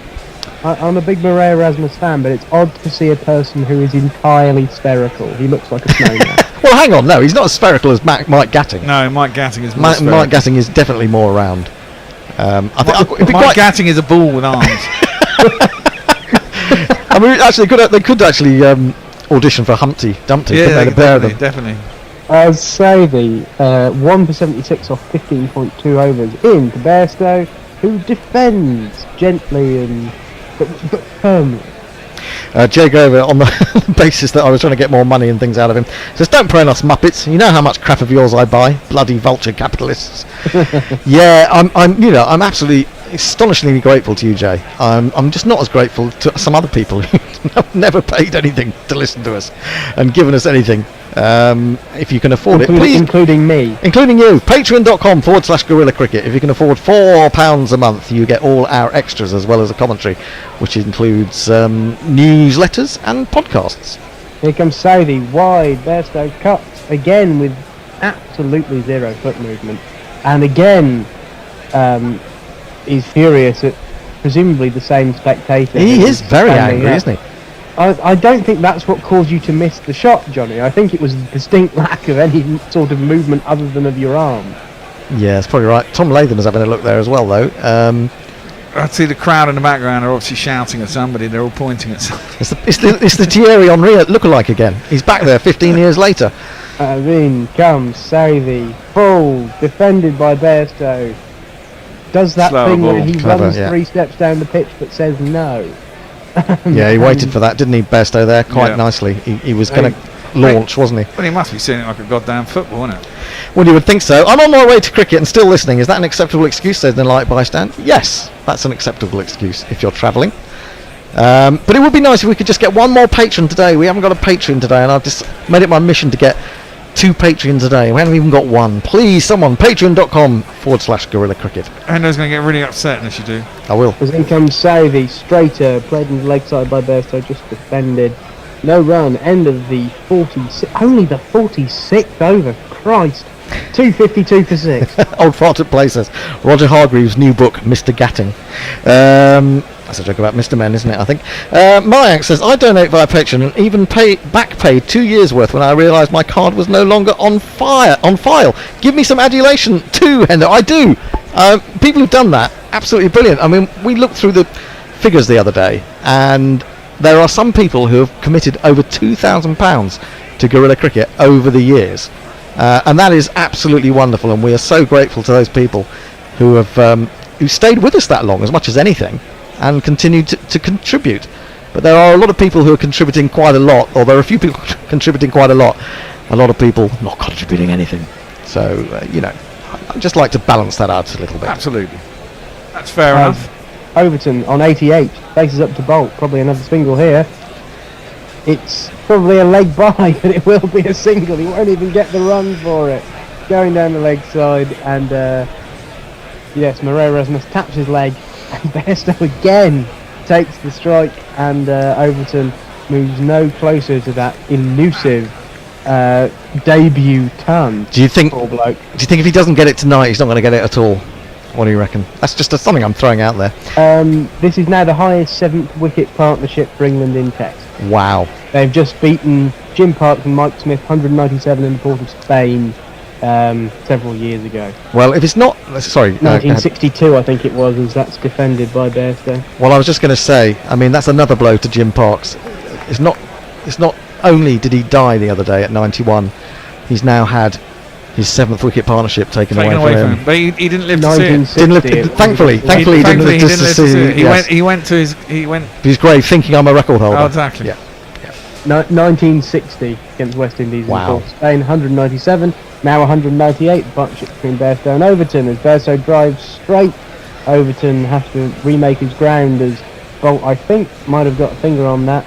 It wasn't timed particularly well. 69 miles an hour by Trent Bolt. We have a patron, Hendo. We have a patron. Yes, who's that person? Name that person. I'm going to name that person. It's $2 patron. That's everything you get. The you don't get the Smacksman. Don't get the Smacksman for $2. I'm afraid. Sam Winston. Thank you, Sam. Thank you, very much. You're a star. Thank you, Sam. Dave Wood. You don't get to go on the glory hole roll. No, you don't. You don't get the Smacksman. You don't go on the glory hole. But we are grateful. You do get the podcast. And undying gratitude. As in, Bolt goes, that had a bit more zip. Yeah. Bairstow gets it outside edge, really cut outside edge. It's too close to cut through the slips. Third man boundary. Here's one of these. It's Nissan She. It's Nissan She. I have to shout out to the Ninja Dude. Who's the Ninja Dude? The Ninja Dude is on YouTube. He goes, fat Bairstow, stupid score. What? He's not happy with Bairstow. I wish Bairstow was bounced out. Convi said, cheer up. Jesus. But then he says, Conviv, okay, you win, and I lose. Stop talking to me now. Okay, fair enough. Which Conviv replies, cheer up, mate. We've got Dave Wood talking about Patreon. He says, I've spent more on you than deodorant over the past decade. I've lost a lot of friends, but at least I'm guaranteed entertainment. Exactly. There you go. Who needs to smell nice when you can have entertainment? It's now a 200-run partnership, by the way. It is. That's Yorker length and dug out by Bairstow out to the man at mid-off, no run. Yeah, 202 runs from 210 balls. Unbelievable. Well, no one's going to win a GPL today. This is the 7th wicket partnership. Yeah, well, we've had 361 runs in the end. No, more than that. It's got 124 the Kiwis today. No, 104. 329 they were out for. They were on 225 overnight. Oh yeah, 104. Yeah. So it's 361, which is sort of equivalent to the final day at Trent Bridge, I think. Yeah. Or very close to it. As in comes Bolt. Oh! So top edgy, fine leg. No! I think all 6. Is it 6 or 4? I don't know, not sure. It's 4. 4. Top edged, bounce once before the fine leg boundary, but fine leg couldn't get in there. 2, 3, 4. We'll have a replay now. Oh, no, we won't. We'll have a replay of the moment that Johnny Bairstow got his 100. But I think that was a top edge. Flew down towards fine leg. Fine leg couldn't get round. I've got the replay on my TV here. Yeah, fine leg doesn't get round. It bounces once before the rope. Another 4 for Johnny Bairstow. 124 now. From 128 from 119 deliveries. Just to let you know, we have another Patreon. It's just 2 Patreons in in 5 minutes. That's unbelievable. It happens when people are happy and England are doing well. Yeah, Berda Stewart. Hello to you. A Smacksman He's a Smacksman Patreon. Great stuff. Thank you very much, Pete. That was 261 for 6 now, England after 47 overs. Jamie Overton facing up to Southey. An agricultural sort of shot from Jamie Overton. I think he is a bit of a farm boy, but he's had a good old mow at that, and Do you think he wants his ton? He wants his ton tonight, and I think he's a bit pissed off that he hasn't had the chance to get it, but because Bairstow's been monopolising the strike, hasn't he? Absolutely. Pirate Bradshaw says, the Patreon people get many plaudits, but spare a thought for my silent £10 per month on PayPal. Well, why don't you come over to Patreon and get all the extras? Because on Patreon, some people complain they have to pay VAT. Oh, is it that? VAT as well. No, it's VAT. VAT as well. Look, who's that? That's Pirate Bradshaw. That's Pirate Bradshaw. I don't know how to give you all the shit that I get. I mean, I can give you some of the stuff, I suppose. Access to the archive would be easy. I could add you to... Southey in, Overton, straight, single for Overton into the leg side. 89 now for Jamie Overton. I bet, as he said to Bairstow, as he went past Bairstow, he just shouted at him, take a single. Yes, please. Martin White back on. Martin White says, over a ton has seen very little of the strike recently, much like Grant Shapps. Hey! I think I missed his previous tweet, so I thought I could better get that one. Grant Shapps has been seeing a bit too much of strikes for his liking. He's done nothing about them. I think that's the main thing. That man is useless. Well, they're all useless. I mean, let's be honest. Well, thankfully they got fucking hammered in the by-elections. What a good day! What a good day! Round up with the Patreons, Hendo, is gorilla cricket an endangered species? It's always on the brink. It's always on the brink. David Stump, thank you for that tweet. But yeah, we're always on the brink. We're constantly trying to get investment. We have got a little bit of investment, but none of it's coming through to us, if that makes sense. There is work going on behind the scenes. But so we do really need money. So on strike, Southey, full. Oh! Played down towards third man. Oh, there is a sort of deep gully there, and Bairstow takes the single. He heeded over a ton's words, and Jamie Overton will get the strike back on 89 with 3 balls against Tim Southey, and then probably one more over from Trent Bolt before the close of play. The light roller says Jay Overton seems to be avoiding the nervous 90s by using his pad. Yes. It doesn't really work unless you get an inside edge onto it, does it? He's on 89. It looks like Joe Root. Joe Root's only once got out in the 90s in all his years of Southey tests. in, Overton defends, no run. Diane. He's stretching. Sorry. They both got a bit of cramp. Probably are cramping up, yeah. I think he's cramping up. Oh yes, absolutely. Well, we did see him do his hamstring when he was diving for something earlier today, didn't we? Was that this morning? It seems like an age ago. I think that was yesterday, maybe? I think it was yesterday. Diane Patterson, Mrs. Shandy says, I would like to encourage people to join our Patreon Gorilla Cricket family. What would you do without GC? How could you possibly fill the void? Please join us. What a lovely rallying call that is. Here comes Southey. Defended by Overton, no run. Mid wicket, running round. He'll nick the strike now. And of course, single on the last ball. If you search through that Patreon only posts new patrons, you can. I think all patrons get access to the Discord, don't they? You can join our Discord. You can join our Discord, which is basically Twitter without the idiots. Yeah. It's just other gorillas and friends. So come and join us on Discord. There's lots of platforms you can talk about. Hendo rants, the Smaximum, IPL or IP Hell, various other things. Going off on tangents, various things like that. Southey bowls, defended, no run. Bairstow gets strike for what will be the final over of the day, I think. 48 done, 263 for 6 England. Hendo. Yeah, indeed. Jeff Perkins says, not a good idea to say Hendo will get upset if no one subscribes. We want him to get upset. Yes, I know the way you manipulate me, you horrible people. Jay Grover says, I think I donated to Test Match Sofa when I were in prison. I didn't mean to because, well, obvious reasons, but I still reckon that needs a wee bit of kudos. I think it does. I mean, that's absolutely astonishing. Carol Robson says, I remember England scoring at 5 runs and over in the first innings, second Test Ashes 2005. That's right, Edgbaston, wasn't it? 407 in 79.2 overs. Yeah. But this is somehow more fun. Well, it's much more fun when you've been 50 for 6 to suddenly be 263 for 6. Absolutely. As we just before the last over of the day, we get a drinks break. We get a drinks break. Looks like I tell you what, Johnny Bairstow looks like he's just downed a miniature whiskey. Yeah. They're making sure it's the last over of the day, and I also think he's got a bit of cramp. He's definitely got cramp, a bit of hasn't he? strain in his calf or something. Oh no. Stuart Birding says, "I'm sorry it took so long, but finally, you are now a patron of Gorilla Cricket. A welcome from Gorilla Cricket. Thanks for your support. You have helped keep cricket fans the world over connected to their sport, allowing them their voice to vent both their pleasure and pain at their respective teams' performance." So that's what you get when you sign up to Patreon. You get a nice welcome from us. What more could you want? That's something that money can't buy. Yeah, indeed. Mayank says, Grant Shapps isn't just useless, he's willfully a prick. The unions have to work with the government to negotiate, but the government refuses to negotiate, then blames the unions. It's methodical from these arseholes. I agree. Yeah, totally. Absolutely right. It's outrageous. The Light Roller says, well, we might as well go through these tweets while we're waiting for Johnny to be all right again. He says, listening to Gorilla Cricket will enhance the experience for Stephen Fry squealing like a greased pig. They need the money, publicity and praise. Did I mention the porn bot? Yes, Stephen Fry, come on. You mentioned Test Match Sofa all those years ago, and that earned TMS quite a few followers, didn't it, at the time? Yep. Martin White says, "Ooh, please send me the Discord link." How do you do that, Bear? You're the technical one.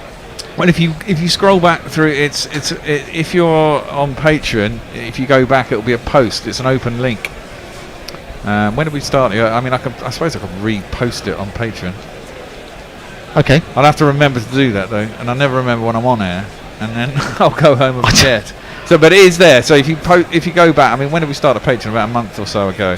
Yeah. Sorry, the Discord. So you Yeah. just go back. I think it says something like Discord link or something stupid like that. Oh, as that swings nicely and beats the outside edge of Johnny Bairstow, who was taking up defensive posture. But a nice ball from Trent Bolt, which swung back in late.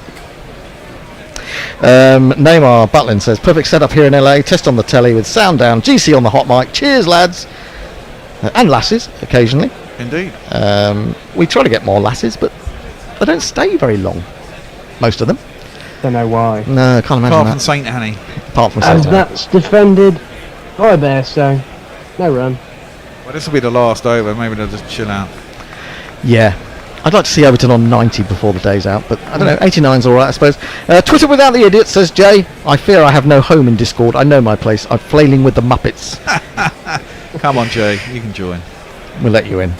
Messenger has kindly said he will DM the link to Discord to Martin White, so you can join us in there tonight. We can't let that out into public, you see, otherwise you could all join. Exactly. But if Gotta you're be a a patron, just think you won't have to read anything by Alison Pearson.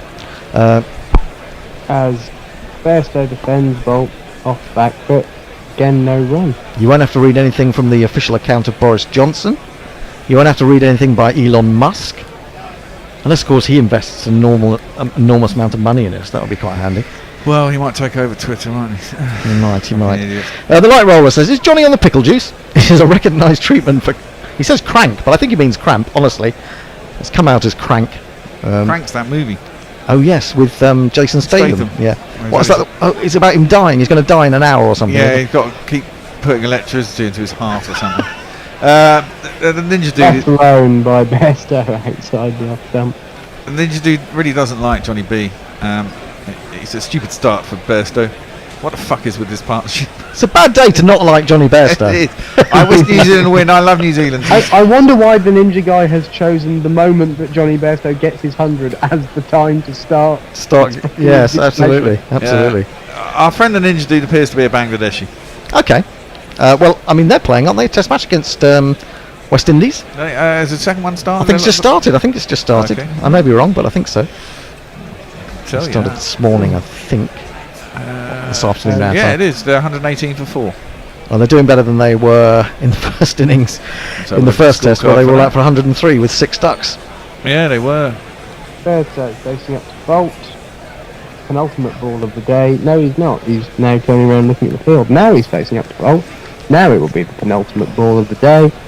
In comes Trent Bolt. On the legs, swinging in. Johnny Bairstow, I think that's hit him on the pad. Yeah. It might be a little painful because I think it might have caught lower on the pad and on the ankle, but it was going well down leg side and pitching outside legs. But Might be a little sore for Bairstow, eh? Holt just getting to swing again, though, isn't he? He's getting a bit of swing again. Tamimit, we've got 46. Hassan Joy. I love Mamadou. Is it Mamadou? Hassan Joy. I love the name Joy as an opening bat. He only got 10. Oh dear. Najmul Hussain Shanto got 26. Final ball of the day. Clipped off the legs by Bairstow. He will get one more for that. He'll move to 130. And England finished the day 49 overs into their first innings, 264 for 6. Bairstow not out 130 from 126. Overton on debut not out 89 from 106, and they trail New Zealand by just 65 runs at the close of play on day 2. And their wicket partnership, their 7th wicket partnership, 209 from 223 balls. That is absolutely astonishing. We've seen some great cricket today. I didn't think we could see a better day than the last day at Trent Bridge, but this is almost matched it, really. Well, it's just exciting, It's isn't it? exciting. I mean, this is full-on cricket. If the argument was from Brendan McCullum that I'm going to make you all love Test cricket again, He's then certainly doing that. him and Stokes are doing that. I may be critical of Stokes for getting out the way he did, but if they can single-handedly or double-handedly rejuvenate Test cricket so that it is loved around the world and as it should be, then, you know, Rob Key has made one of the most stunning appointments in the history of cricket. Brilliant stuff from those two today. Johnny Bairstow took so much confidence from that Trent Bridge knot that you may think he's battered every ball to the boundary here and gone after it like an IPL, but he hasn't. He's played measured shots, good shots. He just hits the ball very hard when he hits it. Well, he got a bit lucky when he first came in, didn't he? He got kind of inside edges and a chip over the top of the slips and stuff. But once his eyes in, if he gets away with it, it's all. Well, absolutely, and you've got to, you always have to have a bit of luck to do these things. There are very few players who get to 130, well, 140. Darryl Mitchell. Well, we exactly. Didn't review him on 3. We dropped him on 9, didn't we? In this game, we dropped him on 3 in the last one. Exactly. We dropped him before we got to a ton as well. Yeah, absolutely. You do have to. Right, I'm going to hop off, but Bear, I will see you tomorrow at opening time at Gorilla Towers. Nice. And Hendo, I'll see you on Sunday. You will indeed. Cool. Of course, unless this game goes even crazier and ends in 3 days for some reason. Don't know how it could, but it could, because everything is all bets are off now about what's happening in Test cricket. Exactly. I mean, England could quite easily get ahead tomorrow. They could also lose 4 quick wickets in the morning. Because let's look at this scorecard. Alex Lee's 4 or 5 balls. Zach Crawley 6 off 24. Both bowled Bolt. Ollie Pope bowled Bolt for 5 off 8. Joe Root came out, caught Blundell, bowled Southey for 5. At which point we were 21 for 4. Joe Root down. Stokes came out, smashed a quick 18 off 13 deliveries, including 1-6, but then he spooned one up to mid-off, stupidly. 5 for 55. Folkes 0 off 3, 6 for 55. Then Johnny B 130 off 126. Ably helped along by Jamie Overton on debut, 89 off 106. England then 264 for 6. Quite an incredible day's cricket. Trent Bolt 16 overs, 3 maidens, 3 for 73, and at one point he had 3 for 9. Yep. Off 3 overs. So his next 13 overs gone for 64. Sorry, 64. 64, yeah. Tim Southey 17 overs, 2 maidens, 1 for 78. Neil Wagner, the enforcer. He didn't get enforcing today because he got 9 overs. Well, actually he did, didn't he? 2 for none at one point. 2 for none his at one first point. over, yeah. Then he ended up with 9 overs, 1 maiden, 2 for 53. Yes. Mike Bracewell got a bit of tap, 4 overs, none for 37. And Darryl Mitchell 3 overs, none for 16.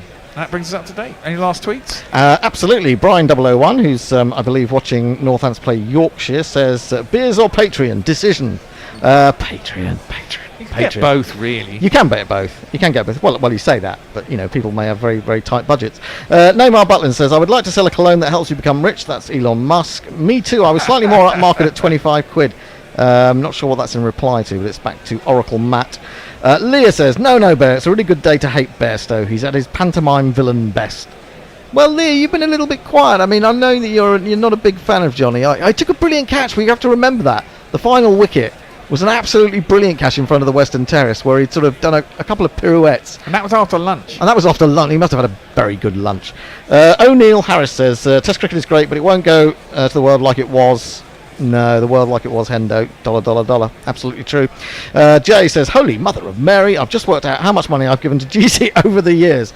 Je ne regrette rien, he says. Worth every penny. Thou art all mint. Thank you very much. I'm not mint. I'm flesh and blood.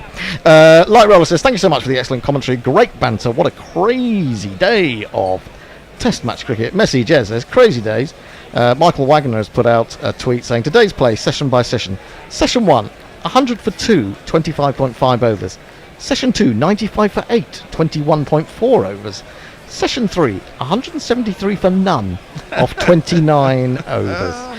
I think that's more or less it. Let me just see. There's one more coming through. I've lost it now. I've got to go back to mentions, don't I? So, oh no, there are some more. Or have I just gone back in time? I've gone back in time. I've gone back in time. How do I get back? Do I go to all? You can stay on mentions. You just scroll that to the top. Oh, that's it. It'll refresh. That's it. That's it. I think. Thank you for all of you for your contributions on Twitter, on YouTube, and of course those late Patreons that came in the last half an hour of the day after we watched some fantastic cricket. We will be back tomorrow. You'll be in the hands of the Bear and Jacob, and I will be back on Sunday with Jacob in the studio. It could go all horribly wrong in terms of the technology, but I have trust in Jacob and it will all work perfectly. I'm on the end of a phone. And you're on the end of the phone. I'll be hungover. And you'll be very hungover. So until tomorrow, when Jacob and the Bear will be here in the chair, it's goodbye, good night. What a day's Test cricket. Bye. Guerrilla cricket. Whoa. Guerrilla cricket. Whoa. Guerrilla. Take guard, man the barricades, patrol the cover boundary. At last the time is come, this is a cricketing emergency.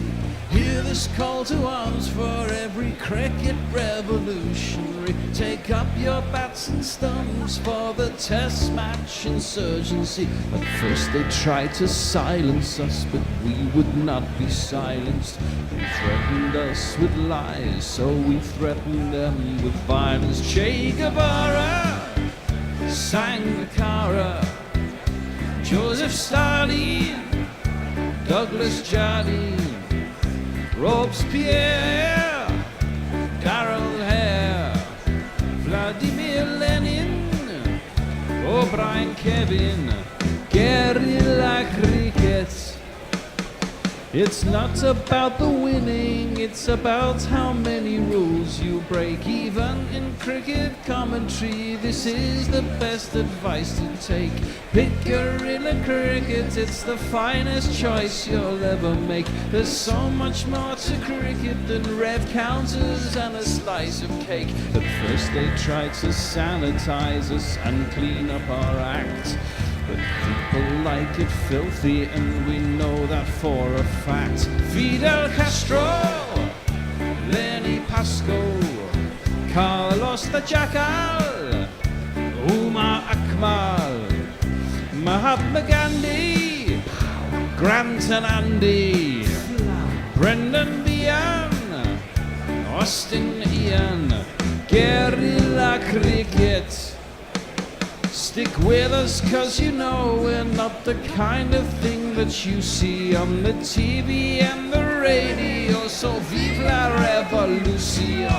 First they tried to buy us, but we would not be bought. Okay, we were, but then we ran away, and we will not be caught. Would not give up the ghost when they left us all for dead. They decapitated us, but we just grew another head. Chairman Mao, Jamie Howe, Ho Chi Minh, Asif Din, Václav Havel, Graham Saville, No Surrender, Percy Fender, Che Guevara, Sangakkara, fucking hell. Joseph Stalin, Douglas Jardine, Robespierre, Darrell Hare, Vladimir Lenin, O'Brien Kevin, guerrilla cricket.